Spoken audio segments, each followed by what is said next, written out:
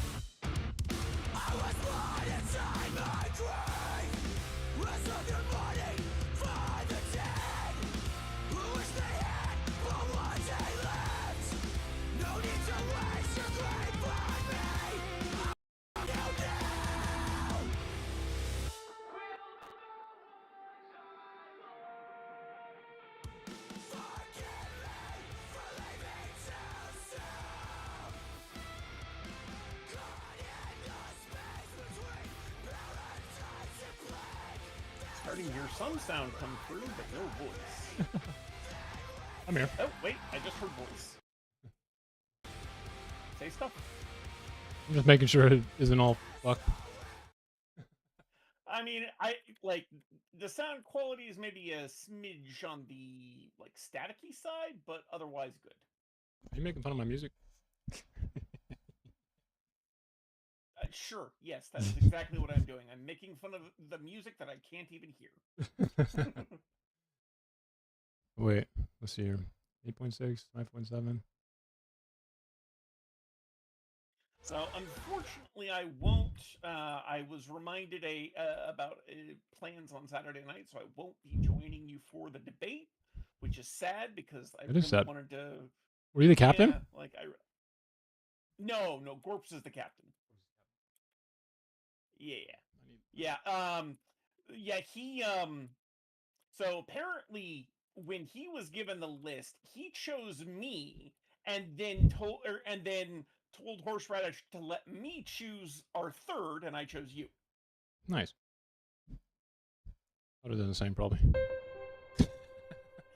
Okay.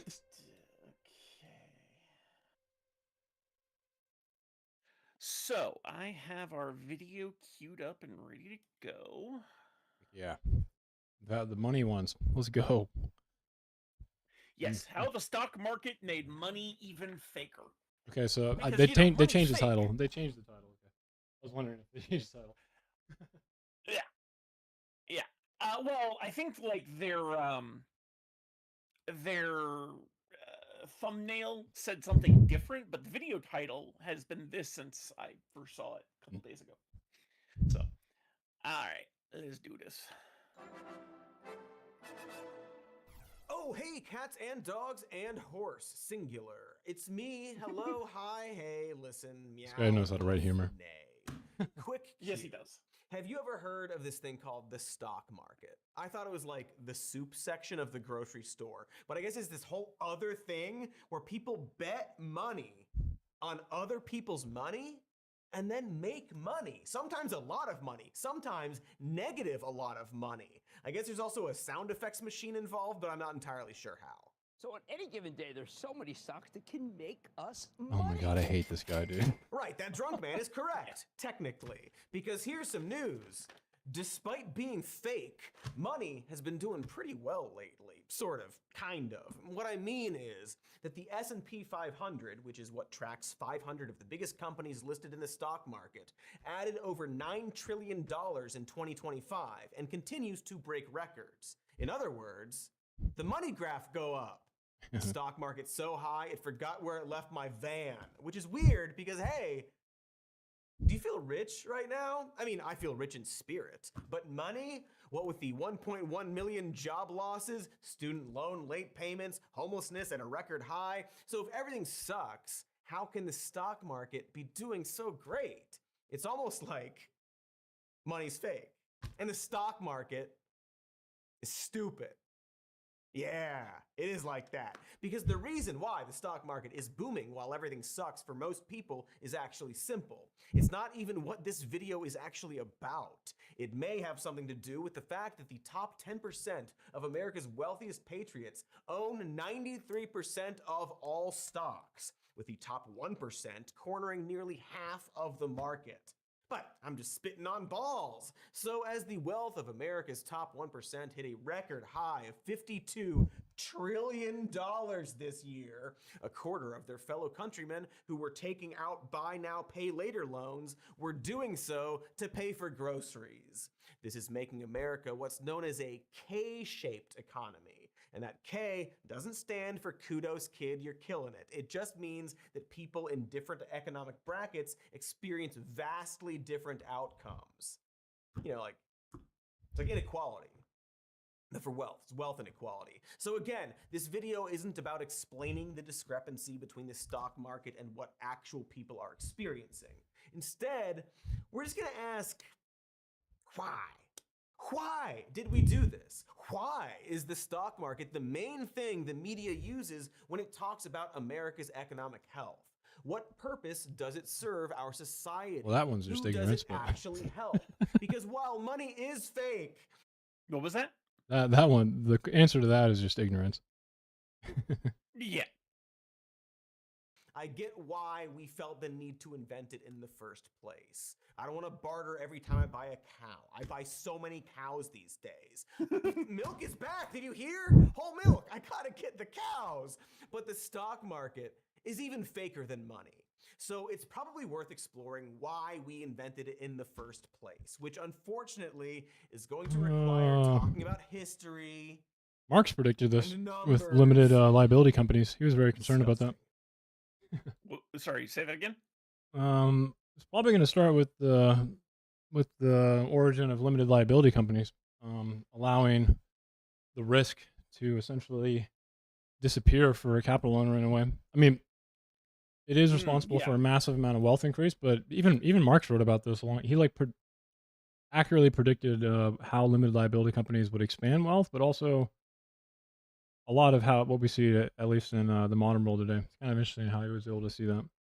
I'm not saying another bad or good. Thing that I think goes right along with LLCs is this concept that you can leverage a company buyout and then move that debt onto the company you just bought, which it's like reduces risk a lot. Conceptually is fucking insane. Yeah, it almost makes like there's no risk.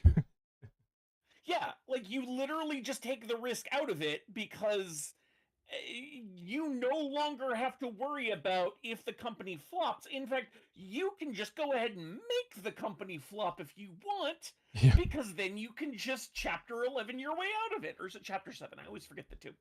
But they're both bankruptcy, but yeah. Yeah, well, I know one has to do with selling off assets, and the other is like you basically saying you don't have enough assets to sell off, so you're just looking for them to wipe it out. So the fact that you can just shove the debt you use to buy a company onto that company, fucking insane.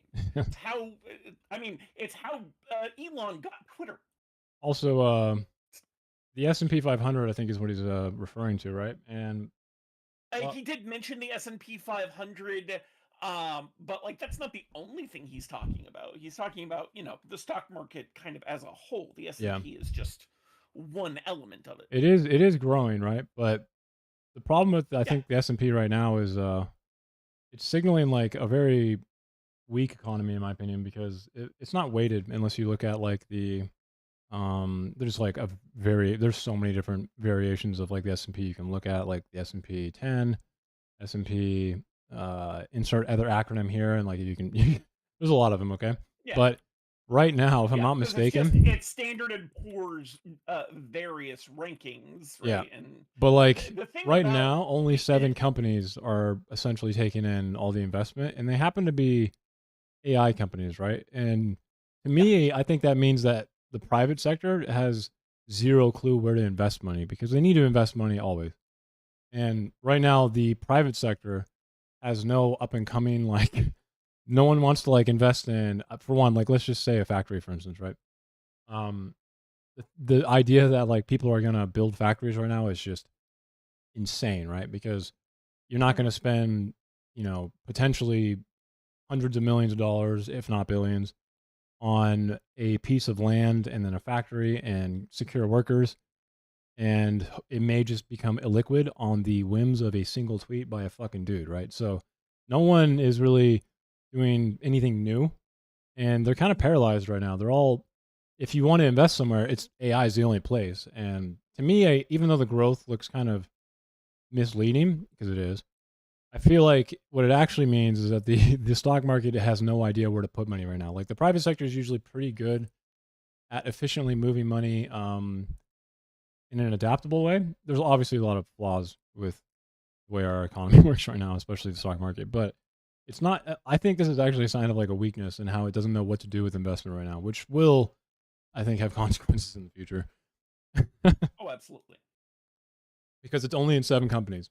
Literally, only 7 companies have all of the growth right now, and that's Yeah, that's not sustainable. and like he mentioned something, and I was kind of surprised he didn't mention the parallel to it. So he mentioned that the top 10% uh, of I guess owners own 93% of Yeah, all stocks on the market, that's been true since like and 2009. I remember the study that did yeah, that. It's like 7% and of the the wealth is top owned by 80% of the bottom. yeah, Bad. and the top 10 people own almost half of the stock market, Yeah. which is very similar to the stats that Bernie Sanders always talks about, which is Hmm. that, the top 10% own something like 80% of the wealth. I feel like that's probably gone up. And the top 10 people own nearly, or no, it was the top 0.1% own almost 50% of Yeah, it's all it's a wealth in lot. the country. It's a lot. It's just Fucking insane. when you ask someone to like there's this 2009 it's a little bit loaded the language in it, but there's like a video of this 2009 nonprofit center thing, right? That shows like they did a survey where they asked people to make their ideal wealth distribution chart, right? And Mm-hmm. it's like wildly off. So apparently they show a Well, chart. it wasn't even their ideal, because while it did have them give their ideal, it also asked them to Ask what they create a think, yeah. chart of what they think the current Yeah, and it's just wealth wildly off. distribution is, and that shit was Yeah, so you know what I'm insanely talking about. far off. Yeah, and like this is not to disparage the people making those graphs. It's to show the fact that the wealth disparity in the country It's bad. is so much larger than most people realize. Yeah, like I'm someone who thinks that Bernie's wealth tax, like I have the PDF and I've gone over it on stream, right? Because it's actually hard to find now. Yeah. If you try and Google that shit, oh my god, it takes like fucking 3 hours. I don't know why. But his wealth tax can use a little bit of work. But whenever I bring it up, someone always comes in and is just like, well, it's their money, and I just have to sit there and be like, like it's so annoying to try and explain to people like I don't want to tax someone. I think we don't even need to tax people who make $1 million a year. I'm not even kidding. Like, the people that I'm talking about when I say taxation, is like they make an absurd amount of money, an unfathomably large amount of money, but for some reason, no one can just like separate. Like even they think I'm talking about like a doctor who makes $400K a year, and I'm like I don't even give a fuck about him. He probably pays too much taxes because he's paid on a salary and he pays like 40%. And then with a good account, maybe like 34 or something, right? 32, 28. I don't know. It depends. Depends on if he has like a business on the side, right? And I'm like, those people, like, I don't want to tax them at all. Like, straight up, we could get away, I think, with everything we need in this country, maybe, with just taxing the people that I'm referring to. And Bernie's tax plan, for instance, doesn't even touch like more than 500 people, I want to say. It's fucking mind-boggling.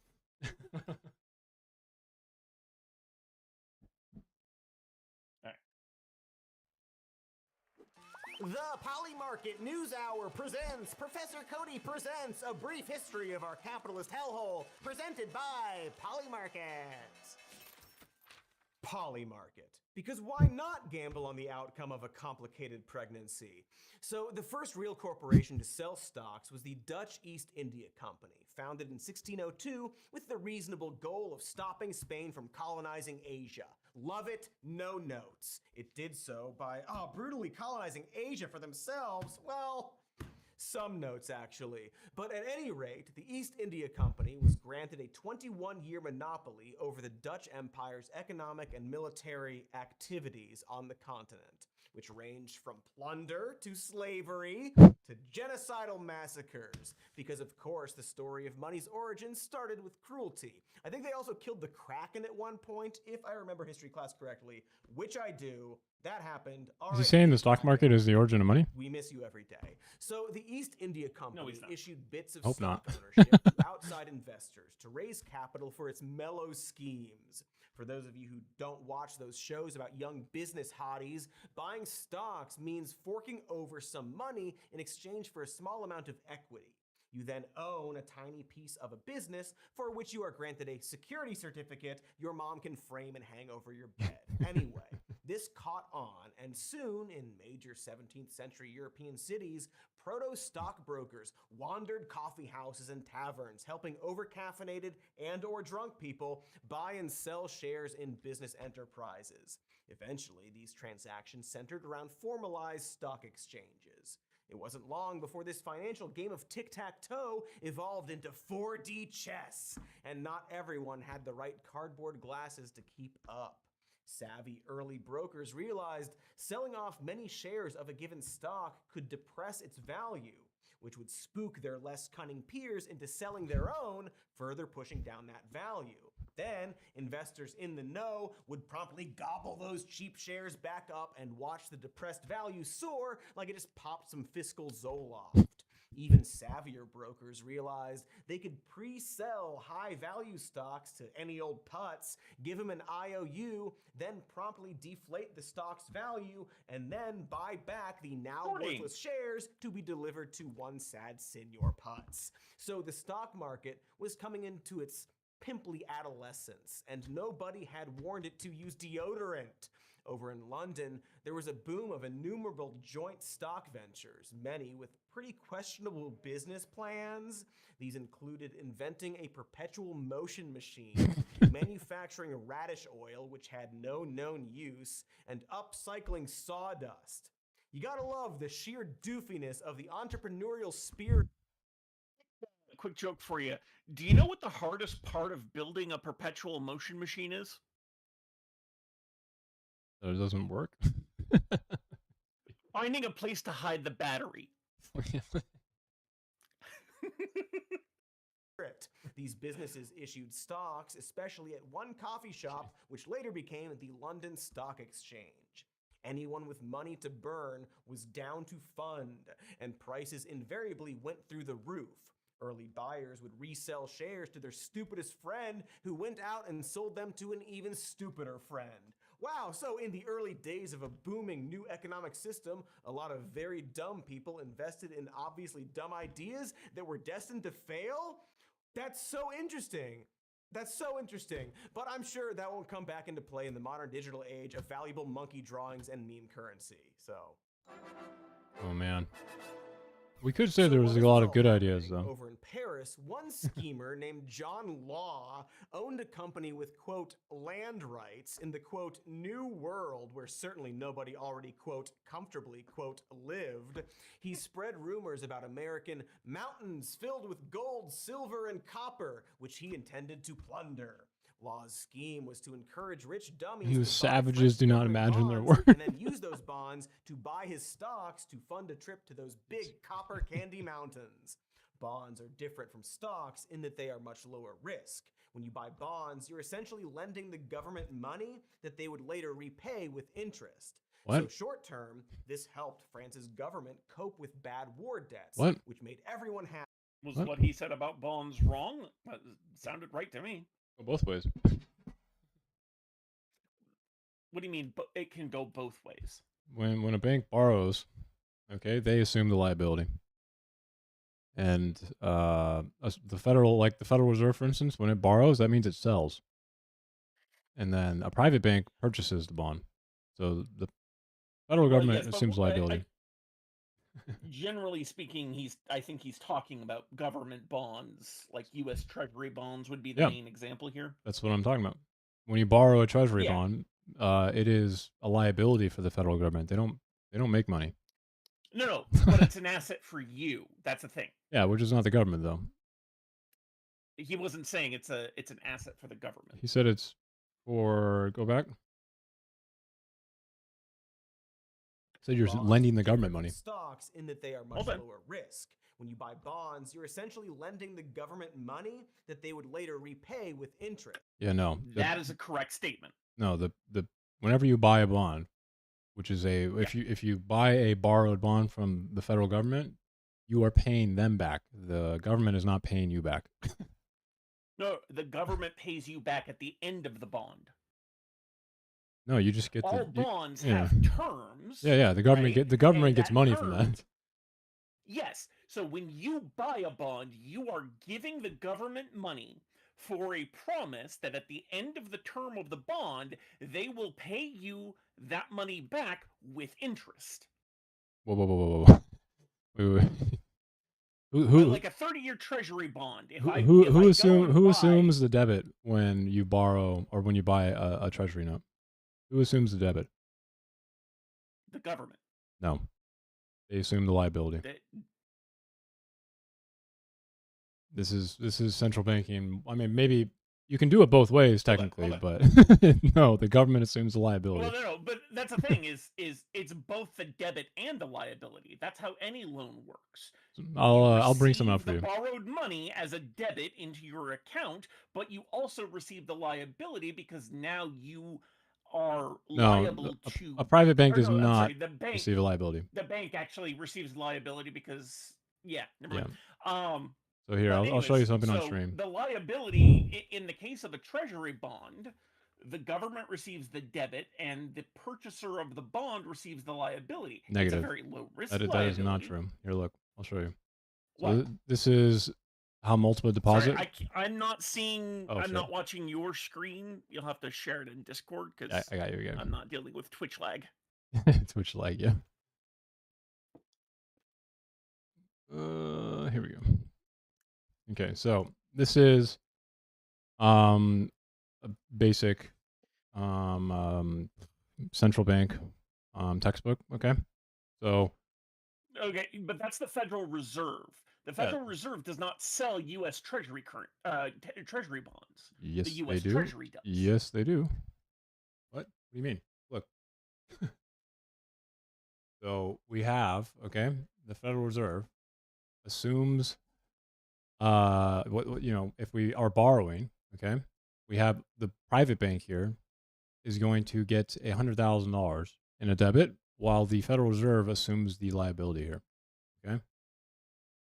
Yes, that is you're talking about banks taking loans from the Federal Reserve. That's what the Federal that's what Reserve a note is. Not the U.S. Treasury. I mean,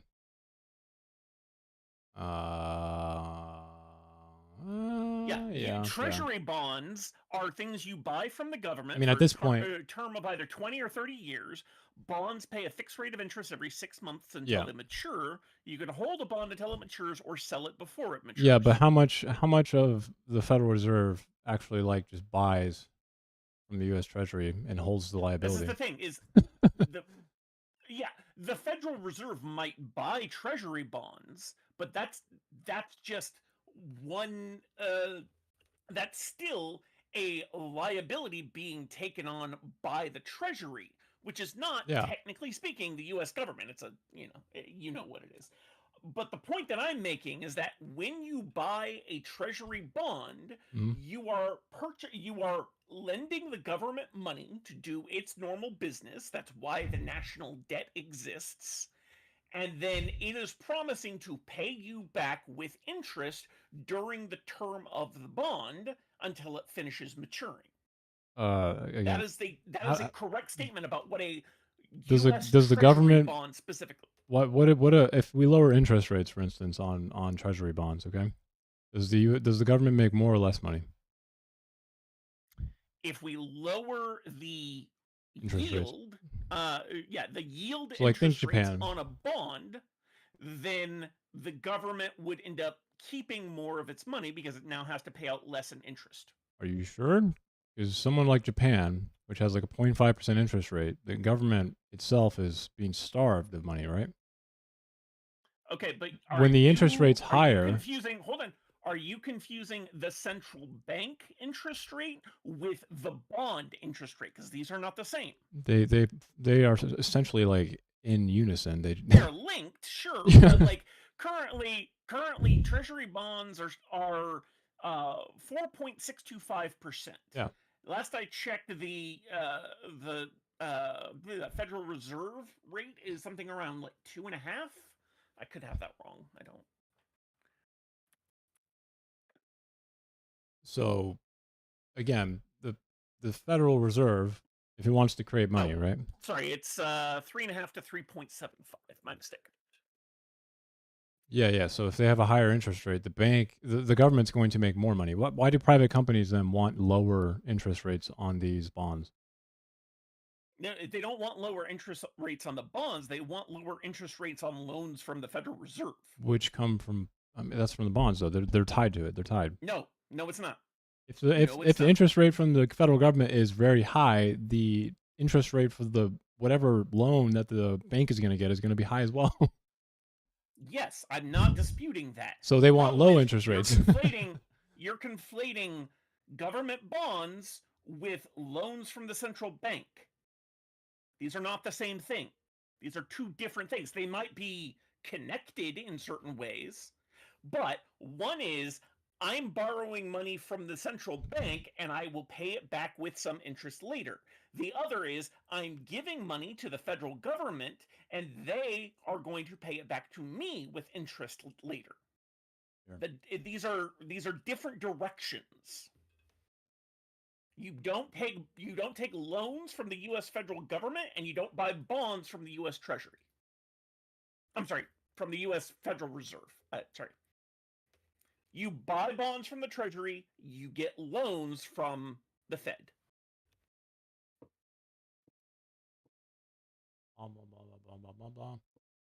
When a U.S. Treasury or state government needs to borrow, it sells bonds, and they do it billions of dollars at a time. Okay, following the financial crisis of 2008, blah, blah, reduced debt by their bonds outstanding climbed above the crisis risk, blah, blah, blah, blah. Where the fuck is our normal definition? Where are you? So, hold on, I think it was in the next paragraph. Go up. Historically, we can trace the concept of using bonds to borrow to monarchs' almost insatiable appetite for resources. To maintain lavish lifestyles, fight wars, explore the globe, kings, princes, and other rulers drew on every available source of financing. Even with these incentives, after thousands of years, blah, blah, blah, confiscation, taxation, a mild form of confiscation, debasement of currency, and borrowing. Scroll down. Monarchs who borrowed directly from international bankers frequently defaulted or failed to make the loan payments they promised. So then we see, so we have defaulting. The Dutch invented monarch bonds to finance their lengthy war of independence against those same Spanish kings. Over the next 2 centuries, the British refined the use of bonds to finance government activities. The practice then spread to other countries. Hamilton, being the first Treasury Secretary, brought bonds to the United States. One of his first acts after the formation of the Treasury was to consolidate all the debt remaining from the Revolutionary War.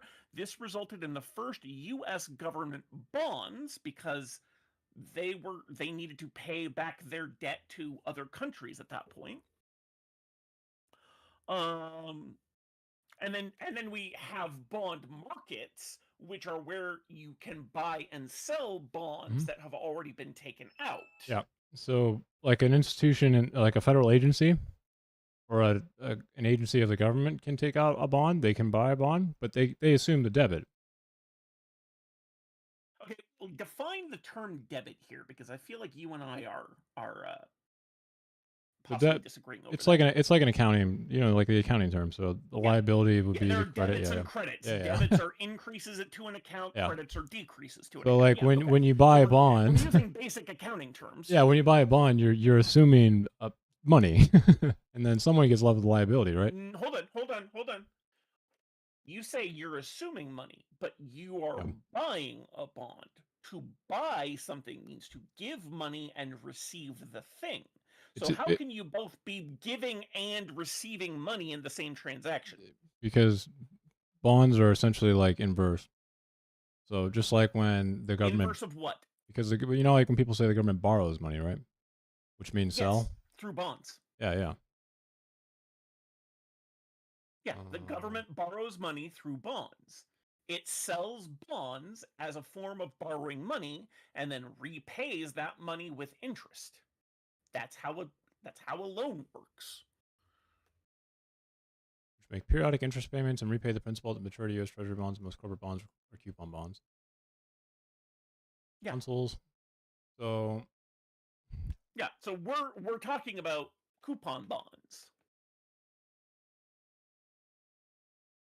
Yeah, so you buy $100 increments, and then you get $100. Bond are not the same thing. So you buy technically $100 treasury increments. bond has a much longer maturity. Yeah. Notice the term. Bill means short. 4, 8, 13, 17, 26, and 52 weeks. A U.S. Treasury bond is 20 to 30 years. Yeah, they're all debt Treasury securities. bonds, not the same thing. They're all debt securities, though. Yes. Yeah, so that's what I'm trying to explain. So when you buy it, though, you are getting technically $100. You don't not get $100 when you buy it. No, I'm paying $100 for the bond, and then the government will repay that $100 over time with interest.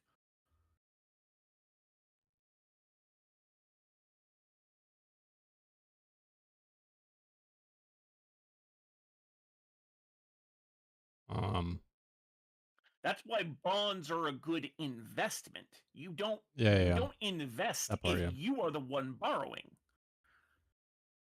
1 sec.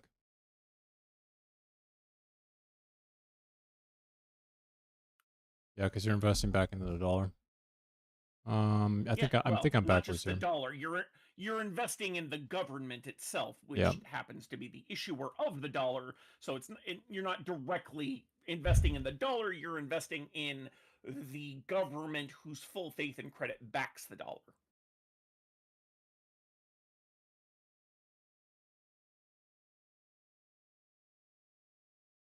I think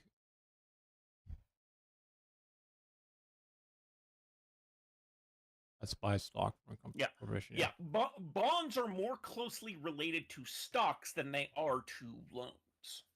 Well, they're loans that the government is taking out. But anyways, for the person buying the bond, it is more like it is a form of investment, and it is considered a very secure investment, especially in the U.S. because we have never defaulted on our loans. Yeah, you're correct. Sorry, I don't know why I was mixed again. All good. It's just sometimes trying to tease out the reason for that confusion. It's the frustrating part because I'm like, you should know this. I should. I think I was thinking of the fact that the Federal Reserve is like a separate entity in the Treasury. There for a second. Yes. Yeah, they go on to give out. That's the other thing I was trying to point out. I'm like, the Fed and the Treasury are distinct entities. The Fed very well may and probably does buy bonds from the Treasury. They do. A lot. But that's entirely for them to invest their own money so that they can continue making loans for all of these banks and all of these downstream things. Yeah, I'm thinking of when the Federal Reserve decides to conduct monetary policy, monetary based stuff. Yeah. So he's correct. Yay, I'm right. Okay, anyways, back to the video we were watching. Excuse my absurd number of tabs. In fact, I'm just gonna pull that out to its own window. There we go. So short term, Right, this I helped have that many France's tabs government normally. cope with bad war debts, which made everyone happy, especially Mr. Law, who apparently- became one of the Apparently, when I pulled the window out to its own, or the tab out to its own window, It crashed. it didn't follow the tab. So now I gotta fix that. Change stream. There we go. Okay, much better. richest men alive. Okay, now let's Unfortunately, back this up. money that they would later repay with interest. So short term, this helped France's government cope with bad war debts, which made everyone happy, especially Mr. Law, who became one of the richest men alive. Unfortunately, his I'm gonna get con some job protein caused cereal a real fast massive so I can market stay bubble stay so swole. frenetic that What's that? supposedly one hunchback rented out his hump as a desk for businessmen frantically buying and selling shares on the street, which feels like the only smart financial decision I've seen so far, actually. Prices climbed so high that some speculators became suspicious. So Law actually hired thousands of criminals to march down the street holding shovels and cosplaying gold miners bound for the Americas. For one solitary time in history, a parade of hooligans instilled market confidence, but only for a little bit.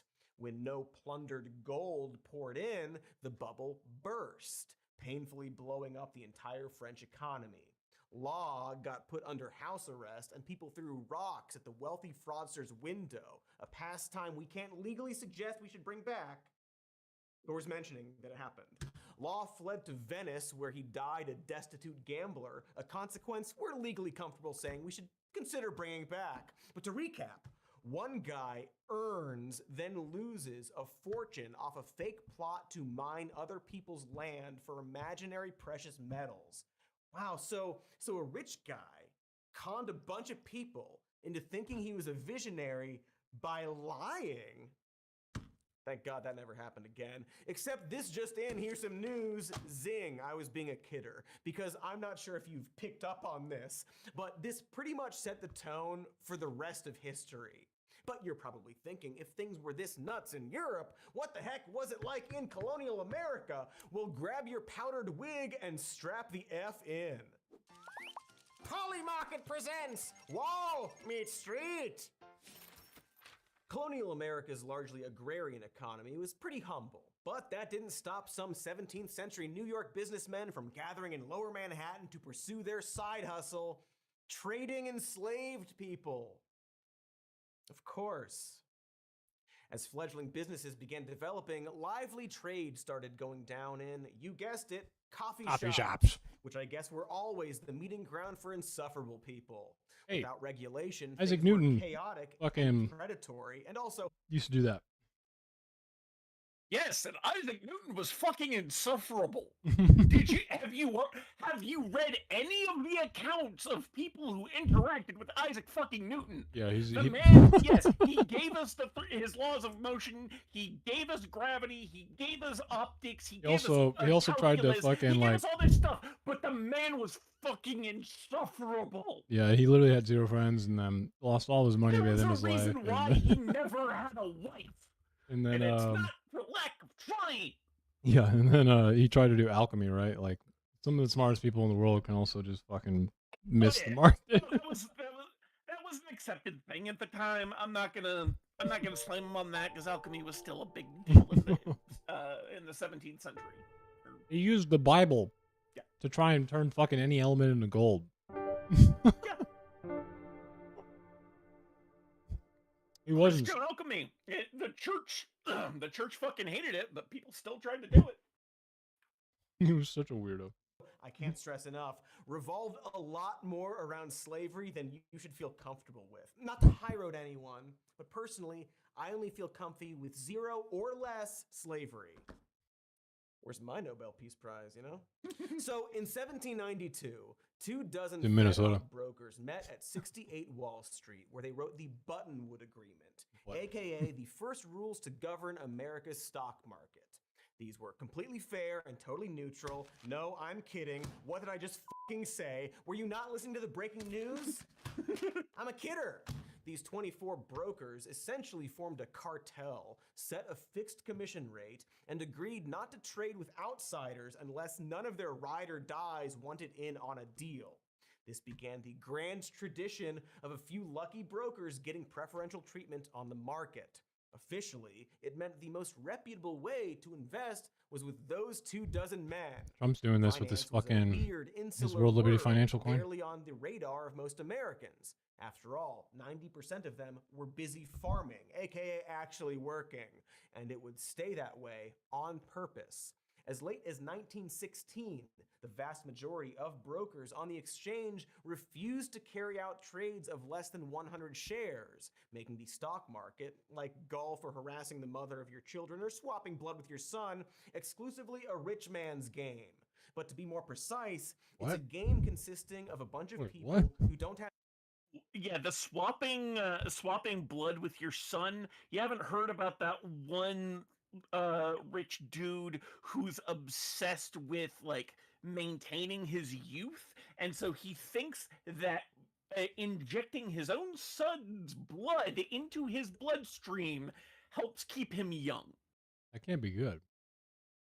No, it really fucking can't be. I don't remember his name, but I do remember that this fucker and his son were on a goddamn magazine cover together talking about this. Rich people are insane. Have any actual value to offer the world. Insufferable wads with enough money to buy into an industry that completely self-perpetuates without anyone having to work. What about Ryan Johnson? Brian Johnson. Oh, Brian Johnson. I was like, Ryan Johnson, the director? No, Brian Johnson. Okay. Yeah, that name sounds... Wait, sounds what? Right. Wait, what the fuck? Dude. This is not the first time? What? This is not the first time what? I'm just... That he pumped young blood into his body to reverse aging? He used... Oh, yeah, no. He used to receive... He's been doing this for years! What?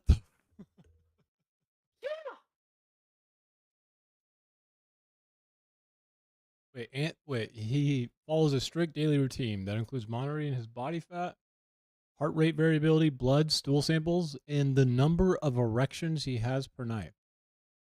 Isn't that one kind of variable based on what you look at? I don't fucking know. He picked some weird fucking stats for youth, okay? Every day. Apparently he got a lot of fucking night boners when he was younger, so, you know, I'm gonna stream this again so you can see too. What the fuck am I looking at? Wait, this is really bright, isn't it?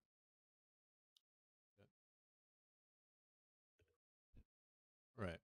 It's every day he takes 24 medicines at 5 a.m. consumes 1,977 vegan calories, exercises for an hour before using blue light evasive. He claims to now have the heart of a 37-year-old, the skin of a 28-year-old. That one's kind of up to the judgment. Have you seen him? Find that. Okay, now find the picture of him alongside his son. I don't really want to. I'm good. Again, I will fucking I will find it. While the data is preliminary, what are we doing, Fortune? Who's writing this? As acting as if this is gonna have any following data.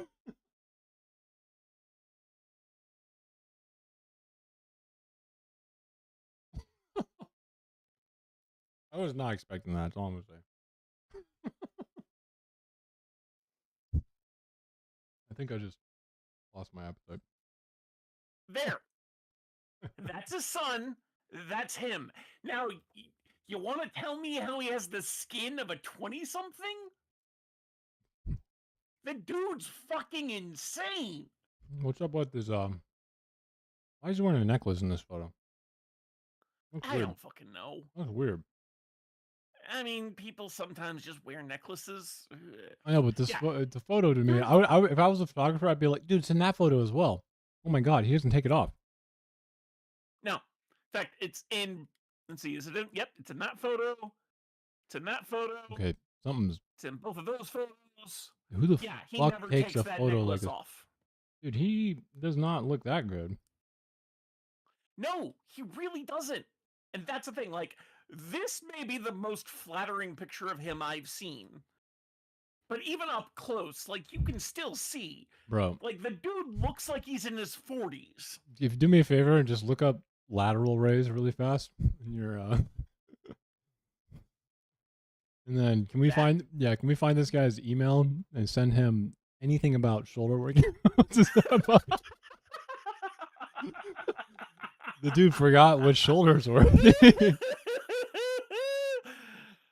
and like, apparently he spends a shit ton of time working out, but yeah, like, He only does focused biceps, way bro. too much on core, and those arms are pathetic.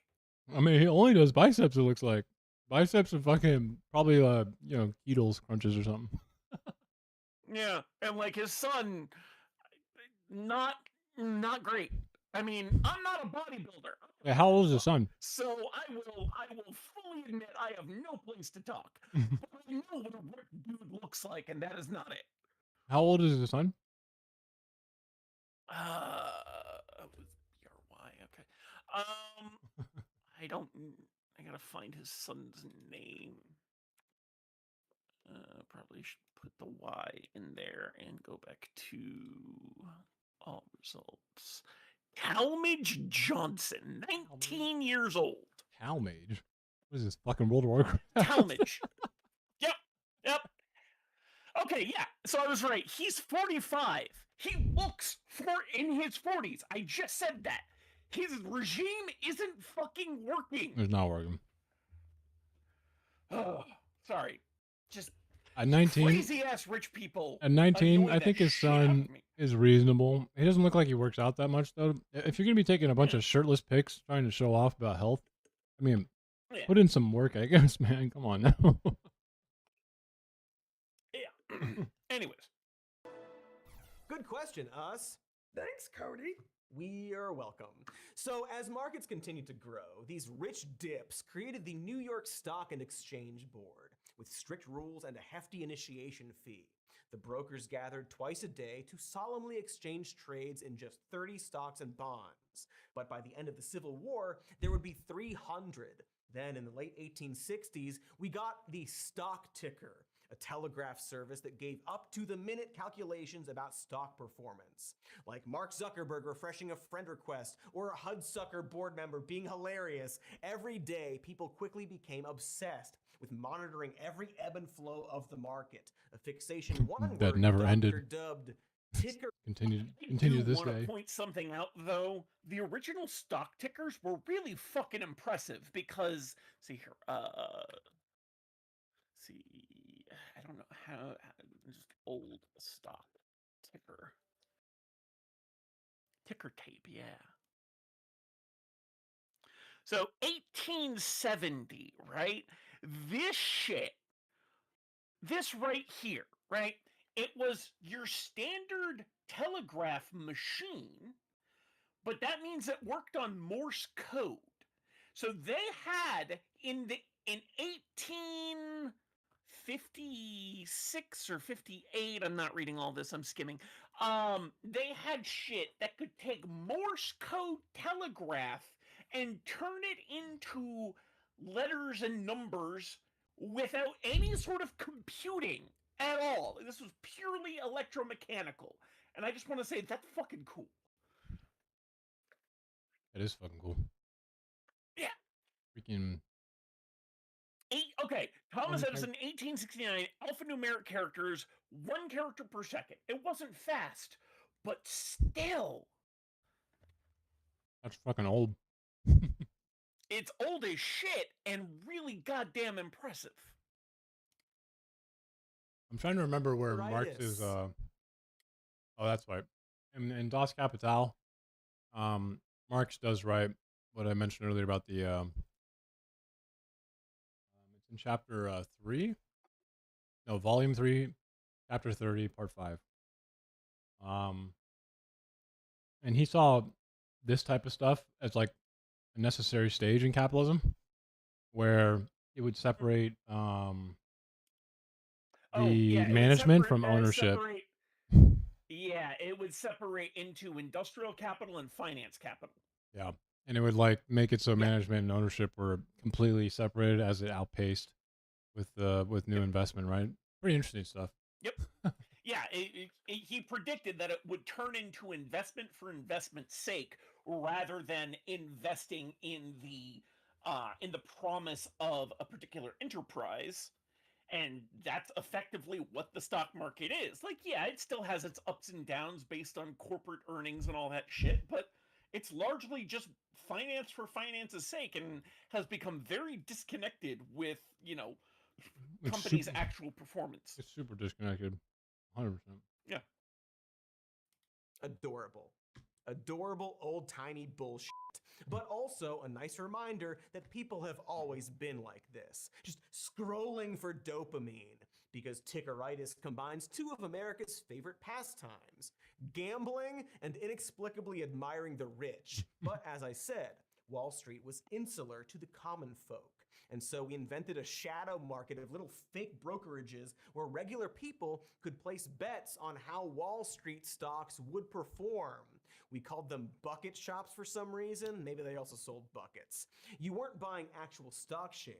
You were just predicting how the stocks would perform. Betting Fuck yeah. on Options. the betting. If that sounds shady and stupid as hell, that's because it was. Bucket shop owners were often con artists who would falsify information on stock ticker feeds or just lie.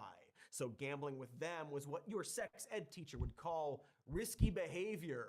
And like most risky behavior in human history, it caught on fast. By 1889, 7 times more shares were wagered at bucket shops than traded at the NYSE. And they were Real like, brokers fuck, we looked gotta get down in on that. bucket shop trading, which they saw as gambling, unlike the stock market, which was a sober, predictable gentleman's game. Or not that. Because from here on out, the American economy was in a constant state of frenzy. First about canals and then railroads, the last of which attracted lots of speculative investment. Speculative investment just means buying assets in anticipation of future growth. If a lot of people do it, they'll often collectively drive the market value of those assets far higher than their actual literal value. But again, we wouldn't know anything about that here in the future with our AI hologram waifus that tell us how to dress. Wakey, wakey, rise and shine. Definitely wear your favorite green Oh, jacket. okay. This isn't. Okay, I was like, is this one of their ads, or is this an ad that they are using to prove usually- their point? Usually they fucking. That's interesting. Yeah, it's just the red border. That's Yeah. the video that they use for their ad. So But usually they that's make why I it, was right? Confused for a second. Usually, yeah, they'll mention that they're doing ads and give us the opportunity to skip. Yeah, them. it's I like this girl's funny whenever she in does fact- ads. In fact, right here is where their actual ad break is. So, but interesting. They didn't put the end of it at the chapter marker. So, Yeah, what the heck? Careful. Usually they do. Look, These two now are we're funny. Really vibing. Oh, cool. Thanks for telling me to wear my favorite jacket. I wouldn't have worn my favorite jacket without your help. I'll take 1,000. Look, if there's any lesson to be had so far, That was quick. it's about how incredibly removed from actual currency or value the stock market immediately was. Everyday people were betting on rich people betting on inventions and ideas that didn't actually exist. It's a bet on a promise of a guess. Our entire economy is propped up on what feels like a Dr. Seuss parable. And so naturally, the late 1800s were a financial clown orgy, especially considering, and I feel like Yeah, I it should wasn't have good. stressed this earlier, America didn't have a central bank yet. That came later. In case you don't know, a central bank is exactly what it sounds like. It's an institution that dictates what money is for a country so that everyone's on the same page. The point of a central bank is to stabilize the economy, mostly by managing a national currency and controlling the supply of money. So all this stock market And the monetary madness base. was happening without that. And in fact, what was that? And the monetary base. Oh yeah. Unregulated 19th century banks would produce, count them, 8,000 different kinds of currencies, including a Santa Claus note, which could be redeemed for $5 at a Boston bank that had determined the true value of Christmas. Banks defaulted all the time, I haven't heard about so that nobody one. knew if their random currency was really worth anything, and anxiety was high. Wow. Wow, I say. Thank God we know better than to do that here in the digital internet age, where we absolutely don't make up and trade in unstable currencies based on bullshit memes. My goodness, I'm so kidding today. So yeah, as I stated, clown orgy.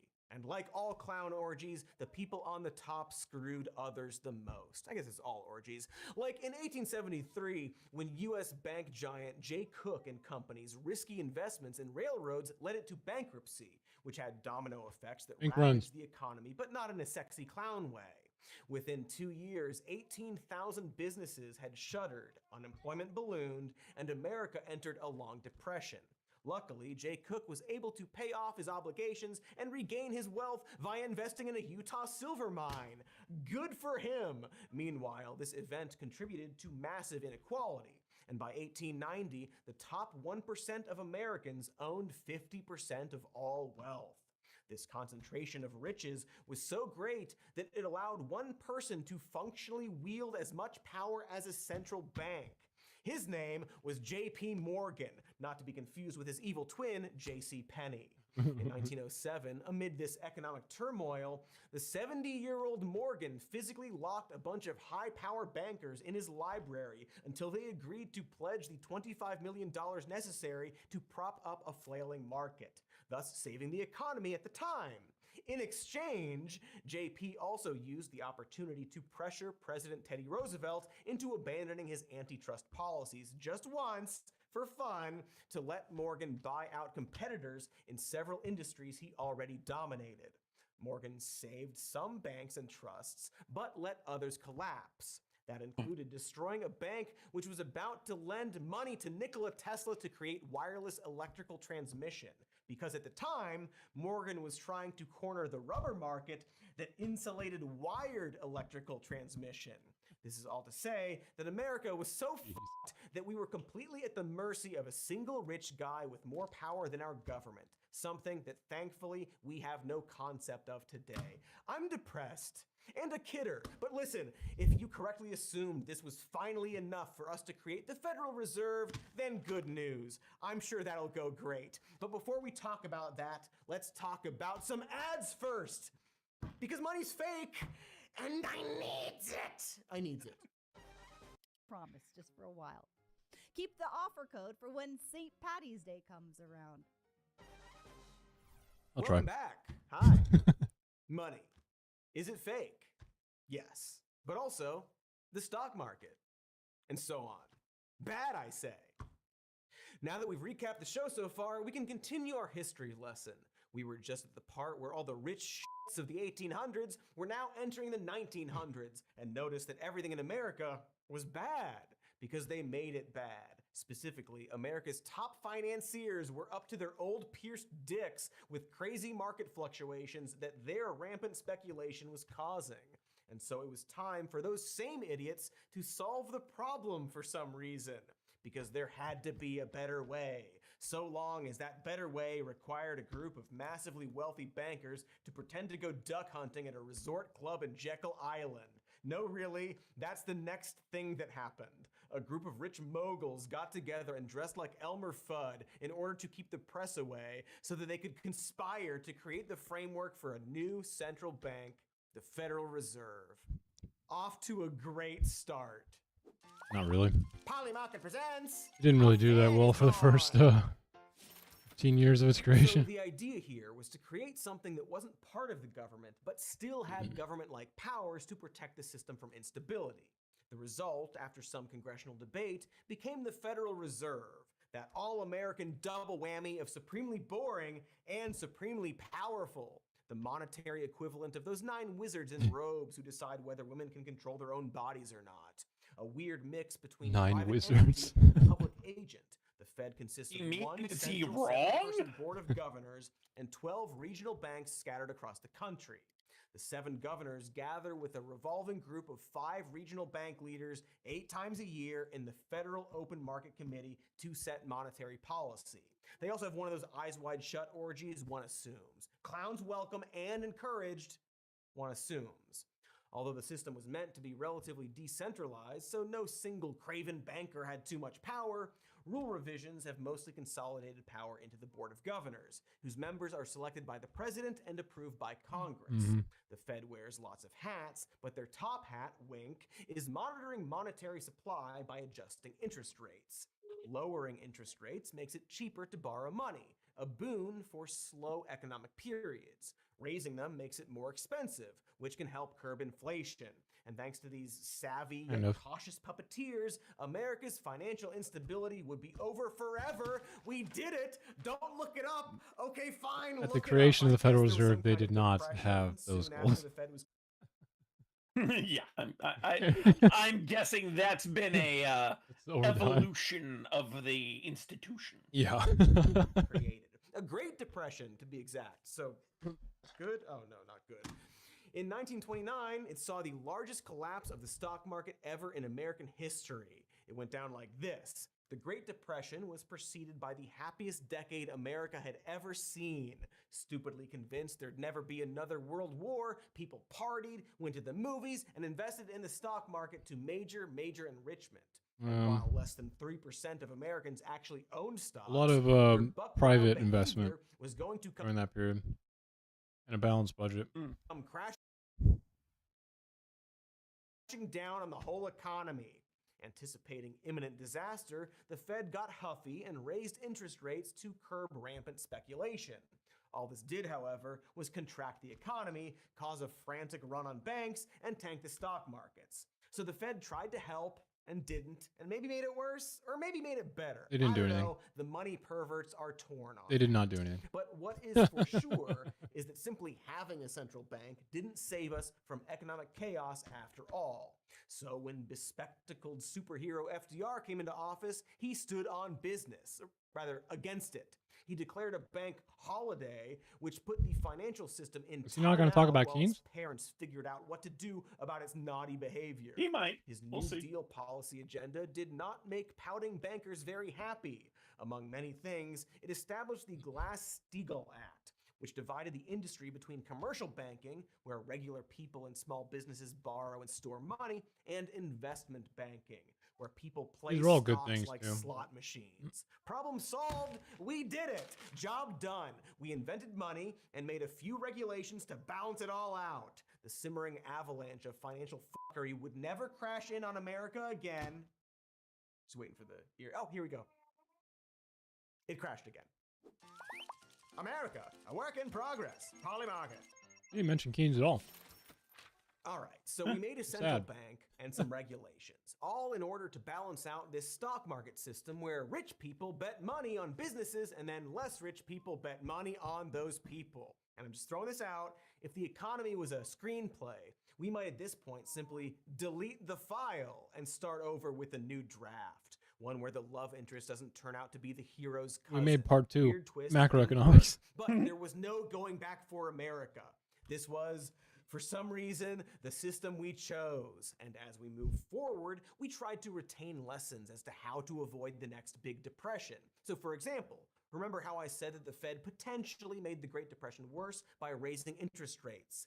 They That became a didn't bit even of a do anything scary for the first 3 or 4 campfire years. story for them. So when the American economy was greeted by 2 recessions between 1970 and 1975, they went the other way with it and lowered interest rates to generate economic activity. But this also triggered inflation without actually stimulating the economy. In response, a new Fed chair took a hard 180 and straight up strangled the market with interest rates that by 1981 peaked at a truly staggering 18.9. 20%. It was like 18.9. Inflation did finally ease mistaken. up, but nobody was exactly happy. It's like this dial they're turning back and forth to keep the ship afloat, but they have no idea which way to turn it, and everything they do. I mean, there's seems more to that, pretty right? old There's But okay, we got all our There's angles like covered. the It's embargo that complicated, happened with but we're oil and getting stuff too. That was really important. there was a switch in economic hegemony. Um,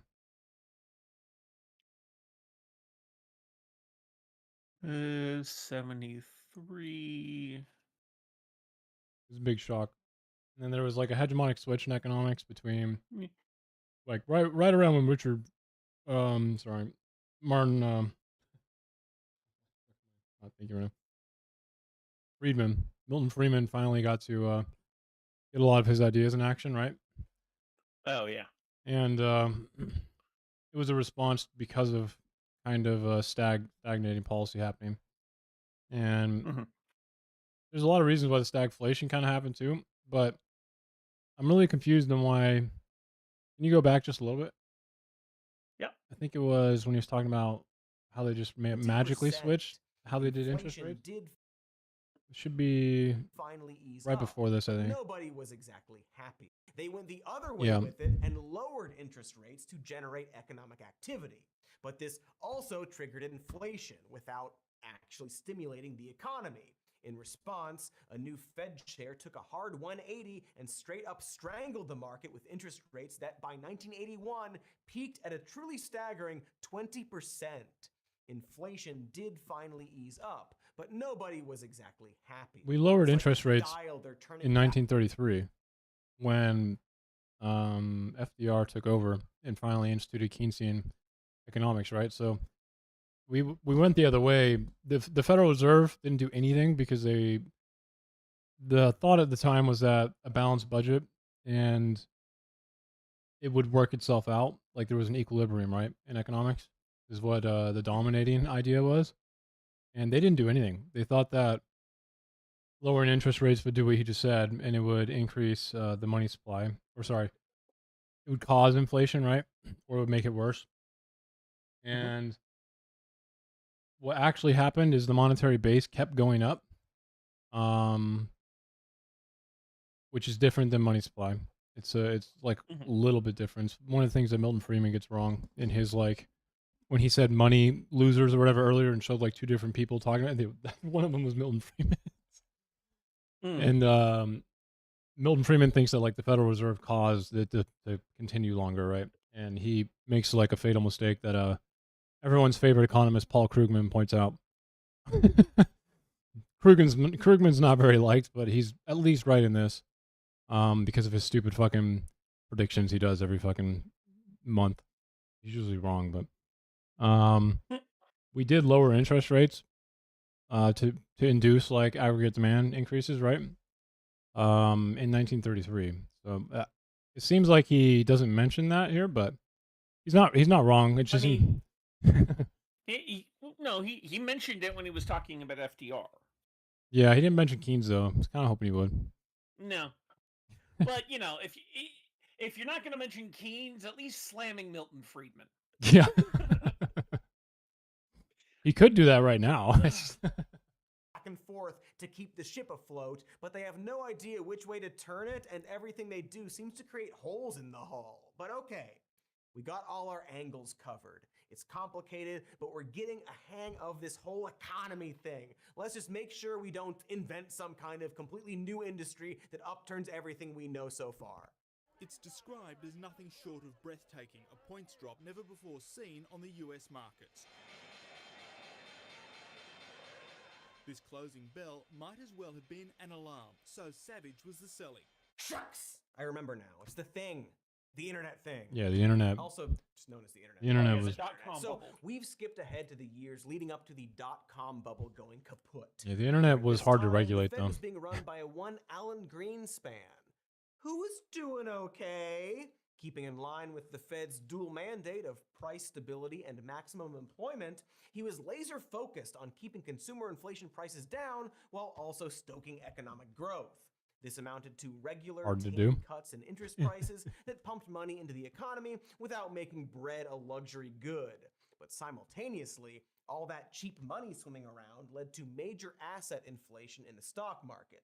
The NASDAQ 100 rose by 80% in 1998 alone, thanks in large part to boomers getting boners for companies like Pets.com, which they prayed would end PetSmart's brick-and-mortar reign of terror for good. In other words, We were all feeling great about the economy, and this brand new and exciting frontier of capitalism seemed like an easy win, especially since the Federal Reserve generally had the backs of the banks. For example, in 1998, when long-term capital management freeballed its way to near default, the Federal Reserve Bank of New York got 14 of its member banks to bail them out to the tune of $3.6 billion. The finance world slept easy that night, so thank goodness for that. Unfortunate. Yes, another great question by us. Well, another thank you to you. Another, you're welcome. For me. See, after telecommunications company Qualcomm stock rose 2,600% in 1999, it became hard to deny that the Fed was contributing to stock market inflation by keeping interest rates low. The board raised them from 5 to 6.5% in just under a year, which led traders to do some real soul searching, in that they soulfully sold off their dumbest investments until they'd eliminated $1.76 trillion of market value for just 280 internet stocks in a mere 6 months. If it's starting to sound like the stock market is kind of all about the vibes, It's vibes. Congratulations, It's all you're vibes. paying attention. Yeah. You get a Cody It's all point. vibes. It's been Sound vibes forever. yeah. So when the dot-com bubble got the flu, the Fed was ready with chicken soup and Gatorade. Unlike in the aftermath of the Great Depression, America didn't ponder whether the investors who'd wrecked the economy maybe needed some discipline. They didn't learn the first time, so I guess there's no use punishing them this time. Instead, Greenspan soothed the system by aggressively cutting interest rates, which, as we know, lowers the cost of borrowing money and thus Forgot it was that economic fast. activity. And then he kept rates low for quite some Yeah, time. he did. This did get us out of the crisis, but it's kind of the equivalent of loaning your son your Beamer and then when he crashes it through the window of a Waffle House, buying him his very own Porsche. Except your son is also that magic kid from the Twilight Zone who can turn you into a jack-in-the-box. Because you see, what this story really identifies is a moment in time establishing the fact that nothing has really changed since J.P. Morgan was running the show. The Fed is understandably terrified of another Great Depression, but it has to work in the system we've created with the tools they were given. And unfortunately, that's a system that inadvertently made us all hostage to the cocaine whims of corporate fail-sons. This was, of course, made worse by the loosening of regulations while these banks Yeah. grew huge. Remember our pal, the Glass-Steagall Act that separated good That's no old-fashioned longer there. commercial banking from high-risk investment If banking? I'm mistaken. Well, with the help of millions of dollars in lobbying by the banking industry, It's no it was longer there. nerfed in 1999, freeing up commercial banks, investment banks, securities firms, and insurance companies to get together and have as many babies as they wanted. Probably a coincidence, but the Secretary of Treasury at the time That allowed for had things held like Goldman commercially backed Sachs, the largest mortgage-backed investment securities. bank. After leaving office, he promptly became a chief executive at Citibank, the largest commercial bank. It's probably a coincidence. The good old So, revolving let's cut that door. actually. On top of that, between 1998 to 2007, the 5 largest banks saw their assets triple to $6.8 trillion, while the 5 largest investment banks saw theirs quadruple to $4 trillion. Lehman Brothers. While the humdrum, dependable mentality of commercial banking was overtaken by the high-risk, high-potential reward culture of investment banking, And the internet. where bankers are compensated mightily with bonuses for short-term wins. And the internet, like, invariably allowed achieved by banks taking to big create, risks. So, financial these banks had all become too big to things, fail, mechanisms and that they were just making we had no idea we sloppy were doing. bets. So it was really no surprise when the next thing happened. Poly Markets America gets real dumb with real estate.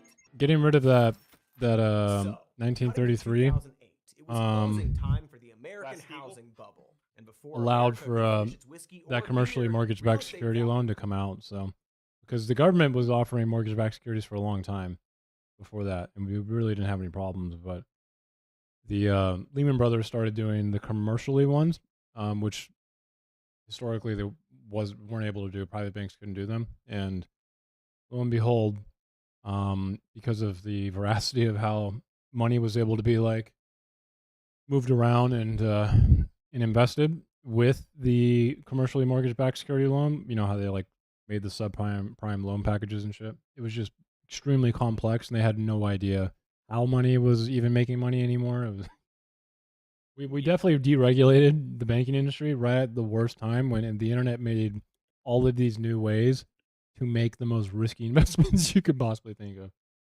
Yep. Values had plummeted a full 20% by 2009. This wiped out $10 trillion of Americans' wealth. The American stock market crashed in late 2008, contracting by $8 trillion over 2 years. The entire world followed it into recession. And while the banks caused this calamity, we couldn't just let them fail, remember? Too big, etc. So with the economy in free fall, the Federal Reserve wasted little time. They cut interest rates from about 5% at the end of 2007 to near zero by the fall. This was pretty extraordinary. It meant that borrowing money was essentially free, and it was basically worthless to keep cash sitting in your bank's coffers. But they didn't stop there. The Fed needed to electroshock the very heart of the American economy back to life. They undertook this massive venture with the most boringly named policy initiative imaginable: quantitative easing. Great, a new thing to explain. You're welcome. So quantitative easing is when the Fed goes beyond manipulating monetary supply merely by setting interest rates. Instead, it injects money straight into the economy, specifically via its 24 primary dealers, which include Wells Fargo, Morgan Stanley, and Citigroup. Basically, the Federal Reserve buys various kinds of assets from those banks who receive fresh new cash in exchange. It's like going to your friend's stand-up show and fake laughing in order to make them seem popular. The Fed was like, fuck it, just take some money in order to make the economy better. And they did this not once, but 3 goddamn times. First, they started buying mortgage-backed securities full of subprime loans. A full $1.25 trillion worth. Fun little fact, research from before and after this shows that firms who were bailed out were even more aggressively risky afterwards. But in different things. We did regulate it. We regulated, obviously, what caused the financial crisis. Yeah, that was the I gotta remember the name of the bill that did that. Yeah. But it was like the modern Glass-Steagall, and it was also like 2 senators' names, but I'm forgetting. I just hate that, the bailout had to happen so fast, and I feel like we could have at least like told Wells Fargo or these fucking banks that, you can't just turn around and buy the foreclosed homes of the people that you essentially like caused the foreclosures to happen. Yeah. That's not really a risky investment for them, though. I mean, I'm not really sure what he means by they got even more risky. We definitely patched a lot, especially because we knew more about how the internet works. But the damage there is kind of what the infographic, the little image he showed right before that, which is incentivizing bailouts is kind of like bad, because then banks feel like they don't really need to care. They did have a lot of regulation. It should be that one. Sorry, forward. It's like the one with the real picture of a bank with like the red sign on it. Should be right after this. Yeah, this one. So it does encourage a bank to feel like they can make moves and then end up getting bailed out. Yeah. That sucks, but it's like the bailouts were necessary, unfortunately, even if I hate the fact that we had to do them, and we gotta get away from that, that's for sure. I don't know how, but it's like a self-fulfilling prophecy. This shows that firms who were bailed out were even more aggressively risky afterwards. But at least it saved the economy, right? Please tell me this saved the economy. Apparently not, because when that didn't work, the Fed announced a second round of quantitative easing, a $600 billion cash infusion to the banks in the form of purchasing long-term treasury bonds. By 2011, excess cash reserves in the banking system were $1.6 trillion, an increase of 96,000% since before the crisis. Let me say that again, an increase of 96,000%. The only thing that should legally be allowed to increase by 96,000% is hugs and rainbows, and even that might be too much of a good thing. But the craziest thing about these emergency measures is that they were no longer those are just cash for reserves, right? So, I emergencies. mean, they were just a bare necessity to keep most vibes good over people aren't going to Wall keep Street. excess cash While the reserves rest of like that Americans if coped the with economy is trauma technically of going really evictions and high in the stock unemployment, market. the Fed did everything it could to keep bankers nice and calm, short of sending them to a day spa. In 2012, the Fed announced that it would keep interest rates at 0 for 3 more years, Still and even long. that wasn't enough. In 2013, when the head of the Fed so much as hinted that the Fed might taper these measures, it caused what became known as a taper tantrum on the stock market. Terrified that new money might not come pouring in and they might actually be on the hook for their bad choices, investors played hot potato with their riskiest loans. The very idea that the water pressure on the money spigot might go down a little bit was enough to give everyone on Wall Street the willies. Hey, Birdman. So the Fed backtracked and continued to inject $85 billion a month that year, eventually tapering over the course of 2014. But it was all too late. Quantitative easing had officially become Wall Street's emotional support goblin. After this, there was basically no going back. By this point, individual markets experiencing downturns could provoke the Fed's seemingly limitless generosity so long as they got the board nervous enough. In 2019, the Fed sent hundreds of billions of new dollars specifically to bail out the repo market, a short-term loan market that had been hijacked by a few reckless hedge funds. Then, when COVID shut down the world in March of 2020, the Fed announced it would go further than ever before.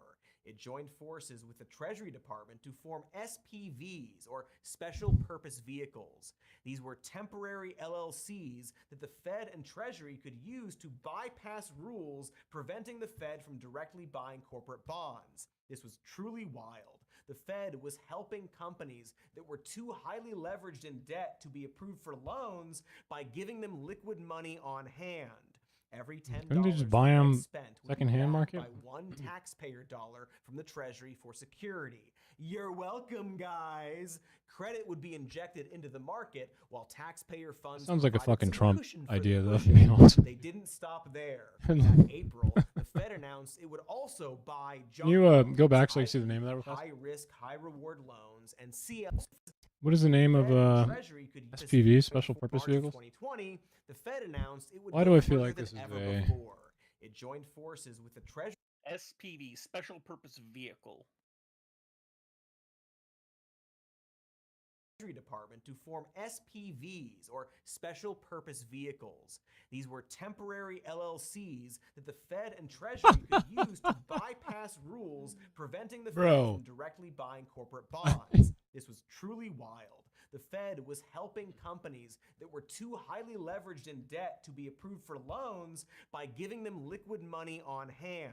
Yeah, Every it's $10 literally the like Fed Trump. spent would be Trump. backed by one taxpayer dollar from the Treasury for security. You're welcome, guys. Holy fuck, Credit dude. would be injected into the market while taxpayer funds provided some cushion for the push-in.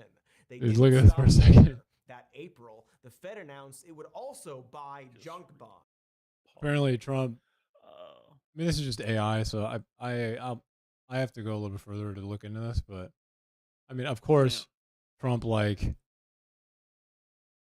has used these special purpose vehicles or special purpose acquisition companies to essentially be shell companies supported by, government capital.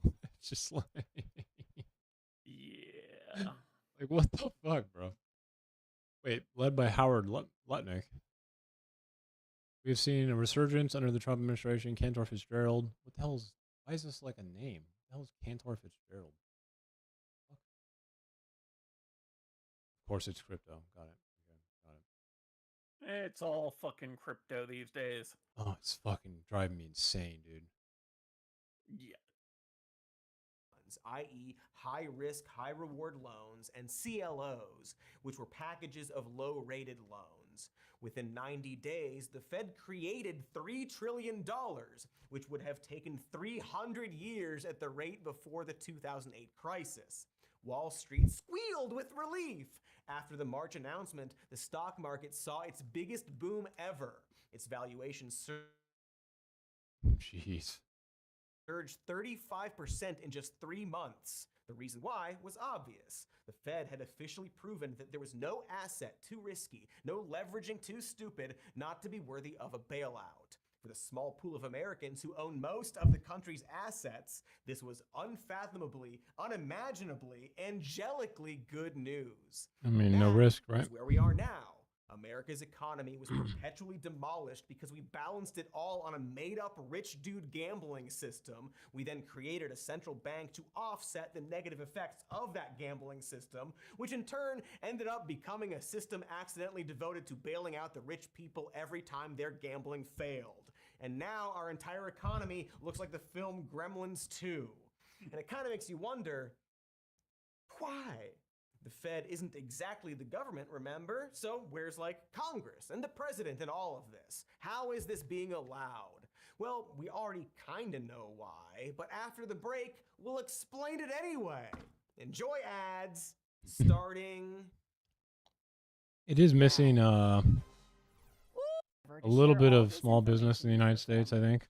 Because it's not like the central bank is only there to help rich people, but it's definitely created stability, as opposed to like the 1800s. Yeah.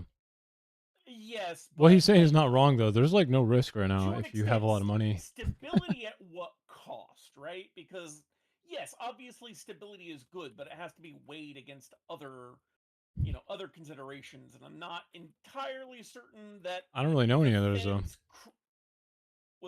We don't really know what the other ones are though, right? Because we've only had our historical reference, but I mean every other country kind of has a central bank as well, kind of doing the same path. Yeah. So it's kind of like I don't really know what we would replace it with.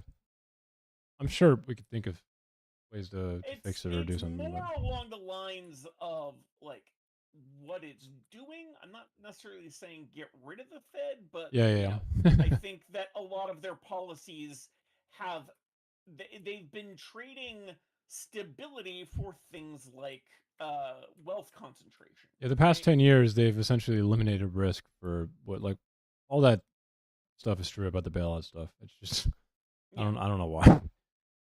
Although right now it seems like the Fed is quickly going to become a instrument of Trump, which is, I mean, if we want to talk about substitutes or maybe different alternatives, I'm not really sure if that one's much better. Yeah. That one to me is scary. Homes.com. We've done your homework. Hi, I guess. Welcome to the final leg of the episode. It's been a hard road, I know. A long walk. A lot of words, money words. We've been detailing the long history of how America became, all this. A slow takeover of our economy where the central bank exists solely to be the hype man for rich jackasses. It is, dare I say, a problem. One that we should solve. Eventually. After the other fascism stuff gets sorted out, I guess. And we have to actually explore how it got this way. That is what I said, isn't it? Because that's how you solve problems, excluding my problem with shoplifting addiction, which is honestly God's fault. So, Polymarket poses? Why? Fucking Christ, why? Good question. Thanks. You're welcome. Very to the point. So, how did a weird central bank that started on some rich guy's fake duck hunting trip come to shape the entire American economy? Largely because we let it. Because nobody likes dealing with money. And the moment we could kick it to a third party, we did that. You couple that with decades of corporations lobbying politicians, and the days of FDR fade away like a bad car decal. Probably that coexist one. Because, sure, we talk about the economy in the broad sense, but when was the last time voters actually had a say?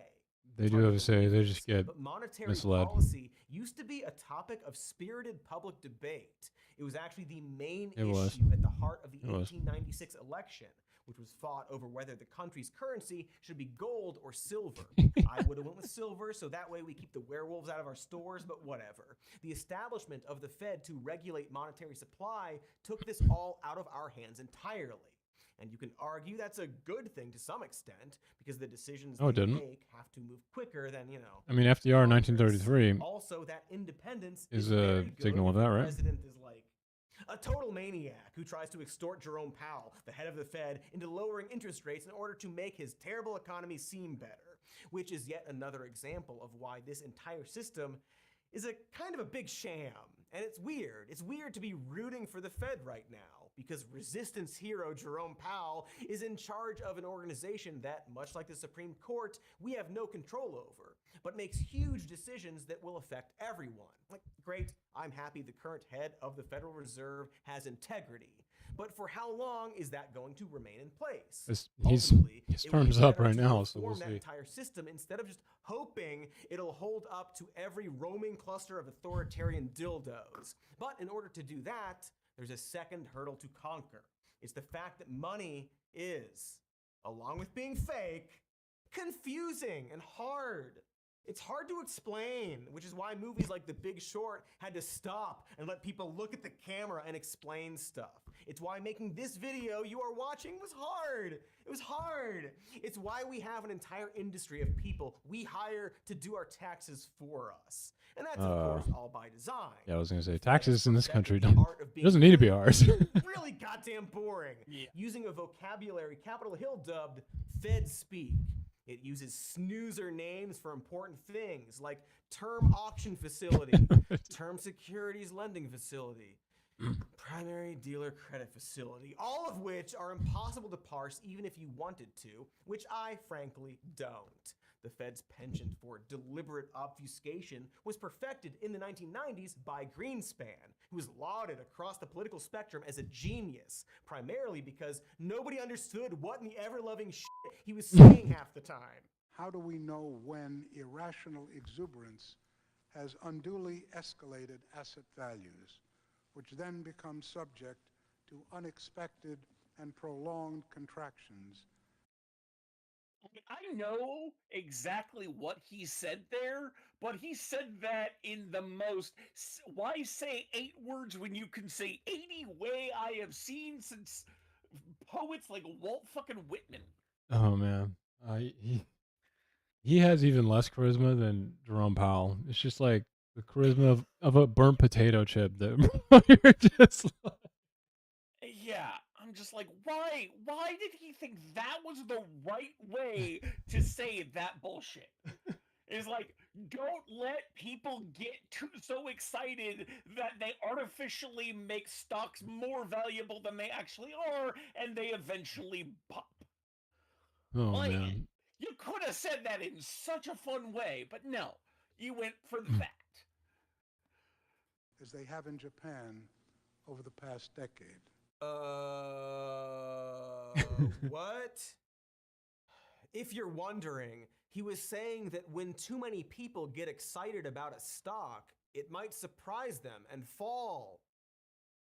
That's all that cluster turd of words was actually saying. So you have this quasi-governmental institution using overly complicated insular code speak to make sweeping decisions about the country, which means that it's extremely important to have somebody in place to translate this for the American people. You know, like if a piece of paper existed that told you the new stuff going on in the country, we'd rely on this mythical new stuff paper.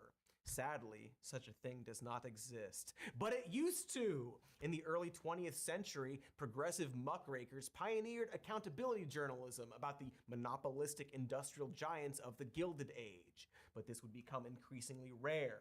The sheer quantity of business journalism exploded in the 1970s as more average Americans became interested in stocks and personal finance. But that didn't amount to more or Also, better the information war. Financial deregulation had slashed a lot Yeah. of disclosure requirements for Just like corporations. the eliminating thought, legal documentation around that once economics fueled completely fucking investigative pivoted. Business journalism. The thought around economics pivoted how so? Away from like what he's mentioning there, just oversight into financial markets, and then as soon as like the 1970s happened, is the moment that like mid 1960s is the moment that like Milton Friedman, for instance, was screaming into the void. I feel like just was considered. I mean, he did good work. Like 56 essays on positive economics is good. It's just he was like yelling on a street corner, okay, and no one was listening to him.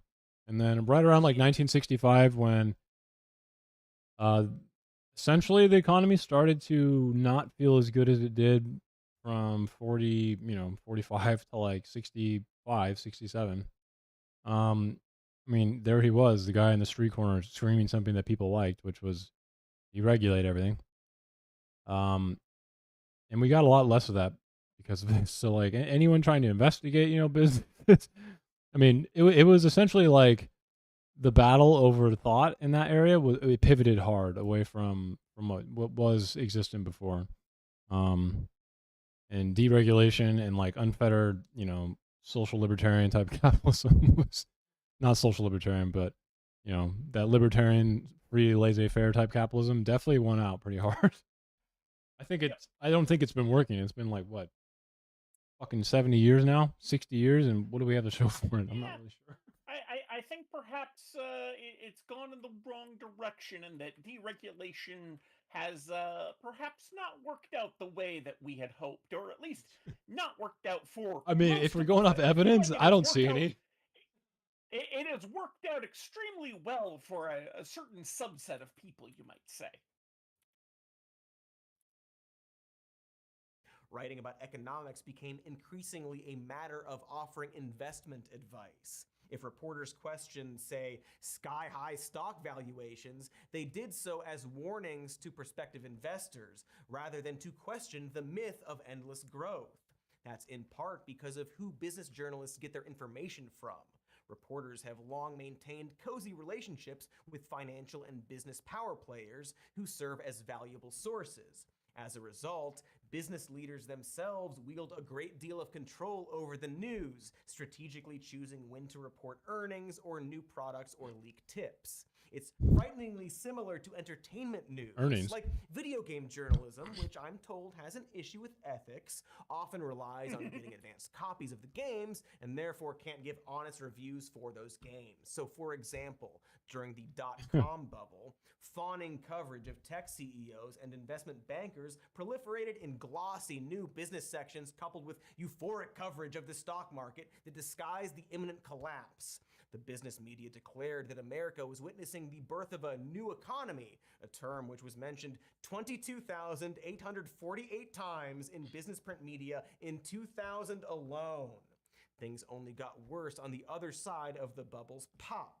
The internet's decimation of traditional journalism models got rid of the money necessary to fund investigative journalism, while making vulnerable media organizations more antsy about calling out big business. Some outlets cut business journalism entirely, while others like Reuters and Bloomberg primarily wrote for an audience of wealthy investors. In classic history repeating itself fashion, the run-up to the 2008 recession was characterized largely by flattering coverage of financial power players, sometimes to retroactively, let's call it hilarious ends. Yeah. In 2006, Lehman Brothers. Lehman Brothers CEO, the improbable power broker who had turned the firm into a super hot machine. Lehman Brothers' collapse 2 years later would be a primary trigger for the not It very is the hot trigger. global Lehman Brothers were recession. the literal The reason. 2007 Forbes article described Goldman Sachs' Is the most daring and productive innovative employees. practices which ended up landing Goldman Sachs a $5.1 billion fine for deceptive marketing. On March 11th of 2008, our Jim Cramer assured viewers, Should I be worried about Bear Stearns in terms of liquidity and get my money out of there? No, no, no. Bear Stearns is fine. Do not take your money out. "Oh, cool, thanks." Except mere days later, Bear Stearns was all but insolvent and had been bought out by J.P. Morgan, the company, not the man, who I'm pretty sure has died. Like 70, more than 100 years ago. He's probably dead. You got a big nose. That drunk sound effects guy should, be fired or something, huh? In fairness to everyone but Jim Cramer, the financial world had become even less transparent and much harder to parse than ever. Increasingly complex Wall Street practices made accessing information harder, preventing journalists But they didn't even know what they were doing when they did them. like derivatives. And in the Yeah. aftermath of the 2008 recession, as the American media soul searched, it missed the story again. The historic boon to Wall Street that was quantitative easing was barely a whisper in the news, with Fed Chair Ben Bernanke appearing in just 0.13% of published stories. This boring Federal Reserve was operating virtually without public attention. And as long as its actions resulted in a sunnier stock market, the business media would obediently churn out the good news. But here's the important thing about all of this that I need to get across. This cycle where the Fed is forced to feed corporations money in the hopes that it'll save the economy, most of that money never really reaches us. Yeah, First I was gonna question, say, how the stock market can we be need to good focus while on the how to economy seems figure very out better bad? outcomes for the Well, it's individual because person. This weird insular system has completely abandoned the entire point of why it existed in the first place. So, for example, that triple round of quantitative easing, aka the Fed just giving money to the banks to then lend to other people. Well, people didn't borrow the money from the banks and then spend the money on stuff. Or rather, not stuff that helped most people. Nope, They they bought borrowed assets. money to acquire assets like real estate, fine art, and stocks. They bought assets. It's a lot like, Yeah. well, trickle-down economics, in that it's stupid and people who think it works are stupid. So, for example, as one Fed board member noted in 2012, the CFO of Texas Instruments had told him that he'd borrowed $1.5 billion in cheap debt thanks to quantitative easing. And despite borrowing, I'll say it again, $1.5 They bought back their billion, own stock. he declared he would not be adding a single What do you think job. Tesla did, man? Instead, he was using the loan to buy back shares of Texas Instruments' own stock. Texas Guy's Choice is a reflection of one major change in the U.S. economy that has been happening since the 1970s. Yep. Financialization. Oh, here we go. That is the increased dominance of simply managing and growing money through stuff like Yep. investing instead of making anything. This is when That's I don't know the if you heard me key. talk about how I Back when the hate that American like stock market was created, GM, it a was car because of company, things like building like the doesn't make better cars railroads. anymore. They Back just then, fucking investment make an investment company and they buy homes. And I'm like, why the fuck is a car company buying homes? Yep. poured into publicly traded companies to support the very real production of a very real thing. Yep. But thanks to deregulation and the slowdown of American industry since the 1970s, finance stopped being about investing in stuff. And finding It's new now ways about to abstract make financial investment. assets Yeah. that don't actually do anything. So when stuff like crypto and NFTs sprung up, you can kind of see why that was immediately and very naturally embraced by some. It's just rich people LARPing with numbers, fantasy baseball shit where nothing is actually getting produced, and it helps nobody in any practical way. And this is all evidence of the same conclusion. I used to be a keep crypto saying, Sam, and and there will are some always say, cryptocurrencies that solve a problem. But Wait, say that again? I said I used to be very much someone who liked cryptocurrencies when I was a little bit younger. I mean, I say that with like a grain of salt. There's still some cryptos that are, they solve a problem. Like XRP is, I'm sure you've heard of that one. Wants to replace Swift, for instance, which, I mean, it kind of does everything Swift does, but better, faster, and cheaper. But, or like XLM, Lumen, great. I mean, I think they switched now, and I read their white paper pretty recently about how they switched to being like a stable coin variant. And to me, when I read their white paper, it seemed like, again, they solve a problem and they want to make something real and tangible, but that's not really what's happening in the crypto world. It doesn't matter how good their product is. It's just too much fraud has happened, and that's all it'll ever be now. So. Yeah. That's all it ever will be. Money is fake. Money is fake. It's a hallucination we all agreed upon. Now, it being fake doesn't mean it's unnecessary, but it's fake. And it's never been more fake than right now. The first corporation that ever went public, the Dutch East India Company, raised money to support its colonization That sucked. But today, when companies issue stocks, they don't pour the profits into anything real. Not R&D or wage hikes or expansion. Not even an evil real thing. No, they pay their earnings out as dividends, then proceed to do stock buybacks to elevate their market value temporarily, both creating wealth and short-term gains for stock owners without actually producing anything. And if things fall apart, the Fed just lends them more money, which the companies use to just keep LARPing the economy. For real, most US corporations' entire capital investment comes from their earnings. Yep. Their borrowing from banks is merely about financial engineering to facilitate machinations like buybacks or mergers or corporate raids. Or more which complex often deplete things. real production because many companies that do buybacks or mergers often downsize or outsource, while corporate raiders typically strip their acquisitions and sell them for parts. I think Tesla is a great example of this. Completely separated from the actual value of the products they're supposed to represent.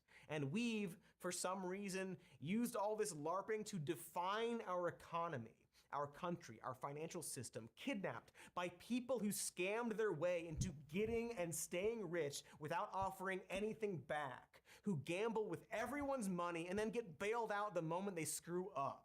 There's a word for that.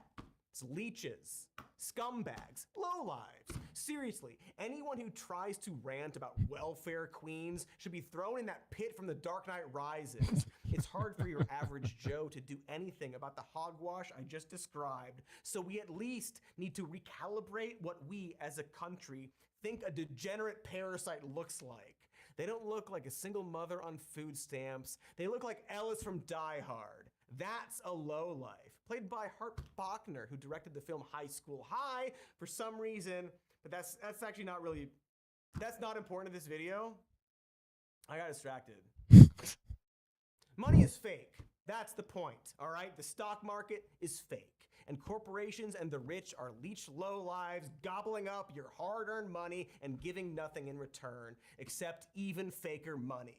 Unlike the very real money you can get using Polymarket, because you too can be a degenerate gambler like Cody and like the folks on Wall Street. Pretty good video. Yeah, so their videos are usually pretty good. I like them. Mix of factual information, informed opinion, and comedy. I have seldom come across one that I didn't like. Yeah, I like all the videos. I mean, you got to win the information battle a little bit, right? I mean, he's not really wrong. Money is fake. That doesn't mean that we shouldn't have it, but X-Rocks in my stream just now mentioned that we have lots of things that are fake. Yeah. You know, gender is fake, and nations are fake. Like, all of these things are fake. That doesn't mean they're bad necessarily. I mean, I think both of those things are probably have probably outlived their usefulness, but you know, we rely on a lot of fake stuff, or what I don't know if you've read any of Max Stirner. I have, yeah, because of energy. Oh, okay. Yeah, what he would call phantasms, or some people translate it to spooks, although that's kind of fallen out of use because of the rather racist undertones of the term. But yeah, like, these are ideas that we treat as if they are real material constraints, and they're just not. Yeah, it's funny. I mean, if you looked up Tesla right now, Tesla's because I think Tesla's a great example of like what he's talking about at the end. Tesla at one point, I mean, I think for the first 15 years it never made a single profit, right? Completely subsidized by the taxpayer. And the moment he starts making probably the best, I see you too. We're talking about money, how it's fake, how financialization, I guess is the word for it, but it's kind of hijacked a lot of the American, I guess, finance in general. And it's hijacked in a way that a lot of the money that we have, a lot of the wealth in this country is being recirculated into just garbage. And then there's not really good outcomes for the average citizen, which is probably why we're in this fascist mess, because everyone's really fucking mad. Everyone's mad, and the problem is so few people understand the mechanics of why shit is so bad. Yeah, like look up right now And how much stock buybacks while you finish your thought that Tesla has done in the past like 15 years, because it's got to be like $600 billion.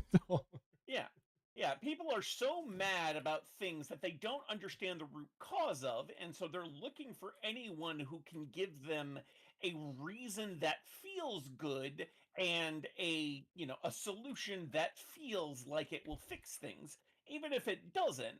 And then, cognitive dissonance then drives them so far into denial and delusion that you know, when it's demonstrably shown that no, this solution couldn't have worked, it was never going to work, they just ignore the evidence of their eyes because they have been driven too far into that delusion by the con man that they have put their trust in.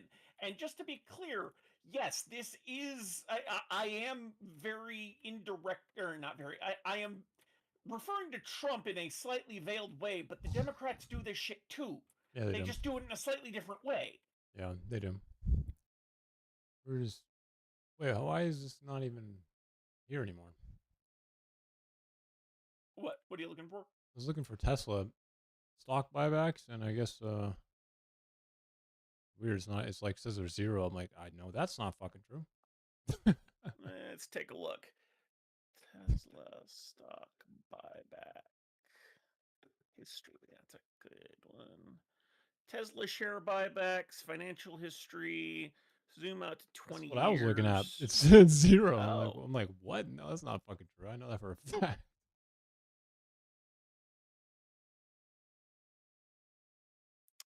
News. See if I can find specific stories. See, so this is from today. Fund manager recommend Elon buy back Tesla shares to spark stock turnaround. I'm wondering if those buybacks are not Tesla buying back, but Musk buying back. It's both. He does both. He's a fucking loser. Fair enough. Yeah. He does both. He's not. He takes out loans to do it under himself and fucking Tesla. It's fucking lame. Like that to me is just like, dude, you had like the best batteries on the planet. Like at one point we had the best electric car and the best batteries on the planet for electric cars, at least. Now we don't, because instead of just continuing to fucking make a better car, he just stopped, and we just kept giving him money. Oh, here we go. This one's just I think like, a little why? bit more accurate. If I'm reading this right, Tesla net common equity issued / repurchased 2012 to 2015. So let's see here. I'm attempting to figure out. I don't know why I can't find any real numbers on this though anymore. I think it's a liar. I'll put the ask fucking chat. The problem is bro. this is equity issued / repurchased, which I'm just like, those are opposite things, aren't they? Yeah. Well, to issue equity and to repurchase equity are opposite. It might like be right here. It shows $12 billion worth of equity either issued or repurchased, but it doesn't break it. I'm so confused by that chart. Okay, let's see if this gives me anything. I just did oh, okay, it's a fucking premium membership bullshit. I'm asking freaking ChatGPT. Fuck it. See what it can find. Well, let's see. Yahoo Finance. Oh, it's checking their 10. It's checking their 10K and 10Q. So that's probably the best way to figure it out. I'm not familiar enough with stocks to understand what is meant by 10K and 10Q. Those are their financial reporting. So public companies obviously have financial reports yearly, and which is the 10K, and then 10Q is the quarterly reports. So K is the year. So it's like the SEC filing forms, and they have, if it's a public company, they have to show these things, right? So yeah. and looks like ChatGPT is trying to go pretty hard right now. It's checking all the 8K even. What the fuck? It says none though for last year.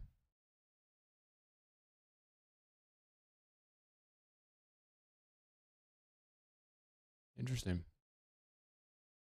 Although I was more concerned with buybacks back in the day when Musk was getting all this fucking money and finally making money, and then he just continued to do stock buybacks. And I'm like, what the fuck?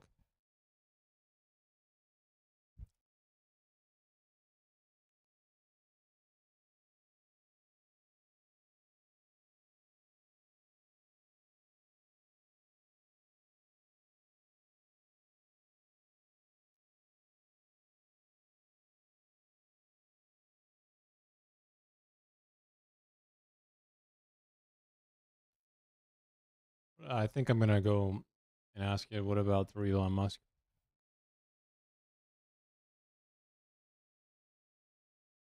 I feel like that'd probably be pretty smart.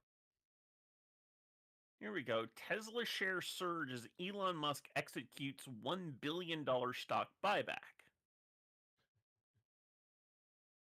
So he must be doing it directly through him only. Yeah, that's my guess. Yeah, that's the one that SEC Form 4. The fuck? You know what's really funny? I remember that time when he tweeted out, Tesla's stock price is too high. And that Fucking immediately got fake. a bunch of people to sell. And I'm like, I would almost be willing to bet, though I haven't looked this up, that he probably used that opportunity to buy up a bunch of Tesla stock after he caused it to crash. You know what his That's P and just E is right now, man?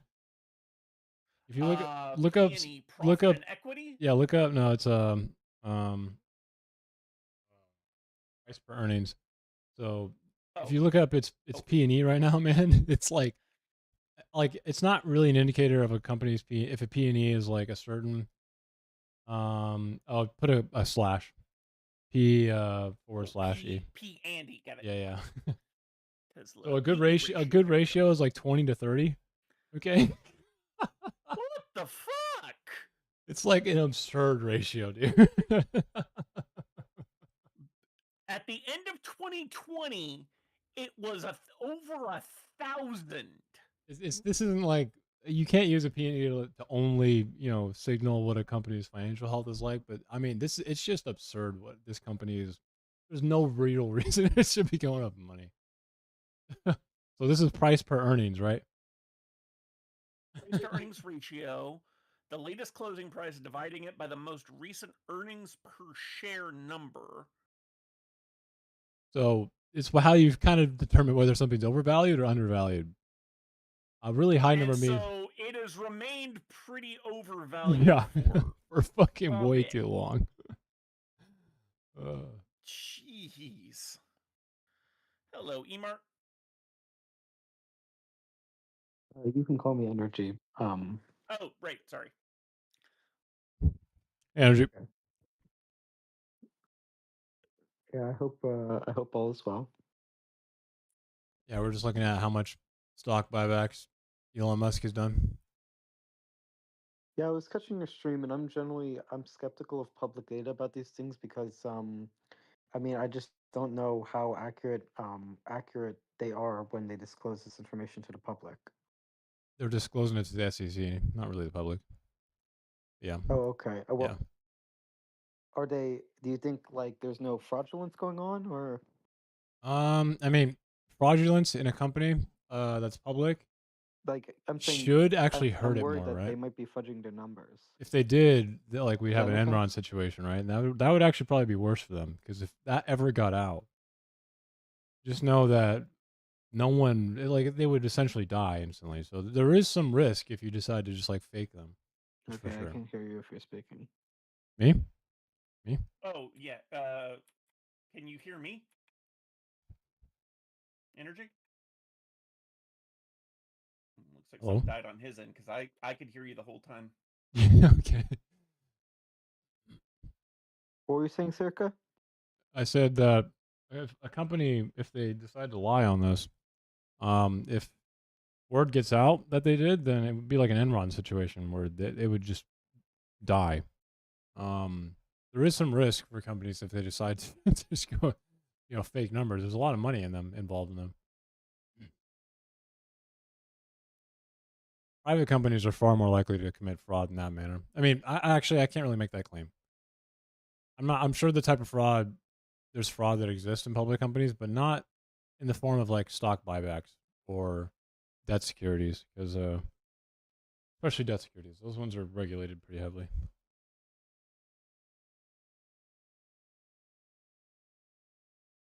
It looks like the money from it went to market sellers for that $1 billion paid. It did not go to Tesla, it looks like. Although it does say that in Tesla's S1 IPO initial price offering era disclosure, it states he would purchase 1.5 million shares directly from Tesla in a concurrent private placement for about 40 million. This kind of transaction does send proceeds to the company. So he has like a history of doing it in the beginning.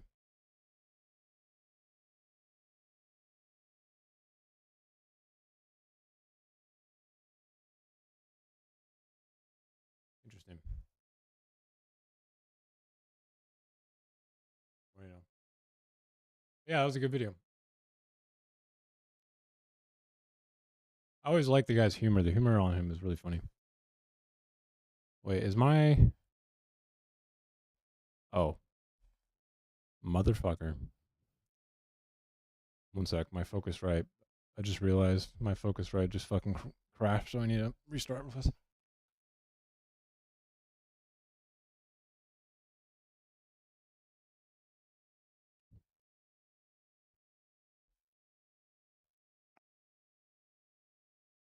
Alright, now I can hear it. I don't know why it does that. Shit happens.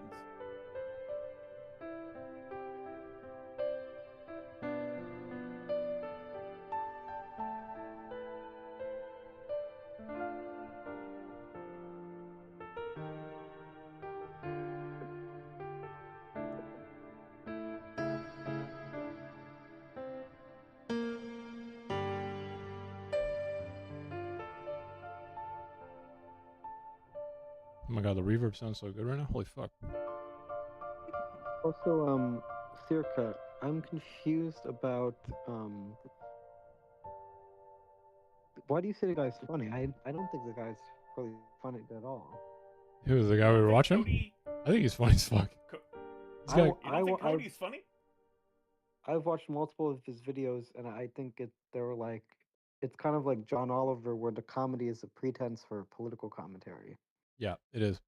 I mean, yes, but like that's been true of so many different people across decades. I mean, humor is different, for each person.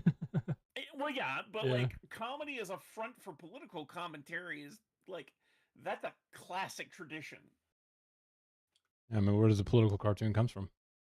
Yeah, but I'm just saying that it's not funny in his case. In my opinion, I guess maybe I was gonna say humor is obviously something that people can find differently, but I think I can tell that he puts a lot of work into it, and even though they're like kind of dorky and a little, he's got a little bit of a childish humor. I find it funny because I can tell that he spends time on his delivery. He spends time writing the jokes, right? Like he puts a lot of effort into it.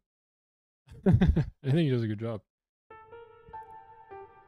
It's kind of like when people say they don't like The Office, like me. I don't really like the dry humor there. Yeah, sure.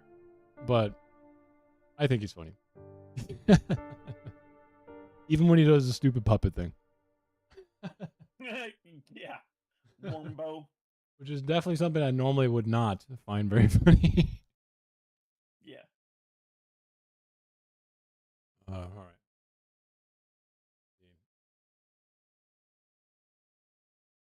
So I stream for 5 hours a day? I think I am going to end my stream again. I'm sorry I'm going to end when you come in, Energy. But that was fun, AnCom. We should try and watch another one. Good time. Agreed. I always like it when I watch videos where, for one, I think I could have handled that video. I probably wouldn't have paused it that much. Okay, I'm just gonna throw it out there. But it was nice that you had a handle on it because Yep.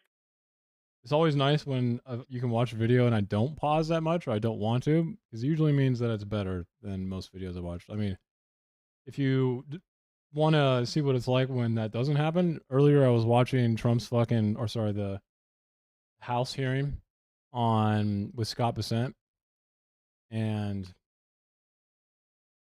I think I made it like, how far did I make it in this video? It was about 2.5 hour stream, and I made it Thanks, gentlemen. I made it from 27 minutes to 54. So we're talking 2.5 hour stream, and it was about 27 minutes. Yeah. Yeah. Fuck Yeah, you, suck. you are definitely a pause champ. I am a if fuck ever I've seen one. I mean, if Yeah, if it's something I like, I don't pause. But my God, bro, I was losing my mind. Yeah. I am curious if it's not too much to ask. What do you do professionally, AnCom? I work in IT infrastructure. Okay. I was gonna ask if you're good with computer science. Are you familiar at all with any probability theory? Yes, somewhat. Okay, Like because I was I'm gonna not huge. I wouldn't say I have a huge comprehension of probability, but I have the basics. because there's a philosophical and statistical book, but coming at it from kind of a computer science angle called "The Book of Why" by Judea Pearl. And I was curious if that's a good book for probability theory. I've never read it. Is Never even Okay. heard of it. The man, Book of Why by who? when you want to like, Judea Pearl. when you want to do like Judea a textbook first, and then go on from there. No, Judea Pearl was I'm surprised you haven't come across his work, because I heard that he was very influential in IT. I mean, I don't read a lot of IT books. A lot of the stuff I do is largely self-taught. So, let's see here. like, I don't read books. I learn by doing, generally. Okay. I I mean, mean, you also seem knowledgeable about like philosophy, and this is very philosophical. why would you read books of by Judea Pearl and stuff before like just learning machine learning in like a class, man? Yeah, like I haven't read a lot of philosophy either. I learn it by discussing it with other people and, you know, figuring out the particular philosophical axioms that I find the most sensible through those discussions. Okay. So it's one of the reasons, like, if you give me the name of a philosopher, I'll probably know who they are. I've probably never read them. And like, if you give me a lot of philosophical jargon, chances are I won't understand it without looking it up, but I will understand the concept trying to be explained by the jargon. I will just have, thought of it in a different way because Quantum question. I wasn't. I sorry. Go ahead. Sorry, I was talking to X-Rocks in my chat. Oh, gotcha. Yeah. Quantum what now?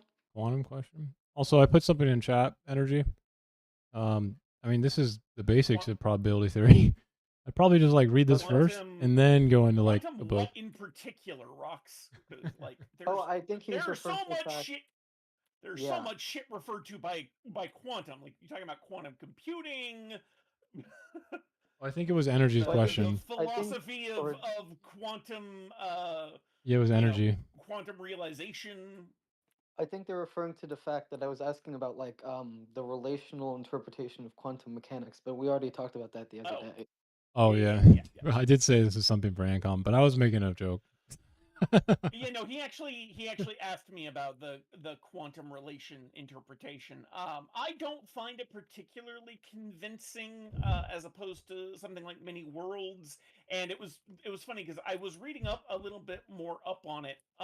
And one of the things you were using Occam's razor, the fewer assumption route as a way to kind of justify it as a Isn't that as a just better, fallacious though in this regard? interpretation. But the problem is where where many worlds assumes, as the name suggests, multiple different timelines, essentially, or multiple realities. Um, the relational theory assumes that um, the observer is part of the quantum system. And so it makes a different kind of assumption by basically saying there is no objective reality, which, like, assuming there is or is not an objective reality is, I think, a problem all by itself, because ultimately, one of the questions that quantum theory forces us to ask is whether a single objective reality exists, or if it is, if it is observer dependent. And I think relational jumps that question too quickly. So, Yeah, but to me, if it posits fewer entities as necessary for the theory, that makes it more probable. No, you can't just assume that with something we not don't know. We don't really know how these yeah, universes are because made. Well, I that's don't. what yeah, Occam's razor means. I know, but that only works in our universe. Occam's razor is talking about assumptions being made for competing hypotheses, and right now, all of the Yes, various entities are quantum assumptions. But entities are yes, assumptions. which is why I prefer to use the term assumption, because entity is a generic term that could mean any number of things. This is why I don't like jargon, because often it uses very unintuitive language and makes communication more difficult. Okay, but I still think as a whole, the relational interpretation of quantum mechanics still has net fewer assumptions because it doesn't posit multiple universes compared to many worlds interpretation. I mean, that's one way to go, but again, I think in in exchange for the multiple worlds assumption, it is positing a lack of an objective reality. Like, it's trading an assumption for an assumption. But I would say each world posited by the many worlds is its own individual assumption.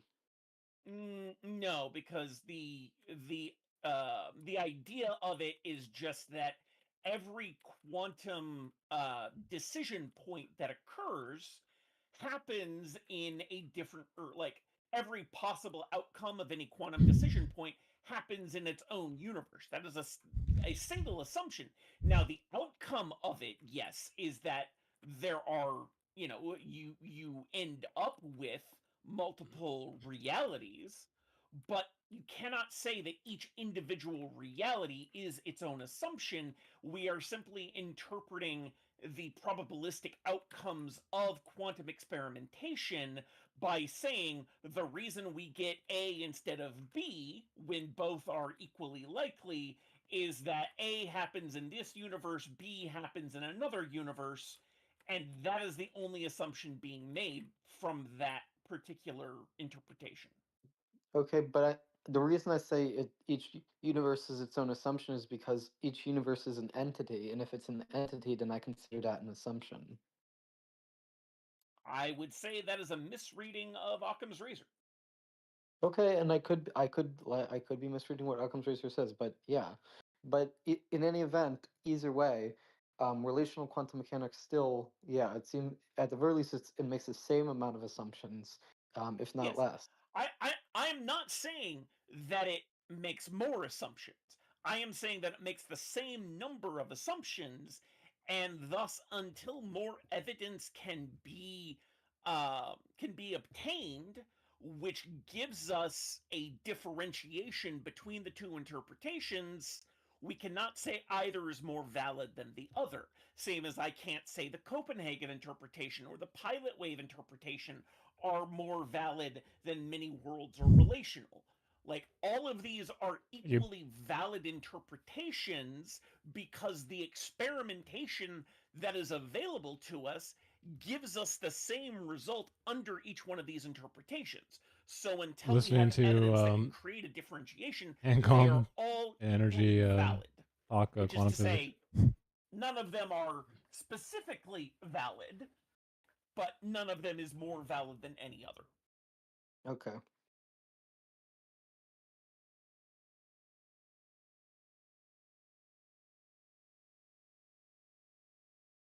Yeah. Um, So, Sirka, I saw what you posted about probability theory. This seems to be more like the mathematics of probability theory. Yes. But I guess what I'm talking about is more like the philosophy behind probability theory, or like causal inference of, or like how do we infer causation with probability theory? With the mathematics.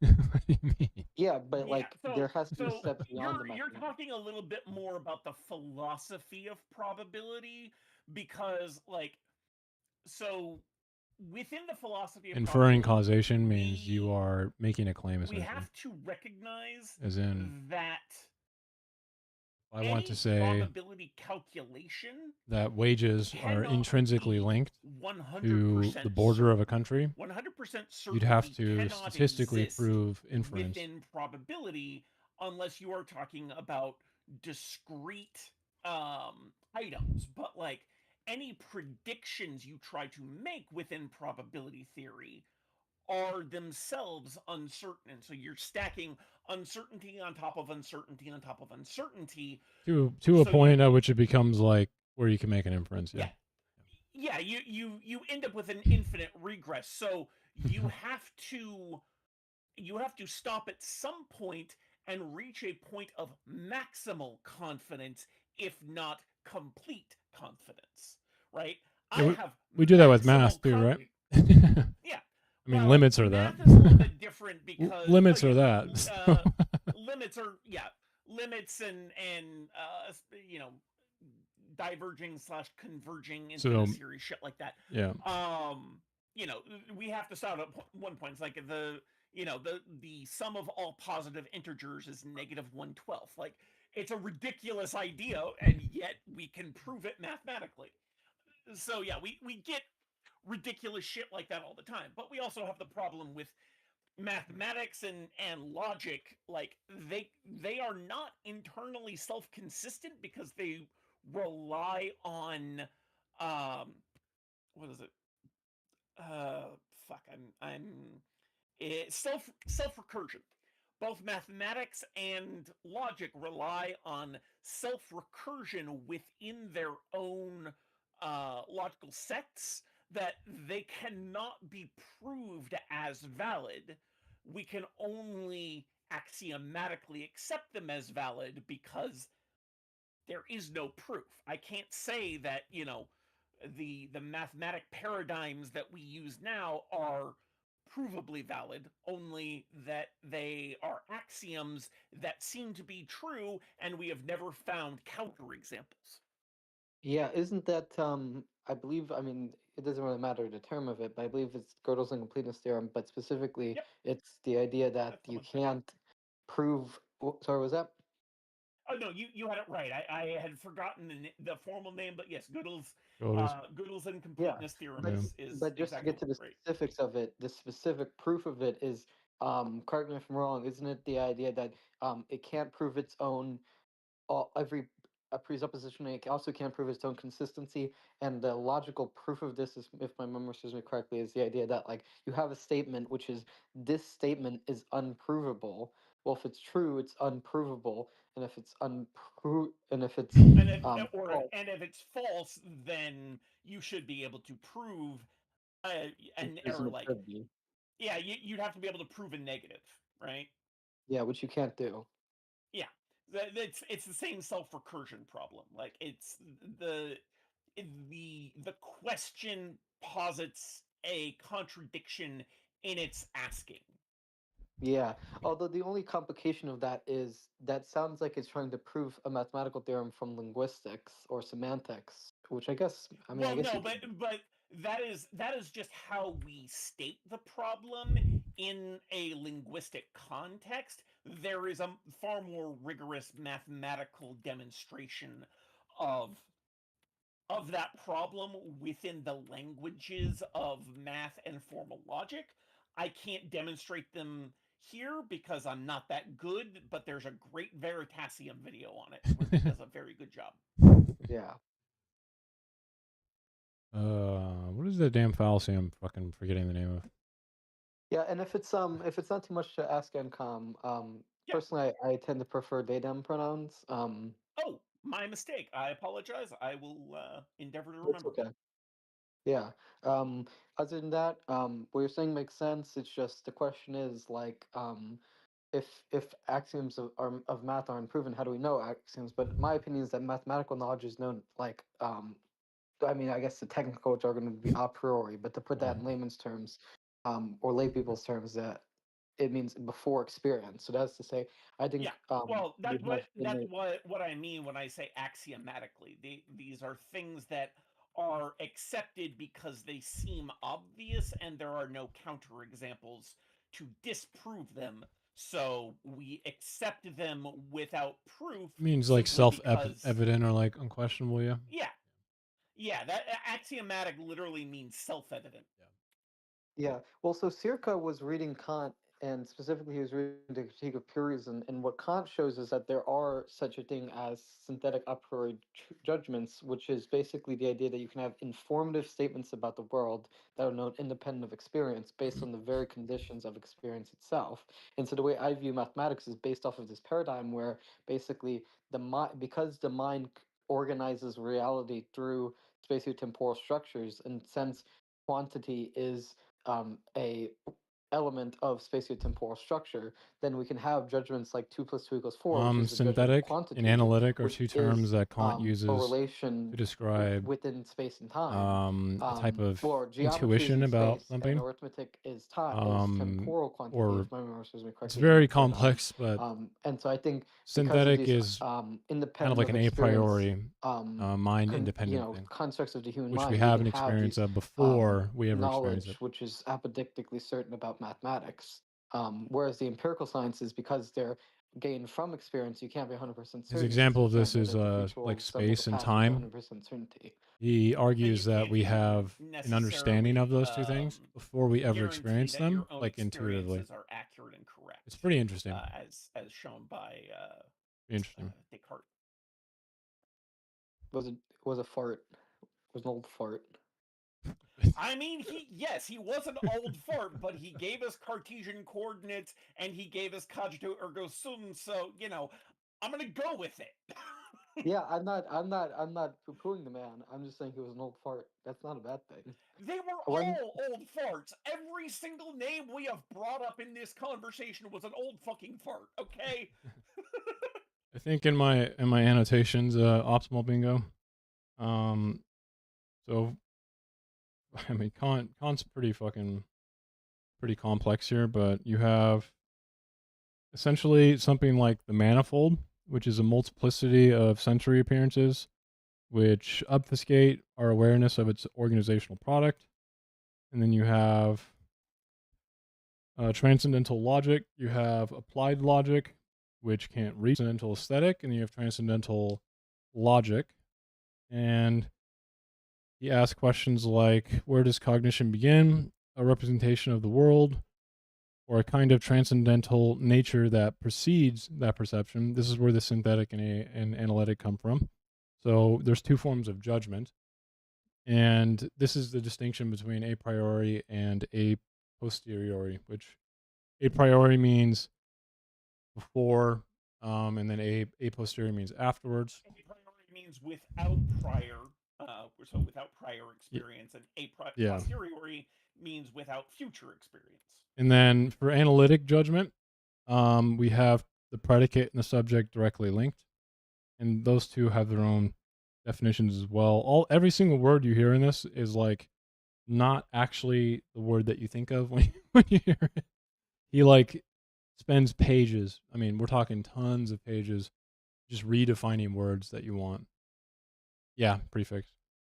And there's a reason his name was Kant, because unless you are really dedicated, you can't read him. And I mean, my annotations here. That dedication. Yeah, like my annotations here are not exactly. I mean, I could have done better, but we have like intuition, which is a categorical opposition to its concept by senses or feeling, and then concepts must be born of intuition, but they must be distinctive. And then intuition is related to the object, sensation is another form of word that he changes, which is about the subject, which precedes intuition. So there's like this very complex use of words he does here to try and create these arguments.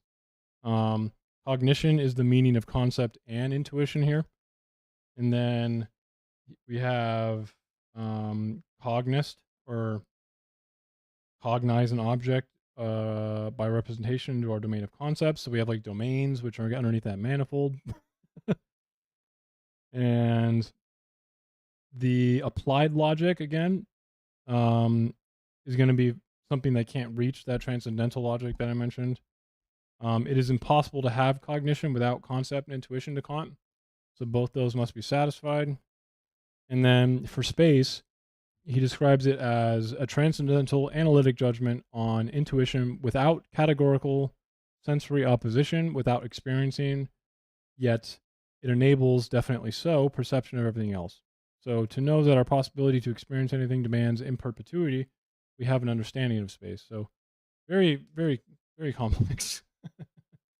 Well, so basically, to put this in lay people's terms, the idea is that you have intuitions, which are the form we perceive objects in, and that's space and time. And you have categories, which are a result of intuitions, which are how we organize things in spatiotemporal experience. And I see I'll send you a friend request if that's okay. No, I accidentally hit something. I don't know what I did. Okay, you sent me Relic Entertainment, but can you accept my friend request if that's not too much to ask? Yeah. So basically, so you have these things which we organize experience with, which is space and time, and you have these categories which are how we organize things in space and time, and these include things like cause and effect relationships and other things. And then what the synthetic a priori is, it's basically through these intuitions and categories, you can construct, independent of experience, judgments which are true and inform you about truths about the world, because they're true about the fundamental nature of experience. Yeah. And then did you mention the transcendental aesthetic? Yeah, the transcendental aesthetic is Kant's deduction of these things. It is separated from logic, though, right? Well, it's not. Well, yeah, Well, I logic. mean, Logic it's is this. So the transcendental logic is elemental or elementary, general, or pure logic determinately pertains a priori principles, may be called applied if derivative. And then these are like my annotations again. So particular, specific, dialectic, a priori, and sensing disconnect provide an illusion. And then the applied logic is general, pure, and devoid of experience or the world. And then pure logic gives the rule and understanding. And then pure logic is relative to pure morality in his genealogy. okay. Yeah. So I was actually confused about something. The transcendental aesthetic is actually not deduced. So the categories are deduced. Yeah. The transcendental aesthetic is it's not quite induced either. It's like it's trying to find, so the intuitions are things which are logically prior to experience. You know everything you experience is going to be space and time. And it's kind of meaningless for Kant to say it's induced or deduced because it's not coming through experience, but nor is it without experience. It's the logical necessity for all experience. So that's the transcendental aesthetic. The transcendental deduction is the deduction from the upper intuitions of space and time. Actually, I think which are from the transcendental what you're aesthetic saying right into the there, categories. Kant, I think I wrote down this right out of Kant, which is, it kind of says what you're saying. Thinking is born only of understanding, whereas intuition is only sensible or done through senses. That's in his applied Yeah. logic section. Yeah. So And intuition is it's senses. really difficult. I mean, it's not an easy book, but like I think it is good to learn about the history of philosophy if you're interested in exploring, big ideas that shape That's the why I world. like It's just sometimes it can be difficult. opposite of accordance. Destruction. Does that make sense? Yeah, it does. I was talking to AnCom. Oh, no. Yeah, that makes total sense. Although I disagree, I think, with his idea that the transcendental aesthetic is, something that is born out of the senses, while at the same time he is critiquing pure reason. Basically, he's still appealing to the sensory experience of humans. Pure reason is just taking the evidence of your senses and making deductions based on that, where I would say that intuition is simply that same process but unconscious. You know, I think Um, he has an epistle I wrote, or at least I wrote a epistle, because I feel like this is probably the most important part of Kant's like argument, which kind of I think is an answer to what you said. Is he says he asked a question I think, which was if we accept a fundamental truth, given it's correct, then we can understand what modalities or faculties are in us that let us make it possible. So he kind of is describing the fact that because they even exist within us, the sensory one, that it makes it transcendental, if that makes sense. I mean, like, at that point, he's appealing to a soul, which I'm Yeah. not even sure I can grant exists. He is So, like, we're extremely getting religious. Just into keep that in mind. well, he's yeah, not. So yeah, like I read. we're I getting actually into a was reading level this of part today. metaphysics that I'm just like, I don't know how valid we can say that these arguments are when they are based on the assumption of the existence of a non-corporeal mind. Well, so so Kant is not a materialist in that he does not believe that you can reduce consciousness Is to Jordan matter or Peterson an physical answer? processes because it's transcendental. But Yeah. he's also not a Cartesian dualist where he believes in Is his Jordan soul Peterson an answer? Can we do as that? such. He actually says that the existence of an eternal soul is an antinomy of pure reason. Or no, I forgot if it's an antinomy or if it's a paralogism. But basically, Kant did not believe in the Cartesian conception of the soul. And that's fine. I don't think you need to accept the Cartesian concept in order to He's still appealing to have something a before, though. Yeah. It doesn't yeah, have to be a he's soul. still appealing to a non-material version of consciousness, which perhaps it's not exactly the Cartesian concept of a soul, but it does fit the colloquial definition of something that exists outside the physical structure of the brain that contributes to our thoughts, emotions, reason, etc. So, like, that appeal is still something that I think is Like an argument sufficient to from necessity. challenge the basis of the argumentation. Like an argument from necessity, a little, right? A little bit, yeah.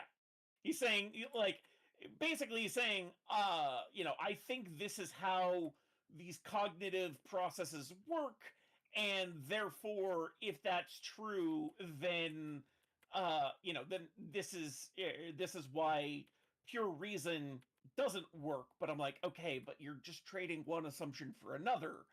Once again, Occam's razor bites you in the ass. Yeah, there's a But point. Occam's razor deals with unnecessary assumptions. But Kant's whole argument is that these are necessary assumptions, or not necessary. I mean, he Occam's literally says razor. assumptions. Occam's razor only works in, or like outside of metaphysics, so like immaterial Yeah, world. Occam's Yeah. I was kind of being hyperbolic there just because it was a fun callback. The point that I was making though is that, like, he's trading one assumption for another. The fact that he may call it necessary, I'm just like, okay, dude. But Like, I so fucking the whole forgot how argument annoying for this book being is. the whole necessary is necessarily a subjective qualification. but the whole point of argument for it being necessary is Socrates is a made-up basically person who may you have can't existed. have an It was experience created by without Plato. space and time. All experience is spatio-temporal. Try and conceive of a universe without space. He's a You character, can't if I'm do not it. mistaken. Try and Your conceive your of a universe without inability time. One's inability to conceive of such a paradigm of existence does not exclude that paradigm's possibility. Bro, listen to this chapter. Okay? And fucking I forgot the fucking chapters in this book, but like chapter just say the page. I don't Page necessarily agree. 232. of the necessity imposed upon pure reason of presenting a solution of its transcendental problems. And the next one is oh my god. Skeptical exposition of the cosmological problems presented in the four transcendental ideas.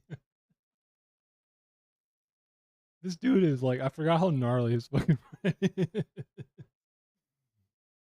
I think for Well, Kant fun, is critiquing the. If my memory serves me correctly, that's the section where Kant was critiquing the cosmological arguments for God by saying that you can't apply the notions of cause and effect to yes, for the universe because that's outside of he's its taking Summa sensible Theologia, experience. you know, St. Thomas Aquinas, first cause principle. Yeah, he didn't Well, want he's people. criticizing that. I know he didn't want people to reduce his argument down to it. Yeah, but like the point is that someone reading this is not going to figure that out instantly. Okay, it's very wordy. One of my favorite things to do is when people are over, I would have them grab this book, and for fun, I would be like, just open up to a random page and read a random sentence or a random paragraph, and we'll see. We'll figure out what it means, just for fun. Oh my god, it was so much fun every time I did that. Yeah, by the way, I asked the question in Discord. I don't know if you saw it about when my stream was, and it was here. How I'm curious, what is your streaming schedule now? Like, how often you can frequently stream? I have my fucking answer written out. Stupid stuff? I had No, that. you don't. I had my answer written out. When I opened up my Discord today, I forgot to type it in or post it or hit enter it. So my bad. I was trying to say that I had a stream with AnCom today, but I normally am trying to keep the same schedule, so the mornings, but I had some personal stuff happen, so I've been kind of lazy with it. But I hope to get back to like 8 a.m. to 10 a.m. again. A lot of legal Okay, stuff. and so, a lot of legal stuff? Yeah, What's been going on with that? It's not so much to ask. I can't talk about. Okay. Yeah. Yeah, so you're trying to do every morning, 8 a.m. to 10 a.m.? I mean that's the goal. Nature's laws. I'll give you a random page, okay? Optimal bingo. Look.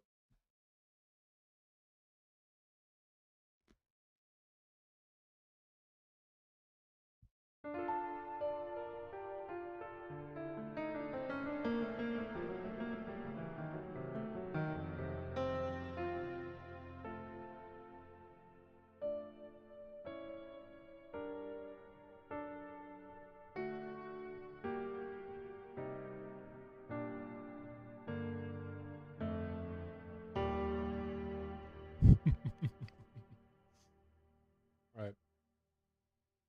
A truly random page, okay? I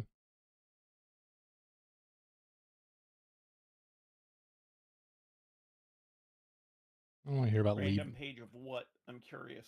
of Kant. Oh, okay.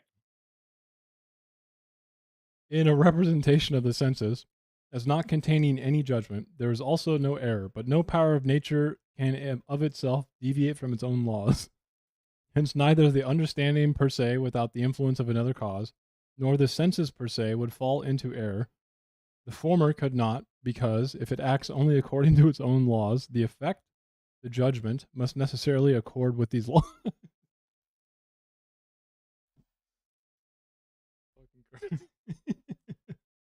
Yeah, see, this is another thing where I think Kant would have benefited from the advent of quantum mechanics because he talks about laws of the universe as if they provide perfectly predictable results, and we know that is not always the case.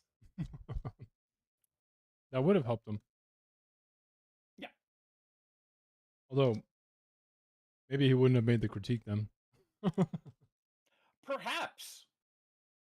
Or perhaps he would have made a different critique. Who knows? Yeah. Philosophy and science and math are very difficult. But I mean, I think 99% of people. Okay, I can't say 99% of people. I think the overwhelming majority of people don't spend their time thinking about either philosophy or science or math. So like I think we're probably part of like something like the 1% of human beings on Earth who think about this in depth. Energy. I just want to say that be careful thinking that. Human You being. disagree?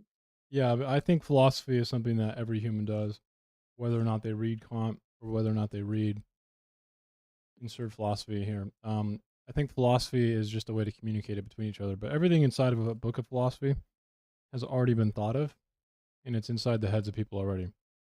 So reading philosophy is just going to help you communicate those things. But I don't think your average person thinks about like what is the fundamental nature of reality all that much. I don't think you heard what I said. Probably not. What was that, Circa? So I don't think you heard what I said. No, I heard what you said, and I'm saying if you're not thinking about the fundamental nature of reality, you're not doing philosophy, and most people are not thinking about the fundamental nature of reality. Okay. I don't even know how you would know that. But reading a book. I'm just going off of the experience. Reading a like, book. Most of the time, when I ask people, so do you think we see the world directly, or do you think our mind constructs reality, or something like that? Most people don't really have an answer when I ask them that question. Because they don't know how to communicate Yeah, it. because that is that is not the way in which a lot of people would even think about that. Because they don't have an answer for it, yeah. But that doesn't mean they can't think about it. Well, what I'm saying, Yeah, people I have don't think he's saying. I don't think he's saying they can't do it. I think he's saying people or most people don't do it. And I would say, that's very possible, but that also may be more a result of environment as opposed to, you know, uh, fundamental nature. I'm not saying they don't have the ability, and also AnCom, if it's okay, like I said, I don't. Oh, I'm sorry, I forgot. I It's will. okay. I will. Yep. Yeah, but Circa, I'm not saying people don't have the capacity to think about it. I guess what I'm saying is most people don't spend a lot of time thinking about it. How would you even know that? I'm just going off of experience. Like, do you experience other people's thoughts? I guess I can't disprove that they're thinking about it, but I don't see any evidence that they are thinking about it. Does that make sense? It seems a little pretentious. It's not. I don't think it's pretentious. I'm just saying I don't see evidence that something is the case, so I don't believe it's the case. I don't see evidence that most people think about philosophy, so I don't believe most people think about philosophy, at least in depth. Do you need to read a book to try to think about the universe? No. Yeah. And I said that you don't have to. I'm saying most people don't think about it. Not even that most people don't read a book about it, but that most people don't think about the universe. Yeah, I'm not really. I don't really know. I'm not in the business of trying to assume others' thoughts, but I think that everything that's within a philosophy book, again, is it's not like math, okay, where the Poisson distribution, okay, the function for an expedition or like a conditional expectation within like econometrics. I'm just going to throw it out there. People don't just think of that. But when it comes to philosophy, I do think most people already have the philosophy that we read in their heads. The thing about philosophy is it helps you communicate it to others. That's the thing that makes it interesting. So when I think of philosophy, I think of most people do think everything that's within these books that we're talking about already. It's not like a fucking function in a mathematical textbook. But I'm saying I don't agree that most people think about it. I mean, I don't really know how that would be possible. But. Well, what do you mean? How would that not be possible? In my view, most people don't spend their time thinking about it. What do you mean? What do you mean about that not being possible? Do you think? What do you mean by spend their time? Like, how often do you spend every waking second of your life thinking about or reading philosophy, or what is the barrier for this, or the overcoming? Most people don't spend a significant amount of their time. What is significant here? Does it have to be a certain number, or what? I can't give you a precise number. Well, you have a precise and confident answer. I don't. I'm saying, okay. I don't know how to put this any other way. I see no evidence that most people spend a significant amount of their life thinking about philosophy, so I don't believe most people spend a significant amount of their life thinking about philosophy. Does that make sense? Sure. Okay, if you disagree, I would like you to explain why you disagree or what evidence you have for the basis of your disagreement. There's no way I can have evidence. What? There's no way I can get evidence. What's the point of your comment, though? Okay. Nothing. Nothing. There is no point. There's no point? No. Nothing? I don't know. Like, what are you? I guess my question is, what are you trying to get out? Like, it seems like you're being contrarian for the sake of contrarianism. Well, I'm trying to temper. Well, Circa does do that from time to time. I do. I'm trying to temper what I felt was a pretentious comment, which I felt didn't contribute to anything. It just makes it feel like when you say that, wow, other people don't do what I do. For one, I just disagree. Philosophy is not like I said, like math. But two, what I is the didn't say point it was. of saying that? I guess there is no point. Unless you want to make it seem like you're doing something more, you're better than everyone. But I hope it Well, wasn't I that. wasn't trying to make that claim. Okay, I good. was not trying to make that claim. I was just trying to make the claim that most people aren't interested in philosophy. I was not trying to claim that most people are less than me or any nonsense like that. Um, I just don't personally see a lot of people thinking about philosophy in depth. Like, I don't think most people think about the fundamental nature of reality.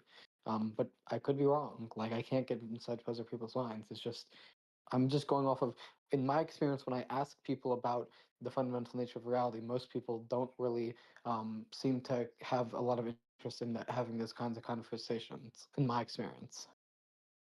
That's fine. Now I'm okay with it.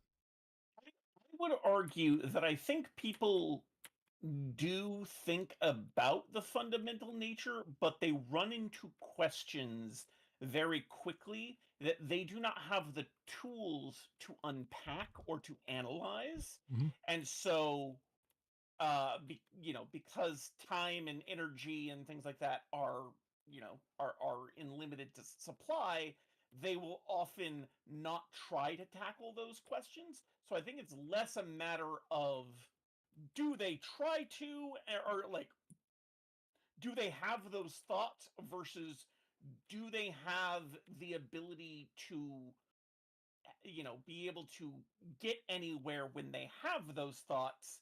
And I think most people just don't have the latter. Well, part of the reason that I encourage Radish to study the history of philosophy, even though he isn't very insistent that he doesn't want to, um, is precisely because I think you can have easier access to tools to answer the questions if you've understood the arguments on multiple sides by studying some of the history of the ideas. Yeah, if only we can make humans like things they don't. What was that? But if only we can make humans like things we don't, or like things they don't. Well, I'm not. I mean, it's up to him. I already told him, like, if he doesn't want to think about it, like, he doesn't have to think about it. I don't think that's necessarily, um, I don't think it's good to try and spend a lot of time reinventing the wheel for most subjects. Reinventing the wheel? What do you mean?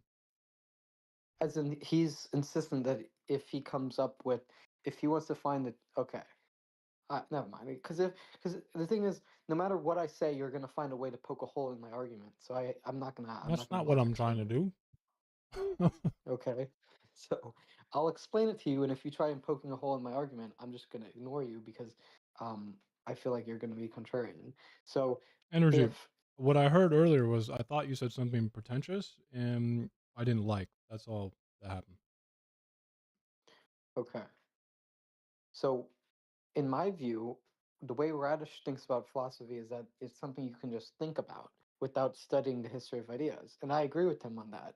But what I think is the case that if you want to understand the history of ideas, there's a benefit to that because if you understand the history of ideas, you're not going to try and invent the same idea twice that someone else has already come up with because you'll already know that someone else has come up with it. So you don't have to spend a lot as much time thinking about it because someone else has thought about it for you. Wait, Um, isn't that what I said earlier though? That That just means you can communicate it better. But it's not just communicating it better; it's understanding it at a level of depth that you might not have if you just spend time thinking about it because someone else has already spent time thinking about it, and so the level of depth is um, already there. So you can do what? So you can understand it more. You can do what? Communicate that understanding, I guess, is what you're trying to get at. Yes.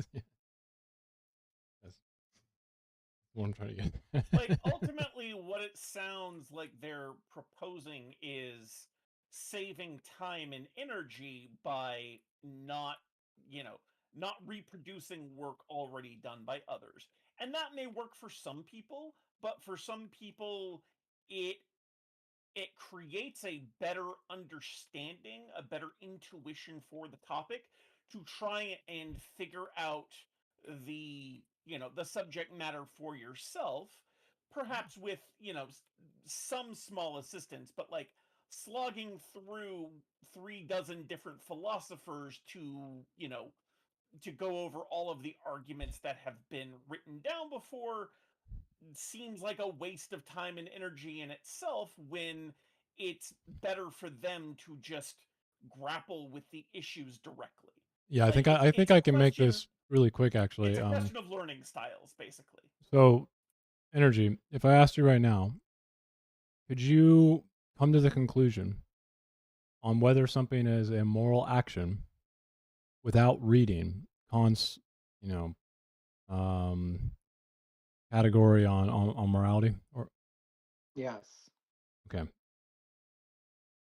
but it'd probably be more difficult too than if I read. are you sure? I don't know if that's a possible statement. Someone could come to the conclusion that an action is immoral without ever reading Kant. Well, yeah, but I'm saying if they can understand the meta ethics more easy if they've already read Kant. That's not an answer to whether or not I just asked you. Can they come to the conclusion, the very same conclusion that you already have, or one that you get after reading Kant? Categories on metaphysics, or the categorical imperative. Sorry. You don't need to read that Yes, to yes. know it. Yeah. I already said yes. The only reason, in my opinion, and I like to read it, is so you can communicate those ideas on a deeper level. Yeah. But the very fact that you can know or like have the idea of it and be essentially aligned with it without ever reading it is, for me, I think that's evidence that the fact that you don't actually need to read philosophy to know philosophy. I think it's just in people's heads already. Well, I don't think you need to read philosophy to know philosophy. I'm just saying it's easier to know philosophy if you read philosophy to some extent. But yeah, I'm just giving my opinion. Like No, that's no, it. I'm reading X Rosh's comment. Like yeah, and AnCom Psychom probably knows some economics, but like I think you should. I think AnCom Psychom would best learn economics if they learned also right-wing perspectives or like more like Chicago School economics or Austrian economics and not just Marxian economics or anarchist economics. Yeah, so like I mean, I think those things are I kind of have made up though. studied like I have studied, Austrian and a little bit of Chicago, and like I understand the assumptions and Hmm. the axioms that they are accepting in their economic theories. I just disagree with them. Well, I guess my question would be, at least, I mean, I don't know as much about the Chicago School. I know a little bit of Friedman's writings about like monetary policy, but I don't. But I know more like Mises and Hayek and Austrian economics in general. So I guess my question would be, like, how would you respond to the fundamental axioms of Austrian economics, like the idea that the government can always have partial knowledge of macroeconomic systems, and so it can't manage the economy effectively, and that people are purposeful and therefore people should be free to pursue their highest ends or put their means to their highest ends and like stuff like that. Like Both I guess my both question would Hayek be, and Milton Friedman were both students of Alfred Marshall, if I'm not mistaken. Yeah, No, actually, it was using Keen. Hayek and Mises, I don't think he brought up Friedman. I know. I'm But trying to like show I that they was, both yeah, came from a very similar background. Although I might be but misconstruing that. I think it was Keynes and Friedman actually. But but in any event, I respond to the fundamental axioms by saying, or those two axioms by saying the government absolutely can have knowledge of the market. We have this Whether its problem right now, knowledge can Xrox. be complete is another question entirely. As far The one of the as drawbacks of individuals academia, being even if it is purposeful, that strong may be when the true, field but is they doing are well, not is that it purely does rational actors and do kind of not like always funnel people act into one in way of thinking, right? accordance So that's with definitely true. the means to best pursue those purposes, and so people are very easily fooled by other people who are more um sorry who are more able to make those judgments, and you end up with systems of exploitation. The Austrian school assumes that every economic actor is a rational actor. That is a fundamentally flawed assumption. The Austrian school? I, as I understand it, if I'm mistaken, I'm mistaken. That's fine. The Austrian school thinks that markets are too. I mean, rationality is kind of like not really important in theirs, but the Chicago one is rational actors with all the information. The Austrian school is rational actors with not enough information. It's too complex, and they come to the same conclusion. Leave it alone. The Austrian school thinks everything's too complex. The problem is yeah, that this is the saying that they're problem of rational inductive actors reasoning. without enough information and therefore do nothing. Yeah. That's a wild leap. That's the Austrian Well, school. this is the problem of induction as it relates to social sciences, which is how do we induce causal relationships in the social sciences? Yeah. And the reason that the Austrian economists are skeptical of that is because causal relationships inherently involve counterfactual reasoning and correlations that are repeatable where you can control variables, right? So I don't know how familiar you are with the scientific method, but the scientific Very. method. Okay, yes. And so you know that the scientific method involves controlling variables when you're looking for Yes. what is a cause and effect. And the problem Yes. with trying to have causal variables in economics is you can't control the variables, and therefore you can't engage in things like which correlations are correlated under same conditions, and how do you engage in counterfactual reasoning, and is this a homogeneous sample group in economics? Like, because there could be multiple there's factors no like such thing as that. socioeconomic factors, environmental factors, etc., that make inducing cause and effect relationships in the social sciences hard, if not impossible. It makes them Which is hard. why economics is not a science in my opinion. It makes it hard. Like you can do stochastic, modeling for things like this, but yeah, I mean, the problem with like the Austrian school is that just throwing your hands up and going like, humbug, leave it alone is just like why? Well, it's not that it's not a like science. it's like saying no. we can't do it, therefore why try? It is just ultimately defeatist, and I don't like that. Well, it's not. So it's not that economics is not a science. Like I'm actually studying finance in college, because I'm actually do plan on working in finance and specifically with stock portfolio management. And there is a scientific, probabilistic, but only probabilistic, and actually very much stochastic, um, laws that exist within small segments of the economy. So there are, So I what guess, does stochastic mean again? scientific concepts. So to my understanding, stochasticity is when there's inherent uncertainty that can't be modeled. Yeah, it can't be predicted. It's just too many uncertain variables. So Yes, it's and definitely so not that's what scientific. makes. Well, I mean, it depends on your definition of science. Like, there's multiple definitions of science, so I'm not in a position to say what is and isn't scientific. But whether or not it's a science is one question. But even if it's a science, it's not a type of science which can make clear, easy predictions. Yeah, I can't. Um, Unless and it's so because of that, unless it's like hyper I support. specific. Yeah, unless it's So- well, exactly. That's what I was saying. Unless it's hyper specific, Mhm. but that's One of why the I most- support decentralized currency production and decentralized economics. Is because if you decentralize the economy, you don't have a central body that's operating on limited information, trying to make decisions for a macroeconomic scale where there's too many variables for it to manage the economy effectively. Okay, what you said though, like to decentralize it and just let multiple different currencies compete or something, or we've talked about this a little bit, but How do you know that that's going to be more effective? Um, because the knowledge will be dispersed throughout the economy, and There so is no, it's there going is to be. no, actually, that you know, there's no way to know that. Yes, the knowledge will be dispersed throughout the economy among individual actors, right? The, no single actor can have 100% of the economic truth, but they can have some percent of the economic truth, and whatever percent of the economic truth they have, they can act on that in their sphere of the economy if we have a decentralized economic And so, system. in a pragmatic sense, now, again, let's just assume a bunch of different competing currencies, different small. I think I remember you saying voluntary settlement kind of things. Let's say a I don't country. recall saying that. I know I'm just paraphrasing, but let's just say a country invades. Do you think this independent,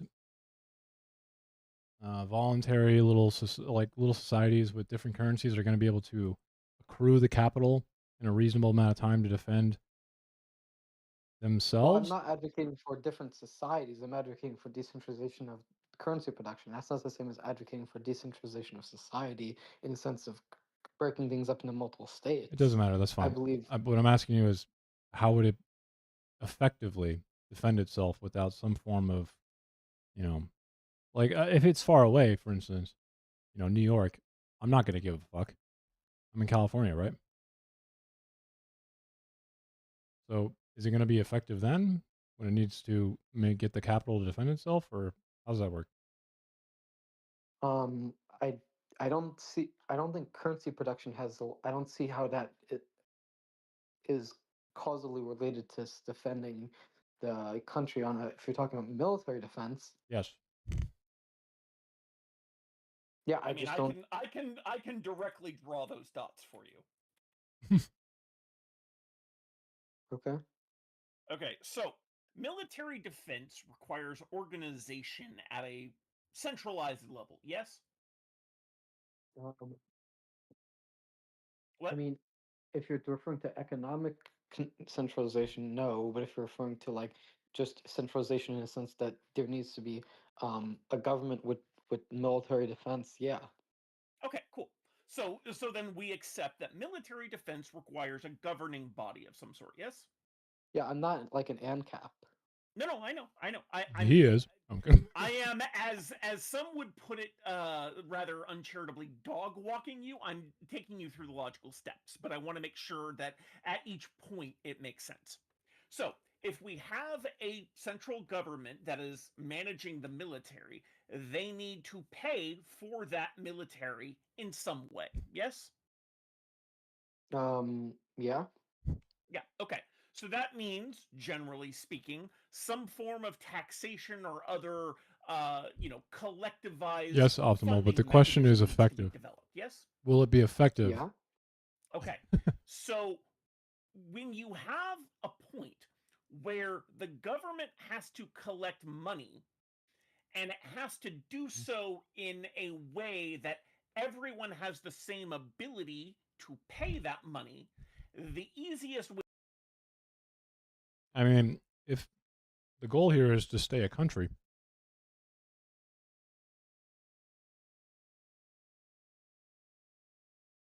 because Of how all of the if different you lose, currencies convert, and that then takes you don't have a away country from anymore, and that's its not very effective. central function of, in this Does that make case, sense? providing for mutual defense. Um. Okay, but I still think it's in principle possible to use a specific type of currency for it how it pays its workers. So it could No, it use wouldn't be. its Wouldn't be a free own. So colony. what I'm saying is, Kind of for the depends on what that purpose country of that the won the war government paying its wants own you to be. workers, the government could choose one of the existing currencies on the market. Sure, it could do that. And as soon as it chooses that, now that is the currency that the government requires when taking in taxes, which means it becomes the default currency by simple preference of the government, the largest payer and buyer of things in a given location, is now preferring one currency over the others. What kind of effect do you think that would have on the market of currencies? Um, So if you're implying that it would mean that some currencies are preferred over others, that's a possibility. But my No, whole point it's a is that reality. It's a reality there should actually. If still the in government chooses principle one. be the ability for other currencies to compete. I'm No, saying it's in principle that possibility should exist. In principle, yes, but the problem is, and like we see that right now, we have hundreds of different currencies if we look at crypto and we look at various commodities and all of these things, but there is still one currency preferred by the US government, and everyone works in that currency.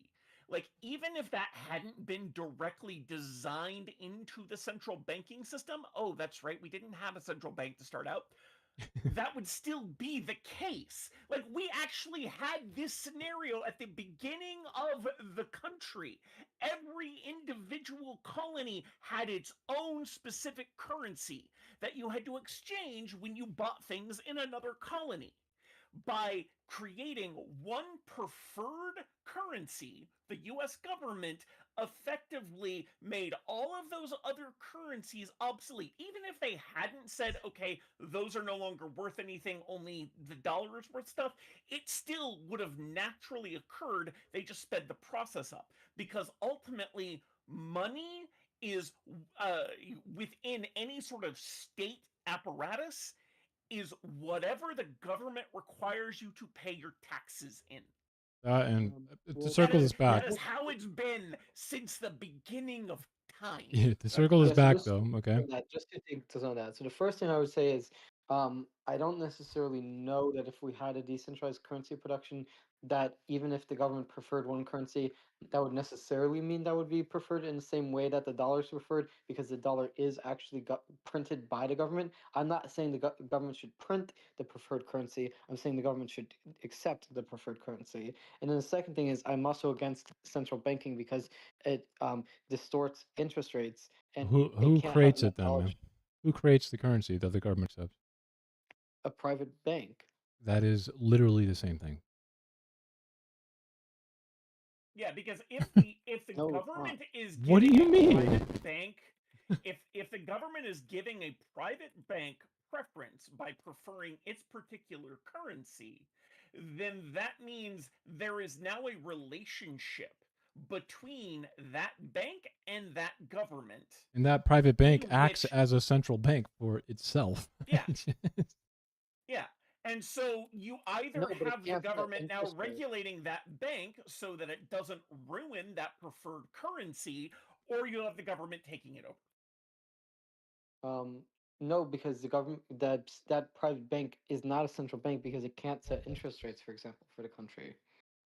What do you It mean? can't set, well, no, it can't set interest rates for the It the can set country. It interest just rates for sets whatever the interest government rates wants for to take. every loan it makes. Yeah. And since its currency is the preferred government currency, then it becomes a de facto central bank because now it is setting interest rates for the currency that the government prefers. That preference is playing a much larger role than I think you realize. But I guess the point is, even if that preference exists, in principle, there should be the capacity for private banks to create their own currency, which is not legal in the current system. I don't see I how that agree. would matter because again, Yeah, Just I we're talking agree. about Like they what- should have that capability.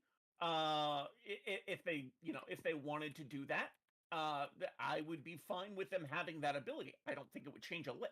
I think it would change Even a if they lot. did have even if they did have the legal authority to create and distribute their own currency and create loans at whatever interest rate they decide, not based on the Federal Reserve in that currency, as long as the US dollar remains the preferred currency of the United States of America, the largest military power on the planet, it will remain to be the AnCom. currency that everyone uses. AnCom. Sorry. Imagine a company decides to choose to pay their workers in a currency that some private bank offers. And oh God, company towns. I know, but not in the old way. Not in the old way. Make me remember company Not in the old way. I'm thinking like a company decides, hey, we can get a better interest rate. Okay, going through a private bank that makes their own currency. Let's not pay United States dollars. Well, the other product of that is that now those people can't move. Now we have a massive labor movement problem because I mean, if they want to move to a different job in another state, all their money is in. Oh, that's right, some random fucking currency. This is why I mentioned company towns, because Yeah. that's exactly what happened. This is we should not allow They competing got, currencies. they got vouchers which No, we could should only definitely be spent. allow competing currencies, because if we allow competing currencies, that means that if the central bank makes a bad decision, people can go to other banks. With nothing?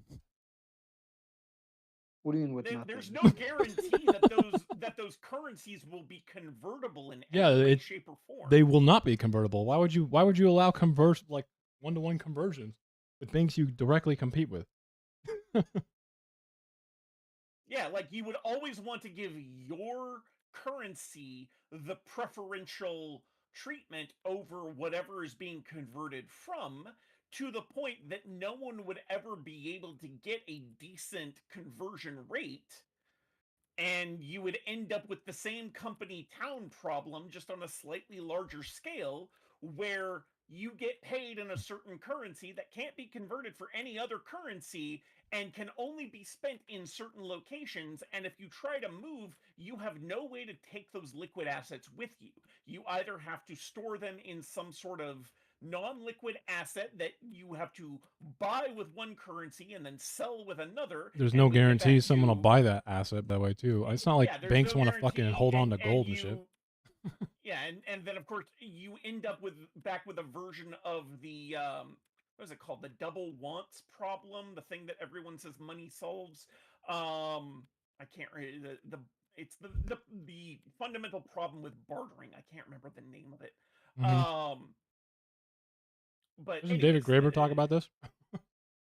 he probably did, and I've just forgotten David Graeber pointed out that the mythologized history of money, that is, Fucking we Adam created Smith. money because bartering didn't work. Fucking Adam Smith, is bro. bullshit. Yeah, like he literally just created that shit out of whole cloth. He literally fucking made it up, bro. Yeah, he's like, money exists because my vibes say it should. Bro, that chapter is awesome where he's just like he like doesn't shit on Adam Smith. He's like, I mean, it's pretty cool. I mean, you know, like classically it makes sense, but like he did just fucking he's a Scottish guy, just came up with it literally out of nowhere. Yeah. And then for the next 3 centuries, we treated it like it was holy scripture. Like Dude, I will Marx Smith even that goes he- with that it. he had- Yeah, I will grant Smith that he had some based insights in Wealth of Nations, but some of the shit, man, like he must have been high that day. No, I mean, I'm not a Smithian. The reason No, I think it should be I know allowed. you're not. We were just bringing him up because That'd be a classical. That would be a classical economist, by the way. Sorry.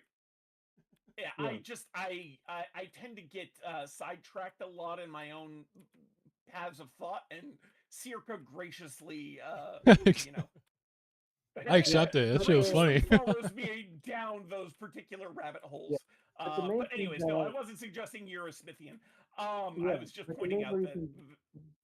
Yeah. Sorry, go ahead. Well, but it's okay. But the reason that I think there should be at least a capacity to have multiple currencies is because if you have the capacity to have multiple currencies, if you have something like the 2008 financial crisis where the government is giving out easy loans to people, then people who don't necessarily want that, people who want to make better economic decisions and who are willing to take the long-term, route of, well, I can't pay back this loan, and so I'm just saying that it would incentivize people who can make rational decisions with regards to the loans they take.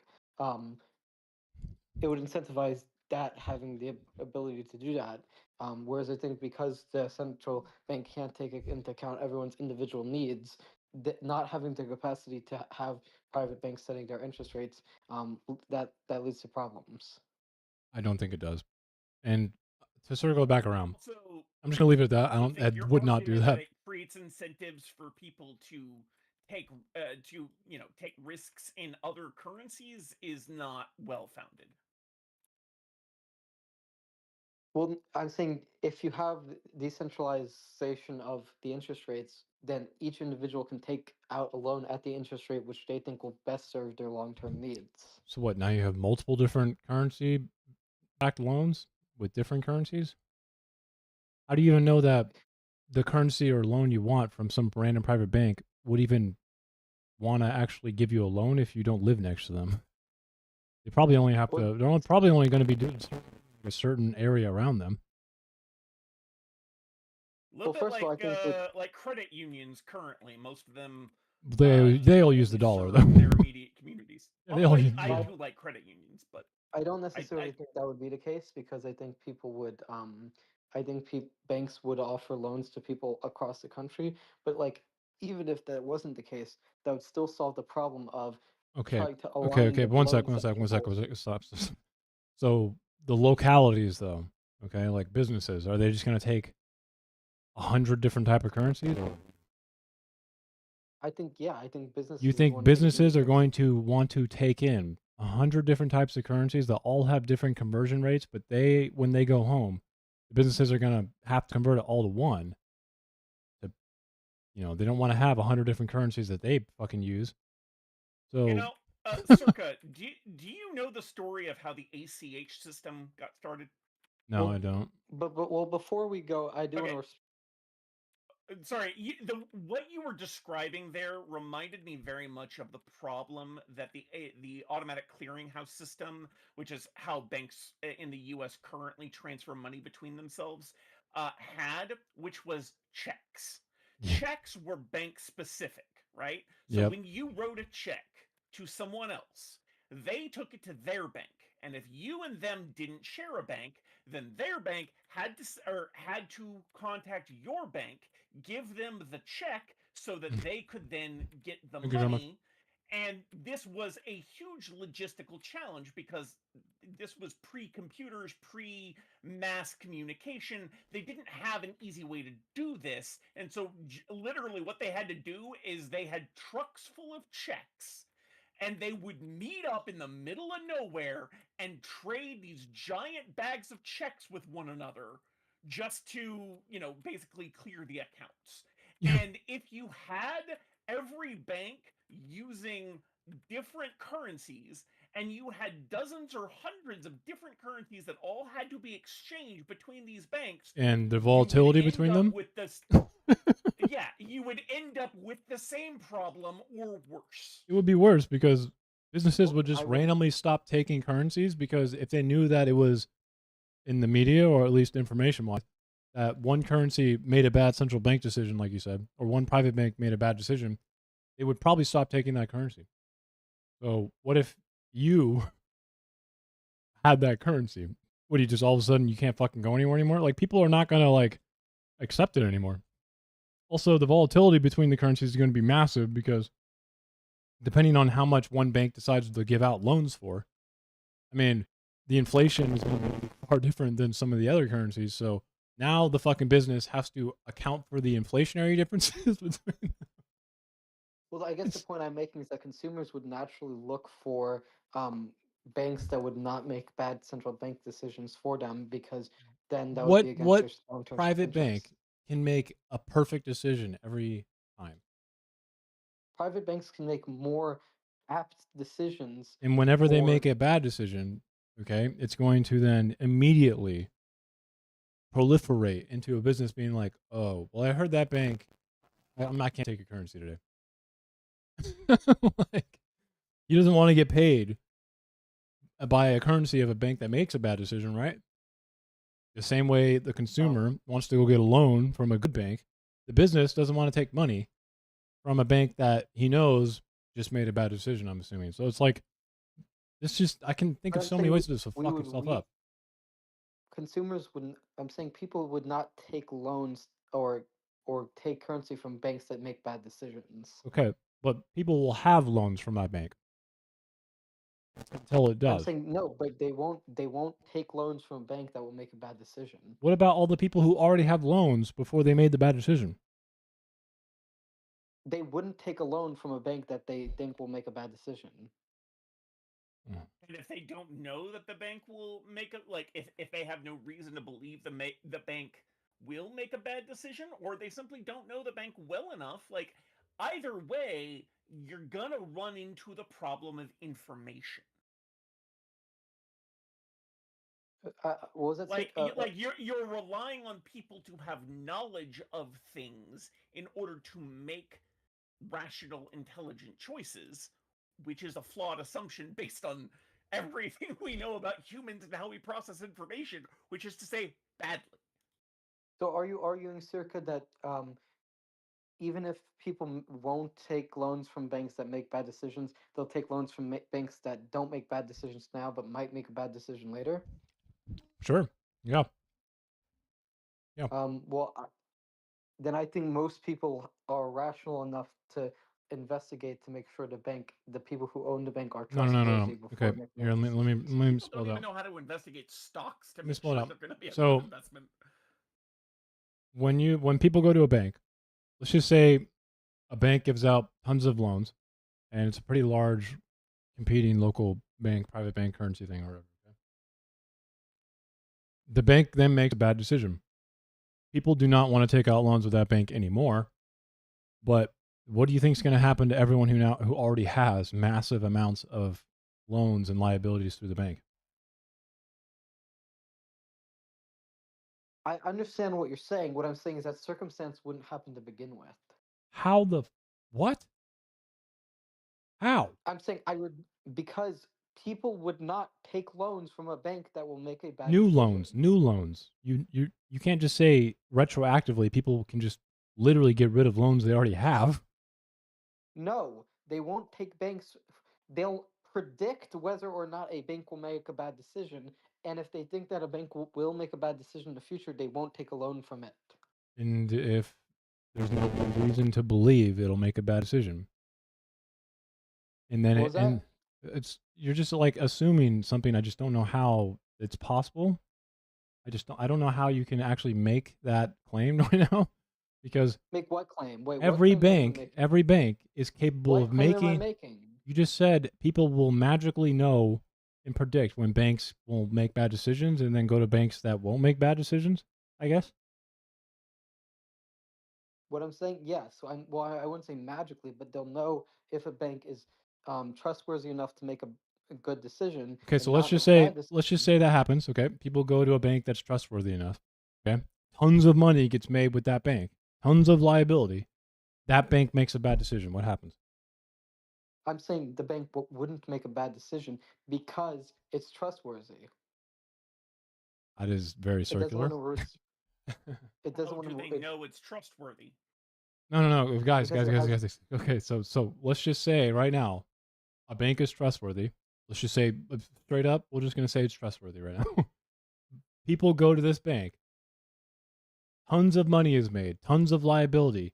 This very bank then makes a bad decision. Now it's not trustworthy.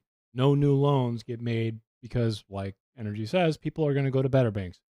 There's still all of that debt that was already made before, though. What happens to that? I guess what I'm saying is the bank wouldn't make a bad decision because it doesn't want to ruin its reputation. I guess. I don't think I'd want to ruin my reputation either. But then again, it is a bank and it is money, and it's impossible to not make a decision in this scenario, man. I disagree. Like, I think it is possible to not make bad decisions.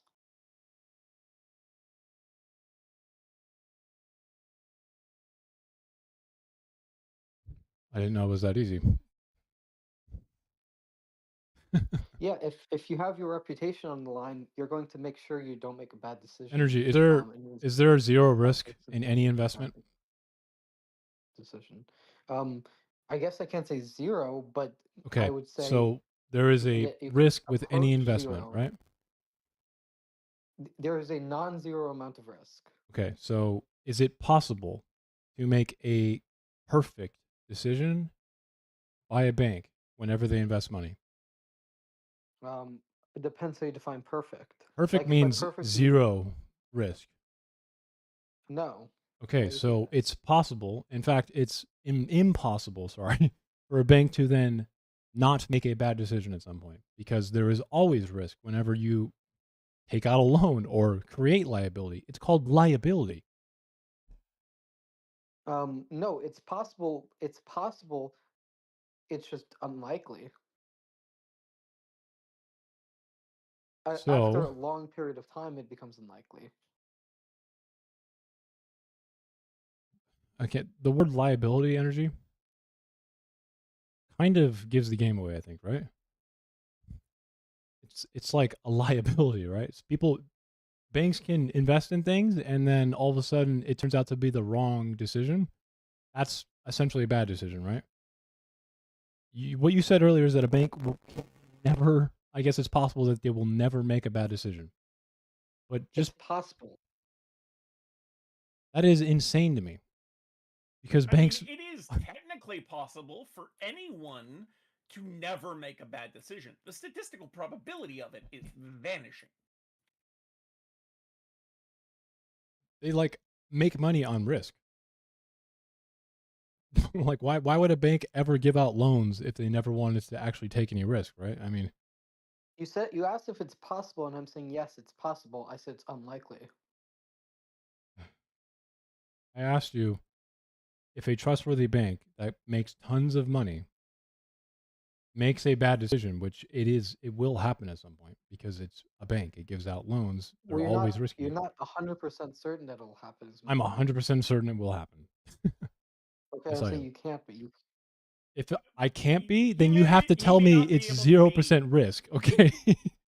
yeah, he may not be able to make that 100% claim, but he can be maximally confident. No, Absolutely. I can make the 100% claim because everything a bank does will never have a 0% risk.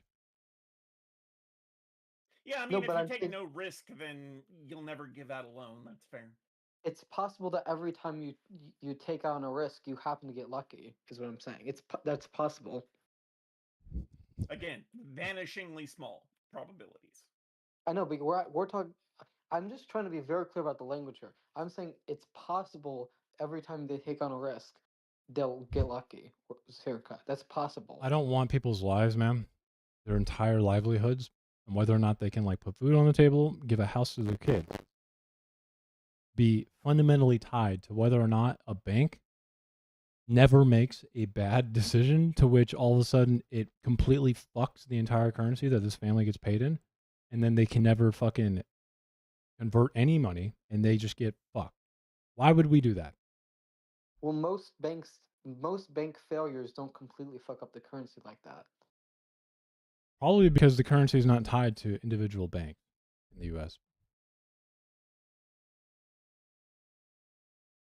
Yeah, and Um, with a central I bank, don't think that has the to do with it. currency only fails when either the central bank itself or a large enough segment of the banking community, if you will, fails. Whereas with this competing currencies model, where every bank has its own individual currency, you will have currency failures happening on a much higher frequency simply because banks fail.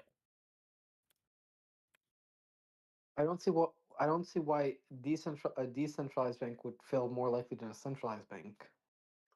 It I didn't does. say it would be more Historically, no, likely. no, it does. I It just is. It does. said it's good. I like. I'm not even like. Sure, we can say historically it is, but my point exists regardless of that probability or that increased risk. Banks fail. That's just a reality of what happens. And if you don't have a fallback mechanism like the FDIC, for instance, then a bank failure means a huge problem for all of the people that had money with that bank because now their currency is worthless. And So, it's going to spread beyond them 100%. yeah, like it will spread to their communities, to all of their business and finance contacts. Like it's going to create ripples, and those ripples will be directly proportional with the size of the community who was with that bank. And plus, our economy is exponential, so the damage would be exponential.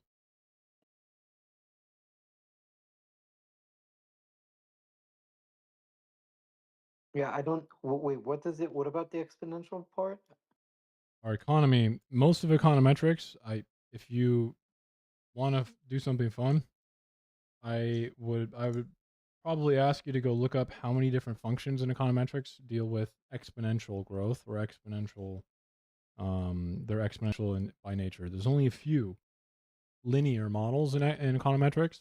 What that means is whenever you have like a country failing or like a currency destabilizing problem, it is an exponential problem. That's why the 2008 financial crisis was such an issue and why the bailout was necessary.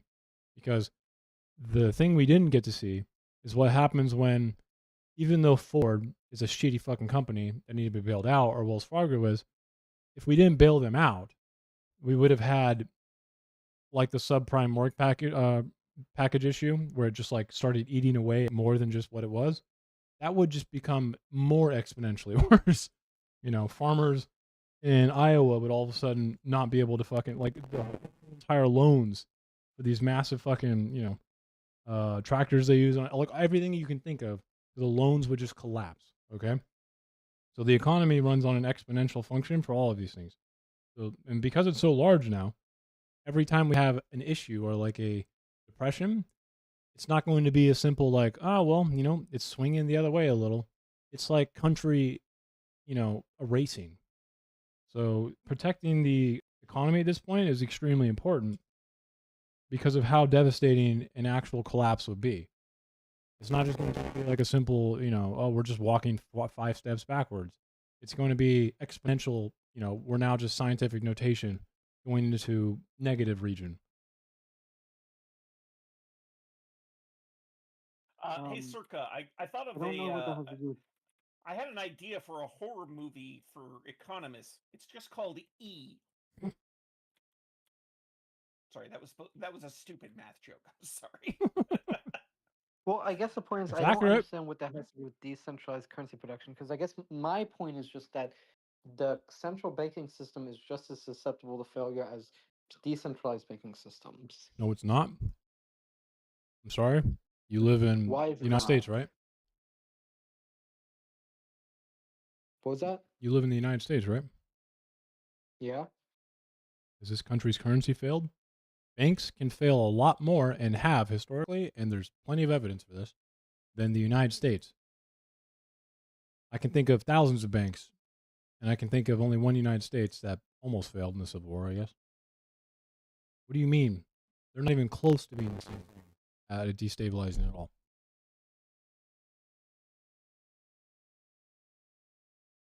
Does it have the capacity to fail? I guess my It question would be, absolutely does. Yes, it does. Yes. Yeah, the United States can absolutely fail. You're 100% correct. then my question would be why wouldn't it fail compared to private banks? Um, Probably because it's centralized. One, it can defend itself.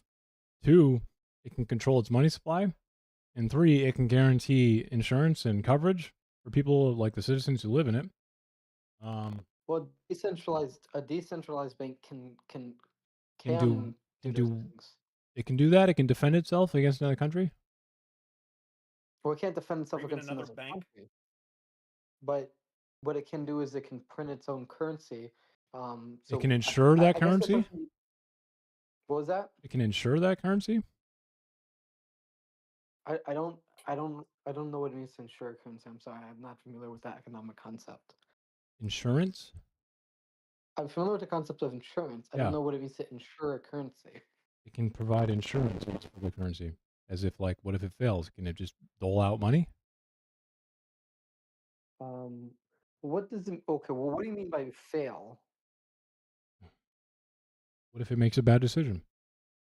If it makes a bad decision, yes, it can dole out money. What backs the U.S. currency is the U.S.'s ability to enforce its debt. So the U.S. military is super strong, and the U.S. can enforce any debt it has or anything it wants. So that's what backs the U.S. currency. The currency and the money in the United States is only going to be as strong as what it can forcibly act on. Okay, that was to X-Rock. Sorry. Private bank doesn't have that, by the way. Does it have what?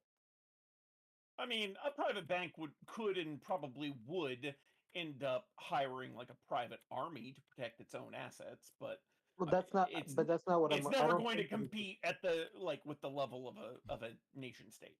Well, I don't think there should be a private army. I think there should be a government It's gonna army. have one regardless of whether or not you think it should, because ultimately it's taking risk. It's going to take steps to mitigate that risk as much as possible, and that includes risks to its physical Nothing. security.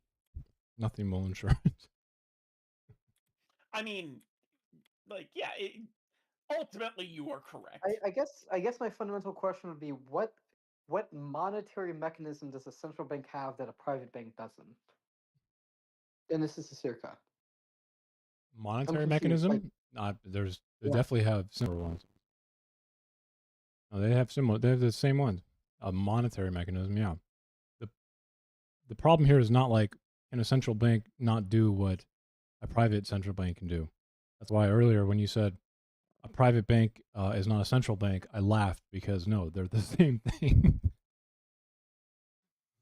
The difference is, okay, one has an entire centralized government that guarantees, okay, every citizen that lives within it is going to be able to use that currency within the country, anywhere, and get paid in that currency anywhere. And the currency will be protected anywhere. Okay.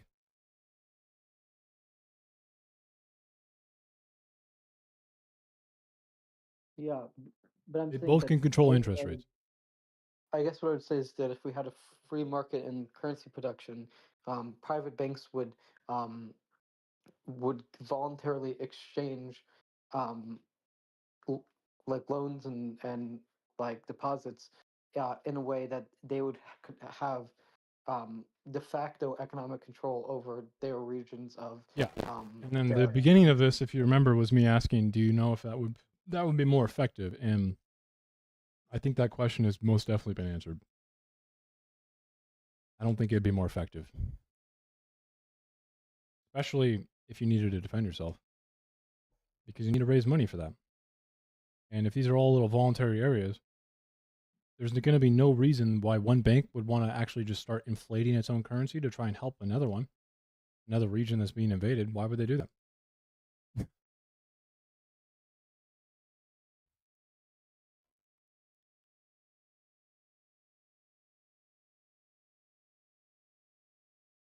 I'd have to think about it more, but I still, I mean, I disagree because of this problem of the government, the central bank will inherently distort interest rates. That's the point. The bottom line is no So matter will what private evidence you banks. try, So would private banks. the interest rates will ultimately be distorted by a central banking system in a way that private banks can accommodate their interest rates to whatever they negotiate with consumers That's in a way still that the central bank distorting. doesn't. It's the same thing. You just made it a prettier language. No, because if it's negotiated, it's accommodating the consumer's desires, and so it's not distorted. Private banks do not care about consumers' desires, okay? A private bank would manipulate its interest rate the same way the central bank does, just on a smaller like level. It would not like literally ask a dude in a house with a family, what interest rate would you like? Because ultimately a private bank in that region is going to dominate and they're going to lose the Well, ability then, to then I bargain guess anyway. then I guess we fundamentally disagree on that because in my view, that person could go to another region if that Another it to region? where they would. Well, just let me finish, please. Let me finish, please. Okay.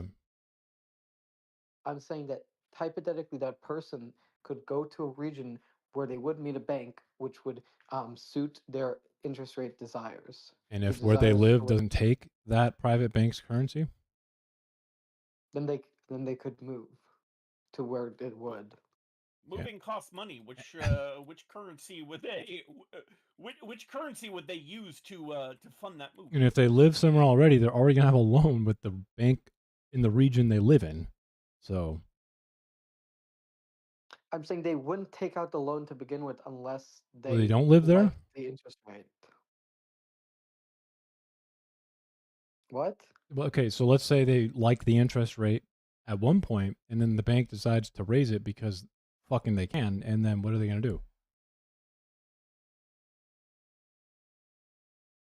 I'd have to think about that. That's a good around the region to get a loan out. What if, again, that region doesn't want to take the currency they have or the assets they have to prove they can take out the loan if they want to start a business, for instance?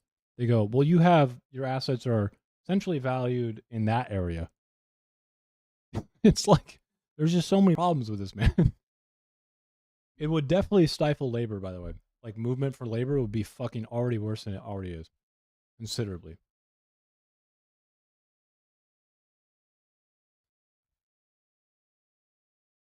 Oh my soul to the company store. I mean, No, I in like an ideological viewpoint, I see why you like this idea, and honestly, it's not something I like inherently want to disagree with. It's just the reality is that banks, whether we think they're centralized or not, are not really your friend, and ultimately they still operate underneath capitalism, right? Which is going to accumulate capital, and they're going to dominate certain regions, and they're not going to want to be nice to the other ones. They're going to compete. So what we're going to get is a few areas that are going to be good, and ultimately they'll just become their own mini central banks of those regions. It's just a fact. And then what it's going to do is make the overall national consensus or the national responses that we need, like responding to invasion, which is definitely a real threat. It's not right now, but it most definitely can be. That's, we live in safety and security right now, but it definitely could be a threat if that wasn't there. And then second, if we need to get national things done, we need to make, national efforts to do that. There are a lot of things that need to be nationally addressed. And I don't see why little private banks or massive ones in their own regions would be like, oh, yeah, we don't really have that problem here. So I'm not going to fucking do anything. Why the fuck would I inflate my own currency to help your stupid fucking bank like 4,000 miles or 2,000 miles away? It's just, there's no reason, no way it would be able to do that. Yeah, well, I guess the fundamental disagreement is that I value the free decentralization of or free markets and currency production or decentralization because I think that there's an inherent value to having the banks respond to the consumer's desire at the point that they agree to loan. And So you seem to think not as that is an important. ideological viewpoint, okay? It's good, but freedom is a word, okay? What if when you decide to do this because you value the word freedom, the universe, No, it's not that I tells value the word no, freedom, but what I if also the think it's world like and the no, no, universe no, no, tells no, no, you, no, no, no, no. But you don't understand what I'm saying. I do You don't understand what you're understand what I'm saying. saying. You value No, the you idea don't. of No, you freedom. don't. I'm telling you. I'm telling you, you don't. I'm telling you, you don't. What I'm saying is that not only do I think it. I mean, I do value it on a more level, but also on the level of effectiveness. I'm trying to make this clear. I think it would be more efficient, just in the sense that the consumer, when they take out a loan, could negotiate with the bank, and that's a freedom they have, which would make it more efficient for them because they can prioritize their long-term You told me interests you in a way they valued can't with. free markets, okay? These are ideological viewpoints, okay? There's no way you can claim effectiveness. I don't even know why you're trying. Not something you can do right now. So I am claiming it's more effective. can't do that. I don't know why you continue to try. It's just not something you possibly can fucking do right now. So what I can see you do though is you're valuing the idea of free market right here, which is good. I mean, based on a lot of literature you've given me and kind of how I've talked to you before, I feel like that is obviously a big part of your political mantra, which is fine. But it is just a word.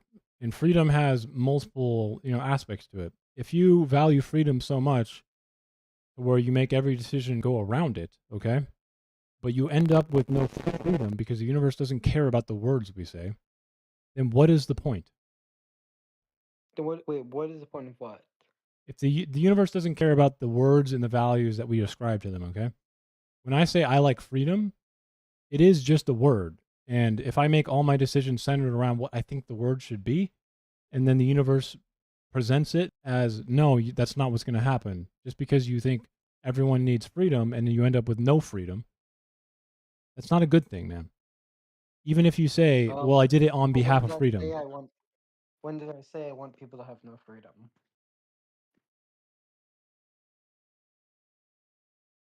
That doesn't even make sense. I said the universe Advocating comes back and says that, not you. if The universe how doesn't is care about the advocating word freedom, okay? Like the world, the reality we live in doesn't care about us saying we like freedom. So when we want things to be like free, like, oh, well, if we just make it a free market system, then everything will be more free. Reality goes like this. Actually, I mean, I don't give a fuck what it means to you. The truth is that you're not going to actually have any freedom if you just make everything completely free market, right? Essentially, like the fishing analogy I gave you. If we just get rid of regulations on fishing, we'll have more freedom. No, you'll just overfish and kill all the fish or get rid of them, and then you have no freedom at all to fish. I'm confused. You're making a very pedantic argument here. It's not pedantic. No, it is a reality of like a paradox of freedom, okay? It's a reality. If you just have unlimited freedom, you end up with no freedom. How does that work? Unlimited freedom means no freedom. That doesn't make sense to me. So there's freedom to do things and there's freedom from things, okay? So if I have the freedom to kill you, energy, if I have the freedom to strangle you until the life leaves your fucking face, okay? Then do you actually have the freedom to live? No. Okay, that's what I'm trying to get at. You understand what I'm saying? Not really. There's If you freedom give from and to. everyone unlimited freedom, then that means everyone has the ability, and by virtue of the fact that there is freedom, the right to kill whoever the fuck they want. I don't think you have the freedom to kill other people. Then you want to do That's what? part You of want to then you limit. don't believe in unlimited freedom. You are seeking to put some limits on freedom. But I don't think that's a freedom. I don't think you have a freedom to kill people. I mean, I am free to make the choice to point a gun at your head and pull the trigger. Like you can say that I don't have the moral right to do it, but freedoms and rights are not the same thing. I guess my question would be, how does having what? Okay, what is the causal mechanism between unlimited freedom to no freedom, Serica? Can you explain that to me? Sure. What is the causal mechanism? Again, I'll use the fishing example, okay? No, not the fishing example. Just explain in general. I am going to explain to you. You have a Japanese town that's on the water. It's completely centered around fishing. The entire economy of this town is fishing, okay? This town fishes a lot. There's a season. And again, this town is entirely centered around fishing. That's how it makes money. That's how it interacts with the rest of the world. Is it produces fish, it sells the fish, exports it, whatever. And everyone in the town, essentially their job is to facilitate the fishing, okay? One year, everyone fishes because that's how you make money, but they overfish. Which leads to the fact that now the town has no fish to fish from. Because the town had unlimited freedom to fish.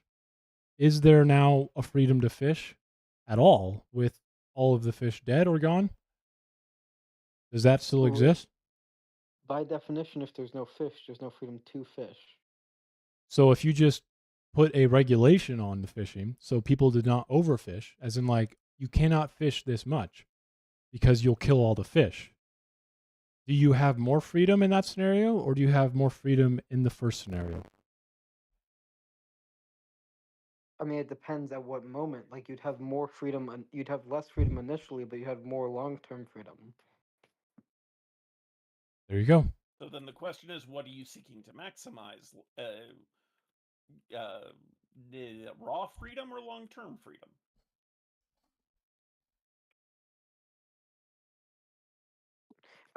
I'm just confused how you're trying to draw a general principle from this thing. I'm confused what general principle you're trying to conclude from this. I guess what I'm trying to say is try and convert this into everyday scenarios. A fishing town in Japan is not an everyday scenario? I don't live in a fishing town in Japan. So it's not an everyday scenario for me. Can you convert it into a scenario that is universal? Yeah.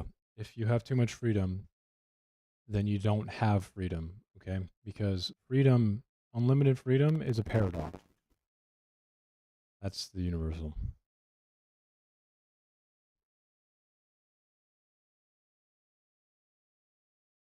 And again, freedom is a word. All right. It's an ideal. It's a good one, but it's also, unfortunately, like susceptibly simple. And when people think of the word freedom, especially a lot of the free market economist dudes, they don't actually care about freedom at all, but they do prey on people's idea of what freedom is. Okay, so if I'm going to give you like another general idea of this, it's freedom from and freedom to. And in order to actually have the freedom to do things, you need to respect that side of the word freedom. There's not only freedom from oppression, freedom from a bank, freedom from the government, freedom from this, freedom, it's a libertarian worldview to actually value, in my opinion, rightfully so, the other side of freedom. But at the end of the day, if all you want is freedom from, you will never get freedom to. Okay? They both matter. So to clarify your argument, are you saying that unlimited freedom is a paradox because freedom from conflicts with freedom to? It doesn't conflict with it. It's just another aspect of freedom. As in, if you only care, I would say there is a conflict because my freedom to can and often does conflict with your freedom from. Yeah, I guess it'd be like equality to. Yeah. Does freedom from conflict with freedom to? Yes. Yeah, I'd say it probably I'm asking does. Sirka. No, I'd say it does. I spoke incorrectly. Okay. Yeah, I mean, I guess the fundamental disagreement we would just have is specifically on this question of interest rates. Whereas I think I understand your argument about it being difficult to coordinate things, but I would say that businesses would have an incentive to take multiple currencies to maximize profit, so they would convert to currencies, and then I would say the benefit would be it would be more effective in accommodating the consumer's needs at the point that they transact with the bank. Now, if you're saying, well, what if they make a bad decision? I guess that is a possibility. But I'm saying, on top of that, I still think that that negative outcome is outweighed by the positive outcome that you don't have a central bank which is making interest rates for an entire nation, which can't take into account each of the consumer's needs in a way that I think private banks can, because they are I mean, that localized. argument to me obviously is accurate. It's just, I think you're just not understanding that the impact is not enough because the negative consequences are far greater than you think. But what you just said there is good. I mean, obviously, if you can tailor interest rates to localities, so you could incentivize different development in like different areas of this country. That'd probably be nice, right? Yeah, but the problem is the negatives that you're kind of just ignoring right now are far more, like, they're bigger than you think. But yeah, it'd be great if we could tailor interest rates directly to, like, insert Appalachian dead city here so they can actually fucking build homes and stuff. Well, then I guess we agree that decentralized banking would be more effective at tailoring interest rates to localities because it can take into account the But needs it of local probably consumers. wouldn't exist because it lacks the ability to have security. It lacks so many things that are just destabilizing is the problem. But we disagree on the negative. I guess we disagree on the scale of whether the negative things outweigh the positive things. I guess that'd probably be it. History kind of shows that I feel like it's impossible to ignore that. United States, as it stands right now, has been able to survive a long time. But how many private banks do you know, in comparison, that have failed in this country? Well, I'm not an economics historian, so I don't know much about that. I mean, historically, private banks and bank runs, the definition of a bank run, exists for this very reason. So I feel like stability of a nation is really important. And the United States, unfortunately, has a bunch of people who live in it who don't understand that concept because we've had stability for a very long time. But that could go away. It's not like a thing that's just obvious. even if we have lived in it our entire life.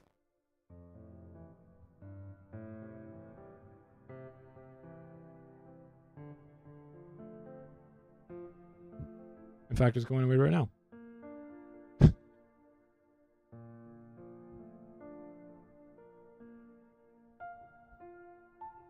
And then there's the issue of regulating the banks individually. Actually, now that I think about it, I mean, banking regulations are already insane to begin with, and for good reason, because we can't let the United States fucking fail. So I don't even know how you would go about regulating all of these individual banks. Well, I'm not necessarily for banking regulation. I don't know where your trust in banks comes from, or why you think that they're just like going to magically be super awesome people who are your friend, but banks are not your friend, man. You think they're just gonna? I think every business in capitalism has an incentive to respond to the needs of its consumers. No, every business in capitalism has an incentive to make money. Capitalism. It's just a definition. It's in its best interest if it's a healthy relationship to have, care about the consumers. But if it doesn't need to, man, why the fuck would they?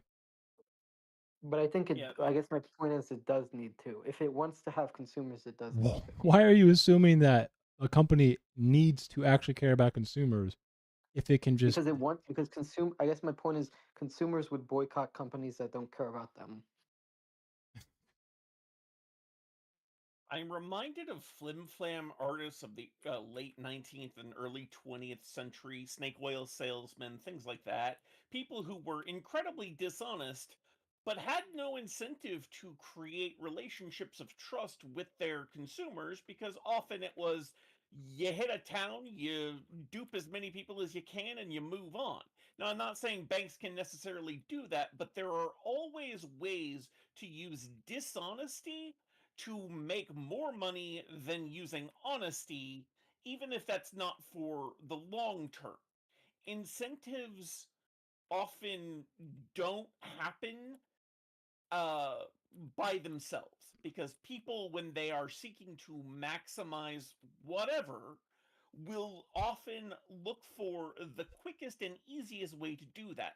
Building a relationship of trust is neither quick nor easy.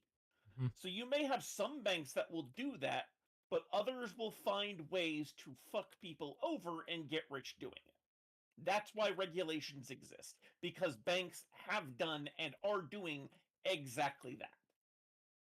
But I would argue that there are examples of bank regulations or maybe not bank regulations, but just government interventions in general that have been corrupt and that have actually led to bank failures that are not the bank's fault, but the government's fault. Like, for Yeah, example, you're the talking to two dudes community. who probably don't care about that because we both agree, AnCom and I, Yeah, we can sit here and the say that government's fucking banks can corrupt do as bad shit. things I'm not and saying governments they're can do bad not. shit. Like, Please, everyone let me. can do that shit. At least But the let, government has some semblance of accountability to the people that banks really just don't. but let me cook real quick because, for example, the the Community Reinvestment Act was signed under the Clinton administration, and the Community Reinvestment Act made access to low interest loans, to my understanding, easier for certain low income communities who are less likely to be able to pay back those low interest loans. And so that Community Reinvestment Act is one of the reasons for the 2008 subprime mortgage crisis, because you had a bunch of low interest loans given out due to the Community Reinvestment Act that that people couldn't pay off. Why is this like such an issue? The Lehman Brothers crisis was directly caused by deregulation. No, it was And caused. no, it Well, was. wait, It I was. We used to do mortgage-backed securities a long time ago, in like 19 fucking 88, I want to say. And the government handled them, and they never had an issue.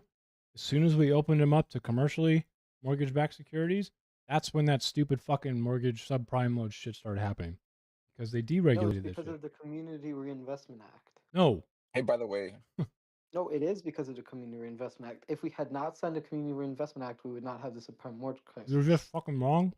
I what currency will the federal government do all their business in? I can link you a source proving what my claim. I'm just saying the federal government's going to invest in one currency, right? They're going to use one currency. Who's going to have the advantage? Well, real quick, I can respond to your point real quick, but just please, if it's okay, I'm sorry, but I want to show this to Circa, this Community Reinvestment Act thing. You mean where the government incentivized banks to, you know, they get kickbacks or whatever, right? Talking about that? I don't. Yeah, I know what I you're forgot talking this about. is. Just know that what you're talking about and what you're describing is essentially just like really superficially and annoying ass propaganda from some right wing sources. So, that's not the reason. Okay, it was deregulation, and essentially there's more to it than what I said. I'm being a little reductionist, but commercially mortgage-backed securities were not allowed because of the reason that it was really risky. We deregulated it and allowed them to happen after mortgage-backed securities had already been a thing to the government for a while. Why didn't this happen before? Who knows? Lehman Brothers, though, it's because it's called the Lehman crisis, right? They sure sold a lot of those. Yeah, I just posted something in VC chat that talks about it, but it talks about Yeah, it's from the Heritage if you, Foundation. I know exactly what the fuck it is. but basically the reason for, or the primary reason for 2008 financial crisis This thing was was the wrong. Community You just answered Reinvestment Act. Xrox's question. I've already read this. I know what the fuck it is. It's literally a fucking lie. It's not the reason. You need to dig further. What's wrong with the argument? It's wrong. Okay, but how is it wrong?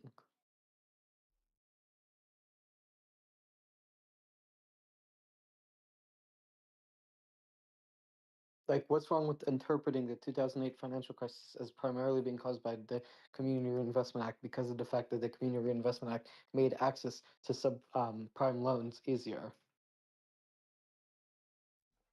Because that didn't make banks take risky investments to package them into subprime loan packages and then reinvest. Okay, the government didn't fucking make banks take the risky loans. What are you talking about? So, to my understanding, that Did the government force them to fucking take loans out? So if you make it capable for them to do it, does that mean that they made them do it? it incentivized people to take out subprime loans through the Community Reinvestment Act. No, it didn't. No, it didn't. Yes, it did. No, it it made didn't, dude. subprime loans easier. It gave access to people with lower credit scores, loans that they couldn't pay back. Yeah, no, it gave them a kickback too. It incentivized private companies to do it, is what you're saying. I know the Heritage Foundation. It's more complex financially than just thinking that the government somehow forced financial companies and financial institutions to, take on all this risky debt and then package it in such a way that it would cause an ungodly amount of convoluted nonsense. But that's not what happened. So you're saying there was zero role played by the Community Reinvestment Act in making subprime loans easier to access? The government is actually, again, they deregulated this. So But the that doesn't answer my government policy is kind of the reason. You're kind of on the mark there. I don't know why you think that the government, doing a kickback to try and allow for more loans to be developed, I guess. Which, by the way, ultimately the decision is still the private bank. So are you telling us right now that private banks are going to then make bad decisions no matter what without the government regulating them? Or I'm really confused. I'm saying the government incentivized the private bank to make a bad But decision. who made the decision? The private bank. But it was incentivized by the government, is my point. It was incentivized by them. Yeah, okay. Got it. Do you disagree? I do. This Heritage Foundation document I've read a long time ago, it's fucking garbage. It did not cause the financial crisis, bro.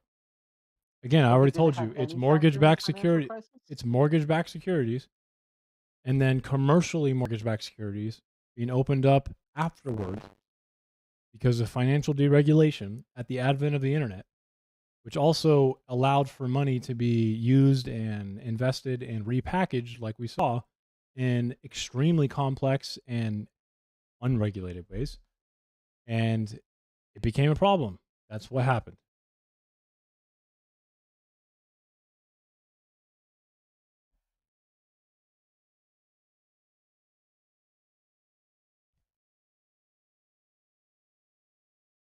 What? I don't know how to respond to this because I don't. Okay, do you think there was any role played by the government in making I just access to told you there subprime? is. They deregulated the financial No, industry. I'm saying no. Wait, no. You let me finish my question. Do you think there's any role played by the government in making subprime loans more accessible through the Community Reinvestment Act that No, influenced the 2008 financial not the crisis? subprime packages. No. So there was zero role played by that. Yeah, because the government doesn't literally they don't regulate, now they do. The government does regulate whether or not, really you can take like people's mortgages and like put them into massive fucking packages and resell the fucking loans to someone else. That was kind of the problem.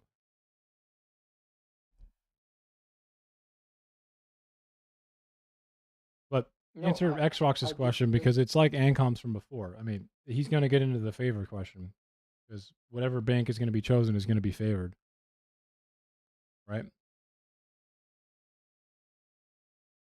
Well, I don't want to rehash that argument. Well, right now we're talking about the 2008 financial crisis. I don't want But to because you sent me a Heritage Foundation document, bro. Like, why? well, because basically the two.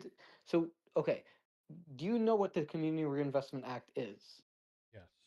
It incentivized with Okay, kickbacks. That's the you don't want to say yes to that, but it was like a kickback thing for the fucking banks. was it a good decision or a bad decision to sign that into law? I don't fucking know. Okay, I think it was a bad decision The because it document you gave doesn't even give any evidence for that anyway either. So I mean think about it logically. If I don't want to the just think about it like a logical little good guy. I want evidence. And the truth is there's a lot of evidence for that what I is said earlier. evidence, that is evidence. No, it's not. What do you mean it's not? It is evidence. There's no evidence inside of that stupid kickback program that made banks literally give out loans and then package them. Again, package commercially mortgage-backed securities in a completely complex and horrible way. Okay, that's not, not reality. But I guess the point is, it's not the packaging that's the primary cause. The primary cause is the access to subprime loans. Yeah, the primary cause again was deregulation of the financial industry in like the 1990s that allowed for commercially mortgage-backed securities to even take place. There's no evidence for that. What evidence do you have for that? I don't know, maybe the fact that they're all commercially mortgage-backed securities. Okay, and what do you? Well, okay, then I could say I don't know. Maybe the fact that all of the banks it was subprime loans. No, they weren't. There was regular prime loans, not subprime, in those packages as well. So Yeah, but okay. Maybe I don't know if you'll ever I don't know if is there anything I could say to change your mind on this because like I don't know the point maybe is if you didn't just keep repeating the stupid fucking propaganda lie that I heard probably like 15 years ago that has been debunked 15 times and isn't even satisfying for like it's not satisfying. So I mean you can try and go into this and take a little bit more time to understand it and not just regurgitate some fucking Heritage Foundation garbage that might make me not so agitated right now. That'd probably be a good start.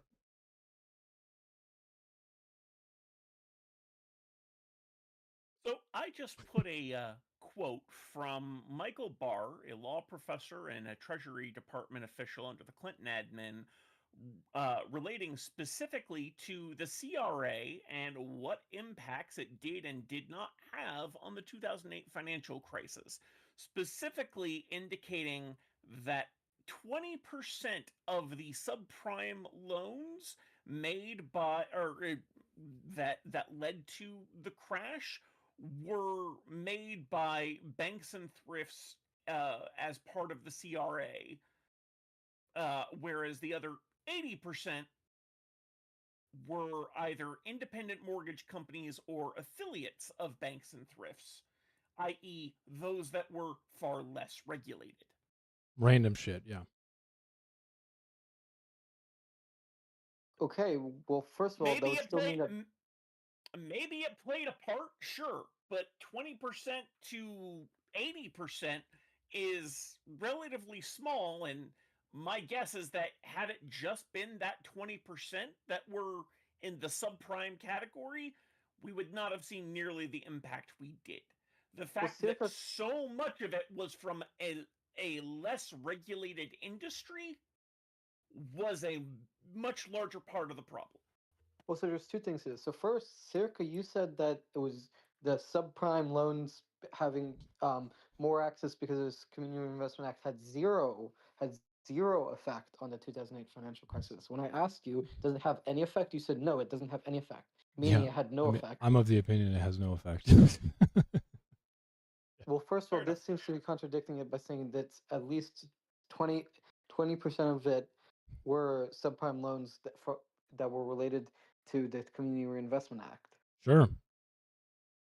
So that means it had at least a 20% effect in that context. No, it doesn't. That means it has at most some effect, which we have no idea, and at least almost no effect, which we have no idea. You have literally provided zero evidence to even make that claim. You're just taking the 20% and just transposing it, thinking that's going to fucking work, and I have no idea why. So where am I transposing the 20%? I don't know, probably from the 20% that AnCom just gave you, but you can't just like do that. Okay, what is the flaw in my reasoning? The flaw in your reasoning is you are regurgitating, again, a Heritage Foundation document that is made and tailored to not actually give a fuck about what caused the 2008 financial crisis. It's looking to try and play on what you already want to believe, which is that the government can do no good and that private businesses can do everything right. And the truth is, the government did do something wrong in this case, which would deregulate the financial industry in the 90s and open up a certain type of mortgage-backed security to private companies, which before 1988 was not allowed. And then they repackaged these fucking crazy, insane loans, okay, and put them into extremely even more complex and crazy packages, sorry. Yeah. And then they would sell that off, and it was extremely risky.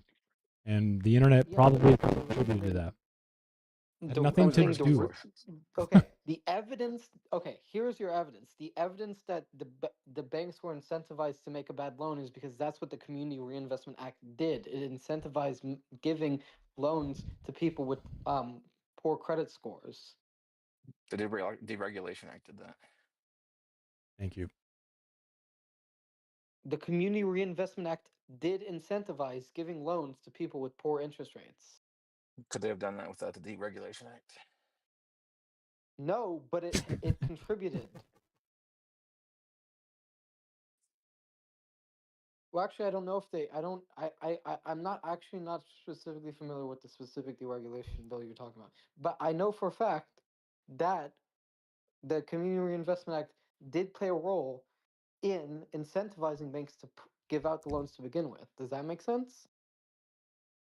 They'll do whatever they can to make a buck anyway. It doesn't really. But It's I'm not asking really risky. Circa. I'm It's not. asking Circa real quick. Just I'm Is sorry it to risky? interrupt. Is it risky for them if they just keep the houses anyway afterwards Well, and then just resell it? I mean, so what do they care? no, because okay.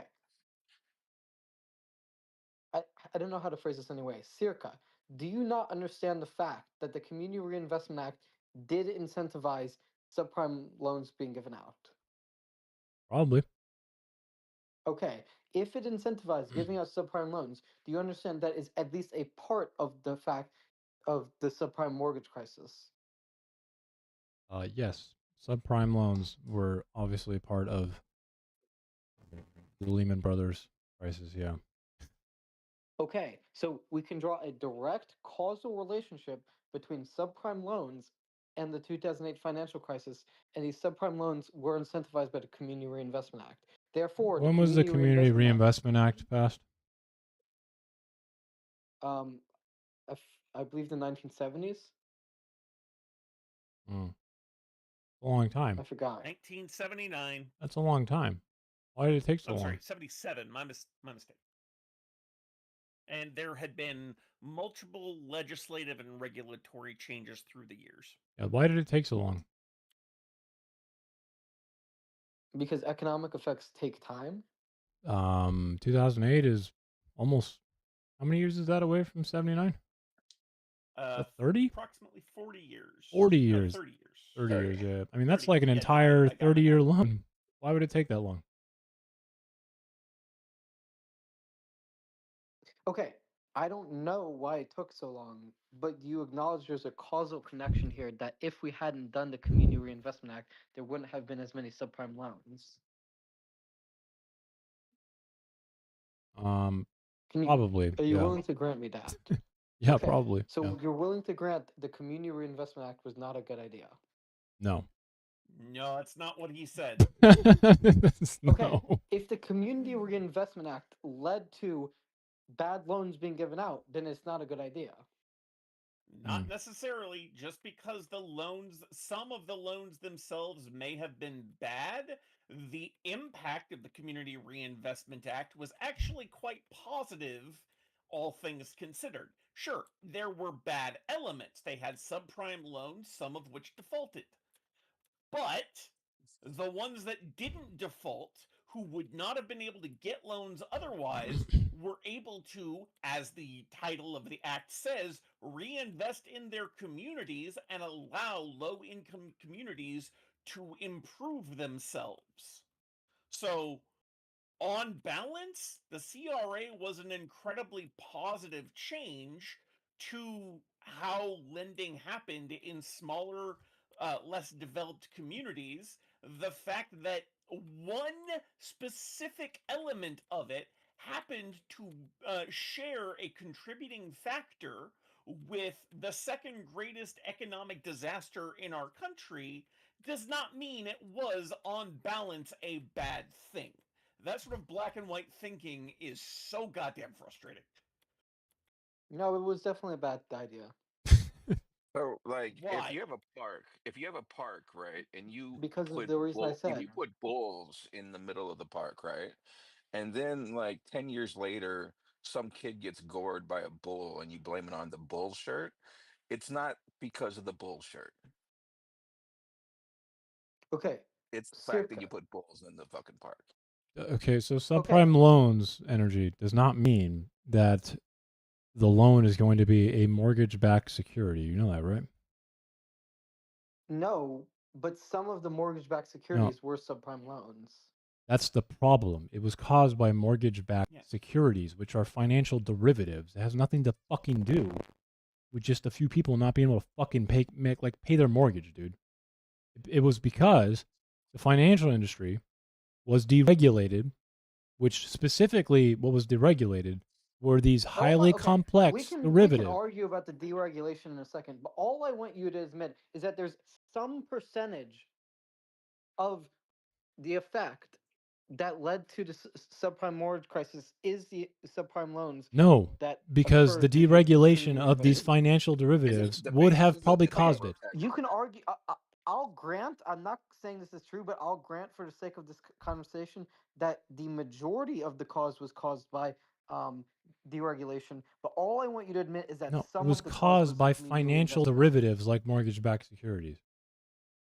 And okay, were any of those financial derivatives subprime loans caused by the Community Reinvestment Act? Probably. Okay, so you admit some of the problem was caused by the Community Reinvestment Act. No. Yes. No. No, You it's can caused by say the word deregulation. no, but that logically is not entailed by what you just admitted to. Yes, it does. It logically makes sense perfectly fine. There's no reason to assume that these Do an subprime analogy loans were here. actually a factor. What the factor was, okay?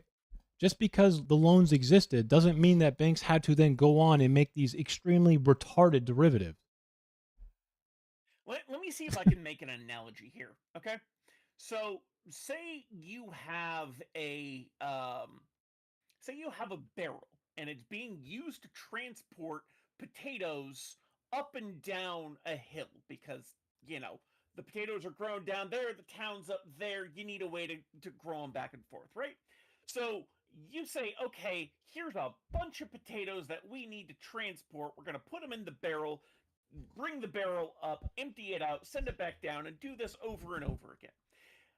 Then you say the barrel breaks, and so you need to get another barrel made, and you find a barrel maker who you don't know at the time, but is using substandard, like it's using rotted wood, it's using rusty rings for the barrel. It's a very badly constructed barrel. And then you start using that barrel. It seems to work a little bit for a while. But then one day you load it up with potatoes and you bring the barrel up and the barrel breaks and drops all the potatoes. Would you say that the problem was the potatoes or the problem was the barrel? I don't think that analogy works here. It does. It absolutely does. Because No, that's because the entire point. The problem was the container into which these subprime mortgages were placed being weak. The container was weak. The fact that they deregulated how those containers could be made was the problem. No, because the subprime loans would not have gone. There would not have been as many subprime loans without the It Community still would Reinvestment have Act. happened because the amount of subprime loans were far greater from private institutions not being regulated by the CRA than those that were. Simple as that. Not being regulated by the CRA. The CRA wasn't regulation. Yes, it was. Oh my god. It's an act, bro. It's the Community Reinvestment Act, and it was managed by regulators. I thought the okay. Yeah. I'm maybe I'm confused what the Community Reinvestment Act actually did because I thought the Community Reinvestment Act made it so that way subprime loans were incentivized to be given by banks to people who can't pay back their subprime loans because they have poor credit scores. I just linked the Wikipedia article for the Community Reinvestment Act in the side chat. Please go read it. Okay, and so so I'm reading this and it says United States Act.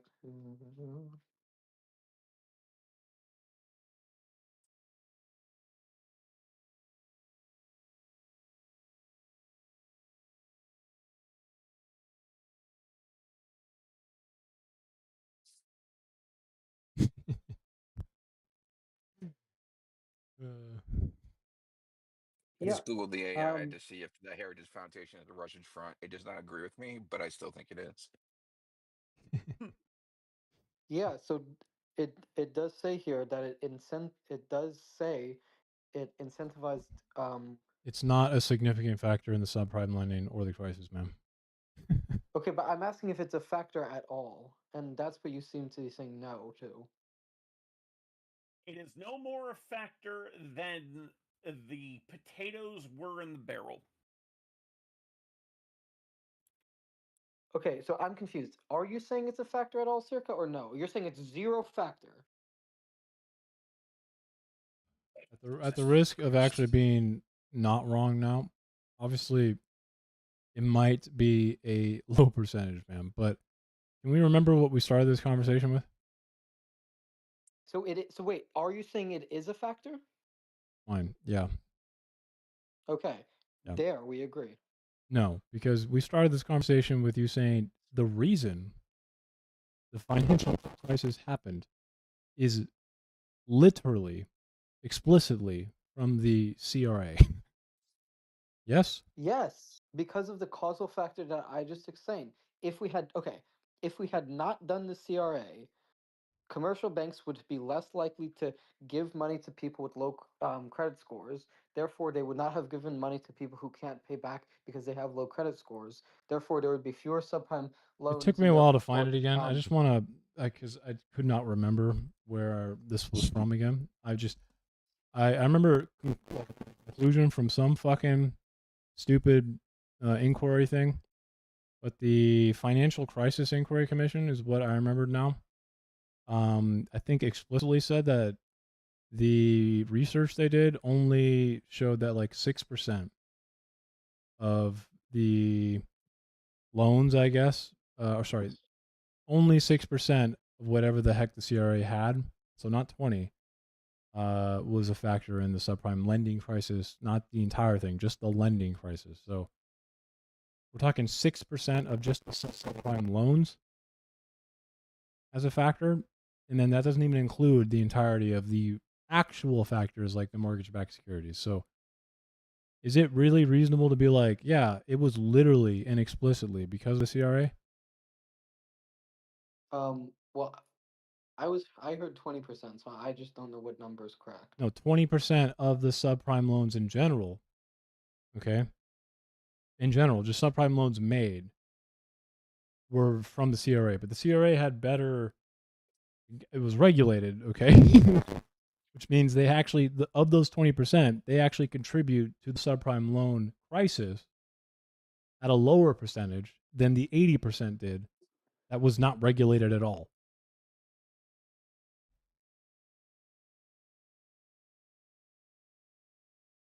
Okay, I didn't know that. So you're saying that of the 20%, only 6% of those were crisis loans? Yeah, actually like contributed to being high cost loans or whatever. Okay, I'd have to see the data on that. It's from the Financial Crisis Commission. I think that's where I remember it's from. It's like their outcome conclusion or whatever.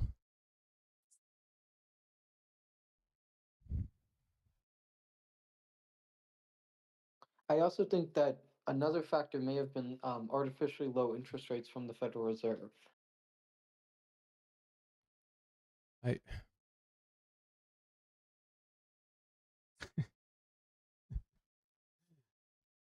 why do we just not? I'm getting like there's like a pattern here. Why do we care so deeply on behalf of the private banks in this scenario? Like, what is going on here? Is it impossible for you to believe that private banks are just like incapable of making good decisions or bad decisions? I mean, I believe it's possible that a private bank will make a bad decision, but I'm saying that one of the reasons for the private banks making bad decisions is the artificially low interest rates from the Federal Reserve. it's always someone else's. Someone else's problem, though, right? Like it's not really the bank. The bank can never. Well, in this specific circumstance, I believe the primary factors were artificially low interest rates combined with the Community Reinvestment Act. Well, the Community Reinvestment Act, as you've already been shown and beyond, I think at this point, is not a contributing major factor. It is minor, like legitimately insignificant. Okay. Minuscule. The real problem, again, was government deregulation. So in a way, kind of the government a little bit on behalf of making financial derivatives, okay, mortgage-backed securities, which are just extremely complex and risky financial investments, all right, where the fucking banks didn't actually properly, if I'm not mistaken, they didn't account the risky nature of the loans when yeah, selling. and they couldn't assess the future value of the financial assets that well, like properly do it. So there was not just a credit expansion, but like there's like a lot of overconfidence. So people thought like the housing bubble was not a bubble; it would just like continue fucking forever. And when people went to go refinance and shit, right? Like Their homes, like the new payments they have, were just insane. I mean, there was a lot of things that went wrong because of these insanely stupid, complex financial derivatives that they decided to do. Okay, and they did these financial derivatives on the most risky assets, the subprime loan packages. There's no reason they had to do that, but because of the deregulation, they were able to be like, I mean, fuck it, let's take the most risky things we have, subprime loans, and put them in the most risky fucking financial derivatives we can think of. There's no one pushing their hand to do that, man. No, it was them offloading risk and doing it in the most deceptive and underhanded way possible. Yeah, I don't know too much about the specific deregulatory thing you're talking about, so I can't comment on it with like significantly informed opinion. But what I can say is that the in my it is a fact, and this is something I do know, that when the government lowers interest rates, people are more likely to take out a loan. There was lower interest rates leading up to the 2008 financial crisis. Therefore, one can draw a causal correlation between the government lowering interest rates and people taking out loans. Weren't interest rates at like 2008 5.5% or something, or 4.9? Am I off? Wait, so you just picked one variable and you said that since that happened, that's clearly the cause. There's like It multiple causes, right? You can't just say There one can be thing is multiple the cause. causes, but we can also say what is the primary cause as well. Weren't the interest rates like Yeah, but 5.1 or what something? evidence do you have of primary cause? You said wasn't it 20% of the loan? No, that was something else. I'm talking about the interest rates right now. What were the interest rates at the time of 2008 in like November? I'm pretty sure it was like Well, 5.1 or something, right? we're talking about leading up to 2008 as well. What were the interest rates? I thought they were like 5.1, not even that low. Um, I mean, I'm talking about leading up to 2008 as well. So not just at during 2008, but leading up to 2008. And they were around for like 3 years before that. I'm pretty sure. Actually, I don't remember if we were dropping or. Interesting. So I'm just looking at the list of acts that were considered to have significant impact in the deregulation leading of financial institutions leading to this. So we have the Alternative Mortgage Transactions Parity Act in 82, which allowed non federally chartered housing creditors to write adjustable rate mortgages. Approximately 90% of subprime mortgages issued in 2006 were adjustable rate mortgages. Then you have the Graham Leach Bliley Act, which repealed the Glass Steagall Act, which was enacted after the Great Depression, separating commercial and investment banks, because investment banks tend to have a much higher risk taking uh, element to them than commercial banks did. And so by removing that separation, suddenly now you have the commercial banks, the ones that are supposed to be serving you and me, taking gigantic risks. And then you have the Commodity Futures Modernization Act of 2000, which exempted derivatives from regulation, supervision, and trading on established exchanges. Holy shit. Yeah, the commercial mortgage-backed securities was due to that repeal of the Glass-Steagall Act, if I'm not mistaken. So those are the big all problem. of these deregulations that allowed these securities and these derivatives to not even be regulated in the first place, or to significantly loosen their regulation so that they weren't being monitored for the kind of risk that, oh, hey, they actually had. Like, you can say the CRA had an impact here, and I'll even grant you, sure, it had an impact. But the multivariate analysis of that impact shows me it was minuscule. I would estimate 1 to 5% on the high end. But I already said that I'll concede the CRA may have had a minimal impact in the face of new evidence. But what I'm saying is Fair enough. talking about interest rates. So interest rates still mean there's higher easier access to loans, right?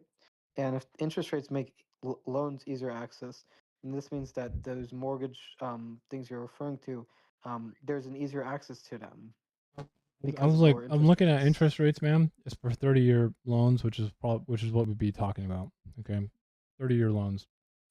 Okay, and And also, it's those adjustable rate mortgages, yeah, which 2000 it was 5.71. 2008 it was 5.52. So I don't. Or sorry, 2000 was 6.58. In 2008 it was 6.30. What what are we talking about, man? That's the 30-year I fixed mortgage rate, oh, gotcha.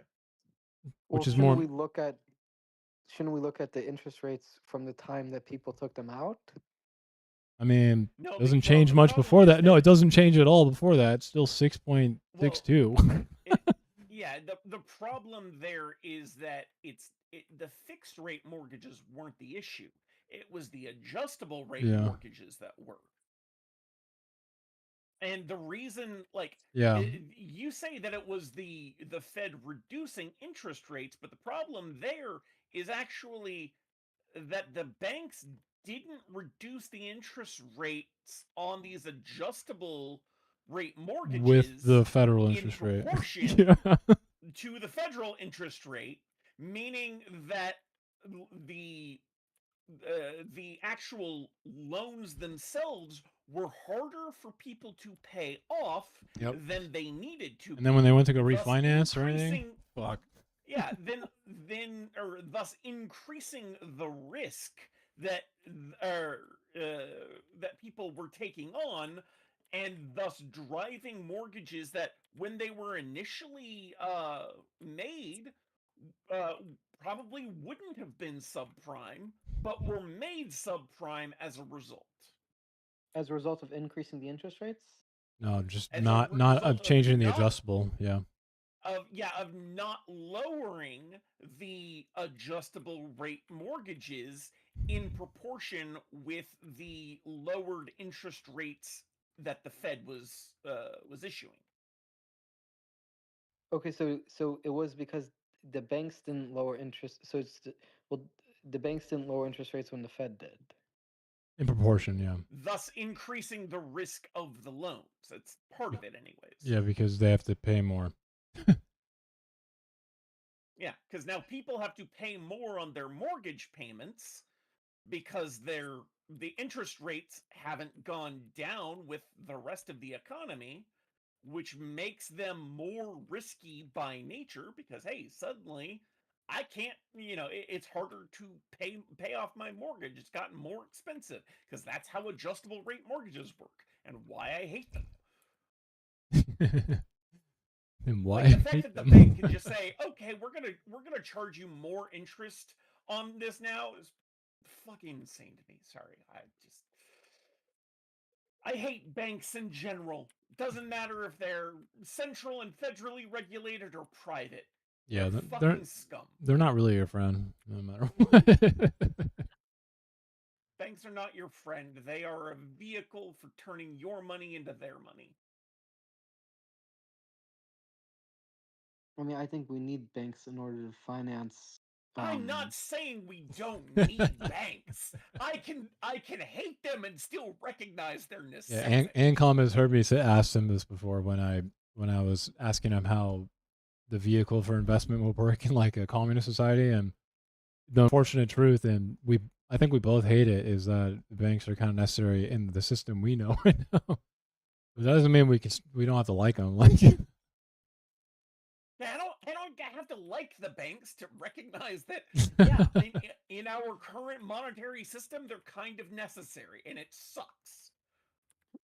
It sounds like we got some Nietzschean resentment there going on here. I mean, like, well, whatever the inverse of that is, why do you love banks so much, bro? What's going on?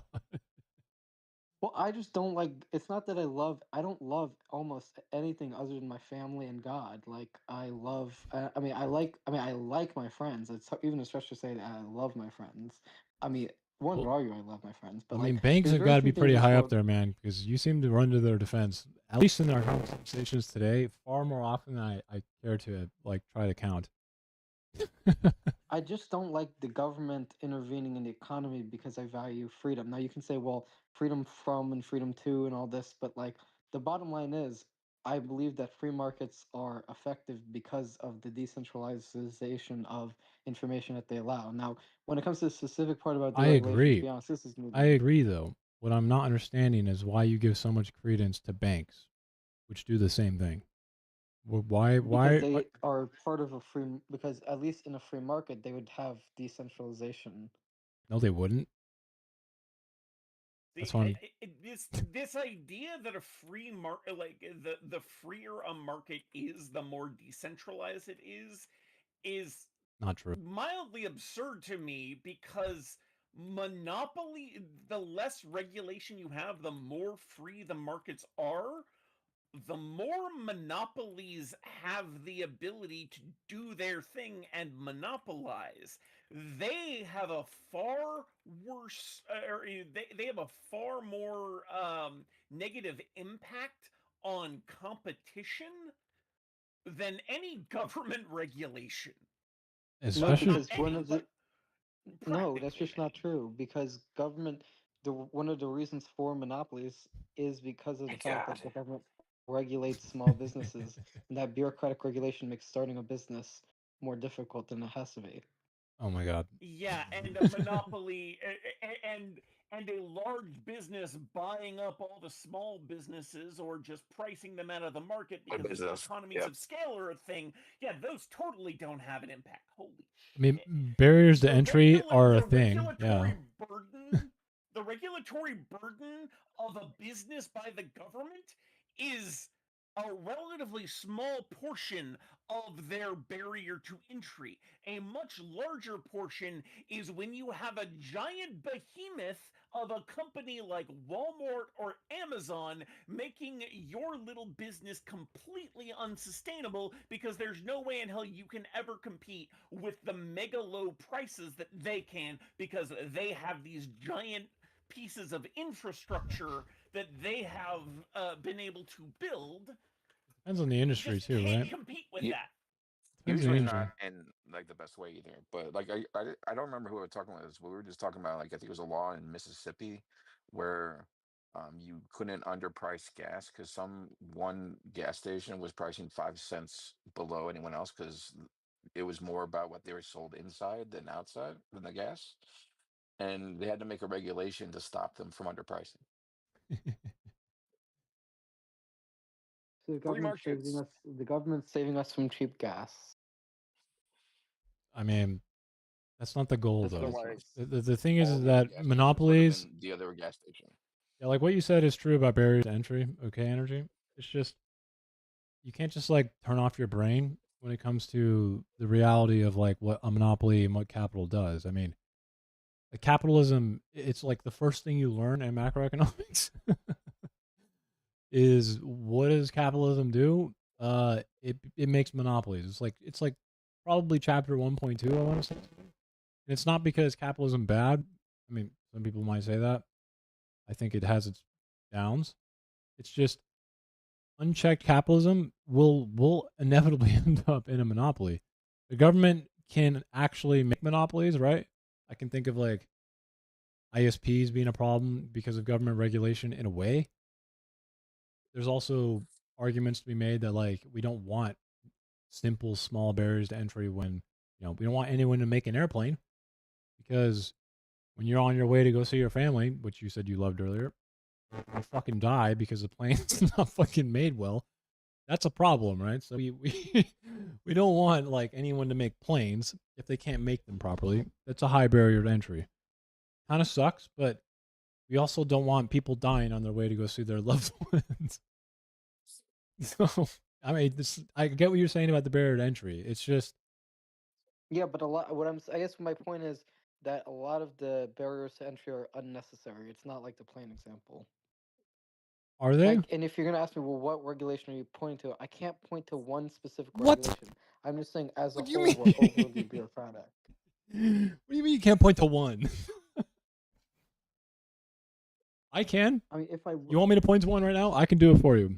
I got you. In California, the LLC fee that's yearly is $800 fucking. I know because when I had my company and I made money, I had to pay that every year, and I was fucking pissed for the first 3 years because it's fucking expensive. Fuck you. Why do we charge businesses that are super fucking small and don't even make money at $800 a year in California? Fuck you. Stupid fucking regulation, okay? There you go. That's a barrier to entry that doesn't need to exist. Exactly, and if we had fewer of those types of laws, we would have fewer monopolies. So Yeah, why because are in we the turning end, why are we turning off our brain for the other side though? I'm not though. And also, just to get back to the point about the 2008 financial crisis, um, I don't know too much about the financial derivatives. So, like, honestly, I guess what I'm asking for is like, could you post me some resources for me to read up on this? Because this is actually kind of new territory for me. Okay.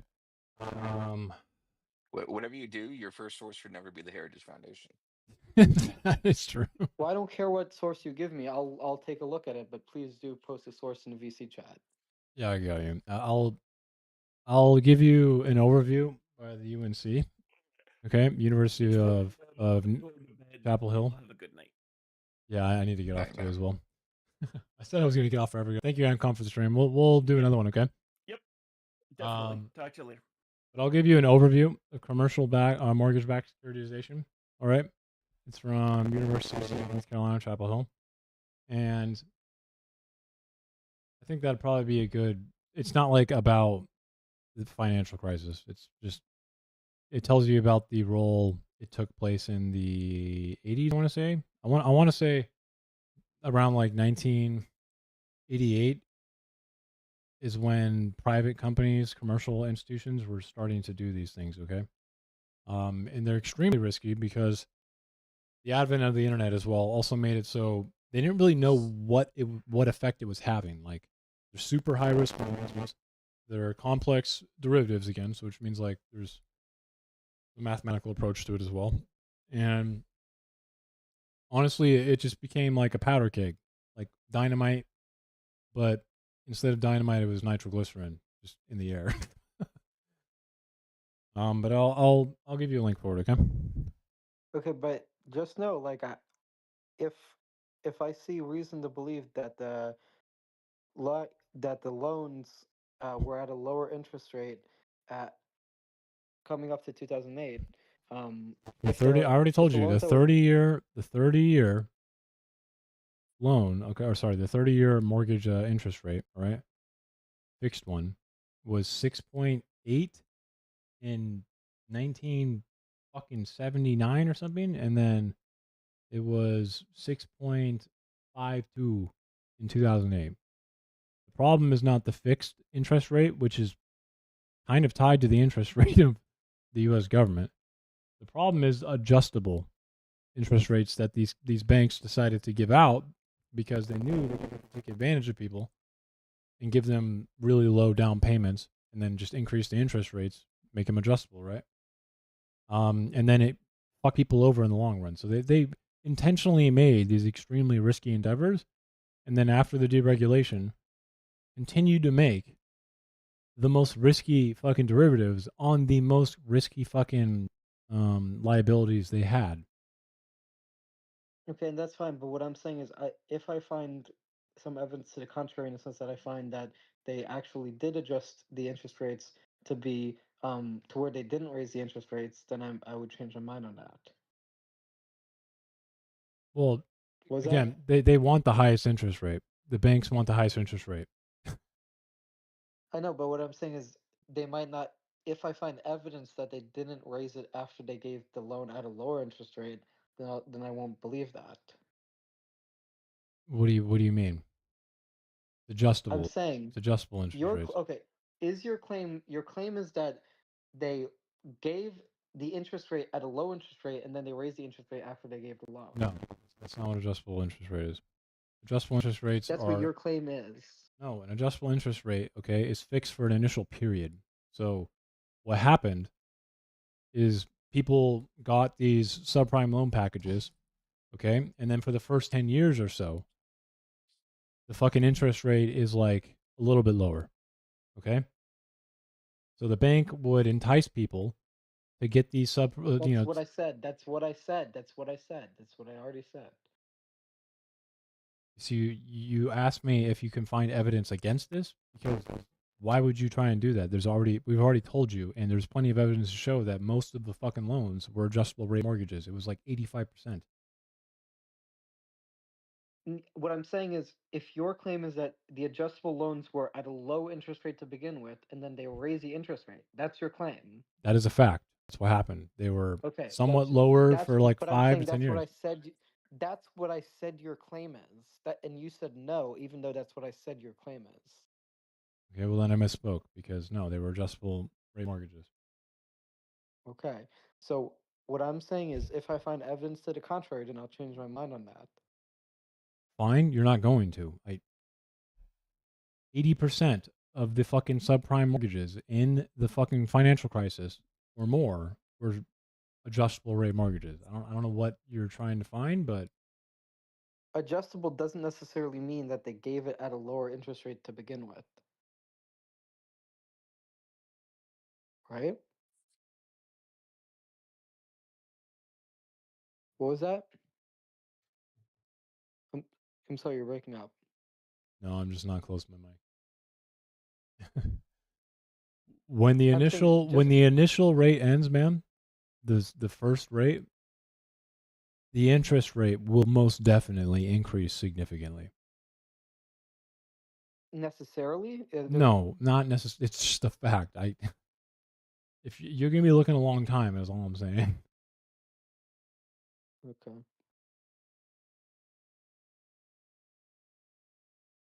I mean, I wish I could say otherwise. It's not like I wanted people to fucking get fucked, but it's just what happened.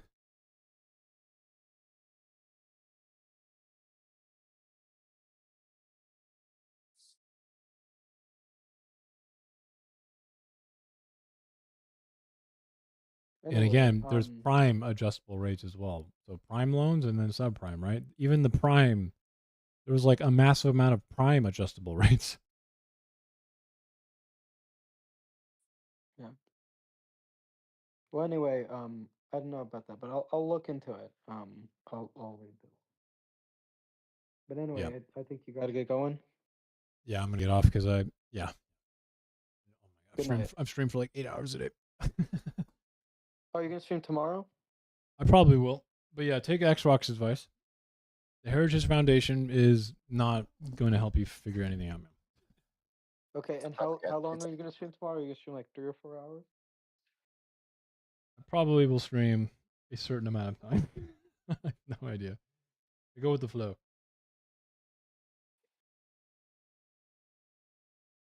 I do want to talk to you a little bit about rights and freedom real quick before you go. Me? Not you, no, him, because it seemed like he was having some issues early in that conversation, and Oh I think yeah. my perspective might possibly. Oh yeah, Energy. He wants to talk to you about unlimited rights and unlimited freedoms. He said he had a better way of explaining it, I think, in chat, right? That's what. Yeah. If you want to stick around, but I am gonna bounce out. I hope you all have a wonderful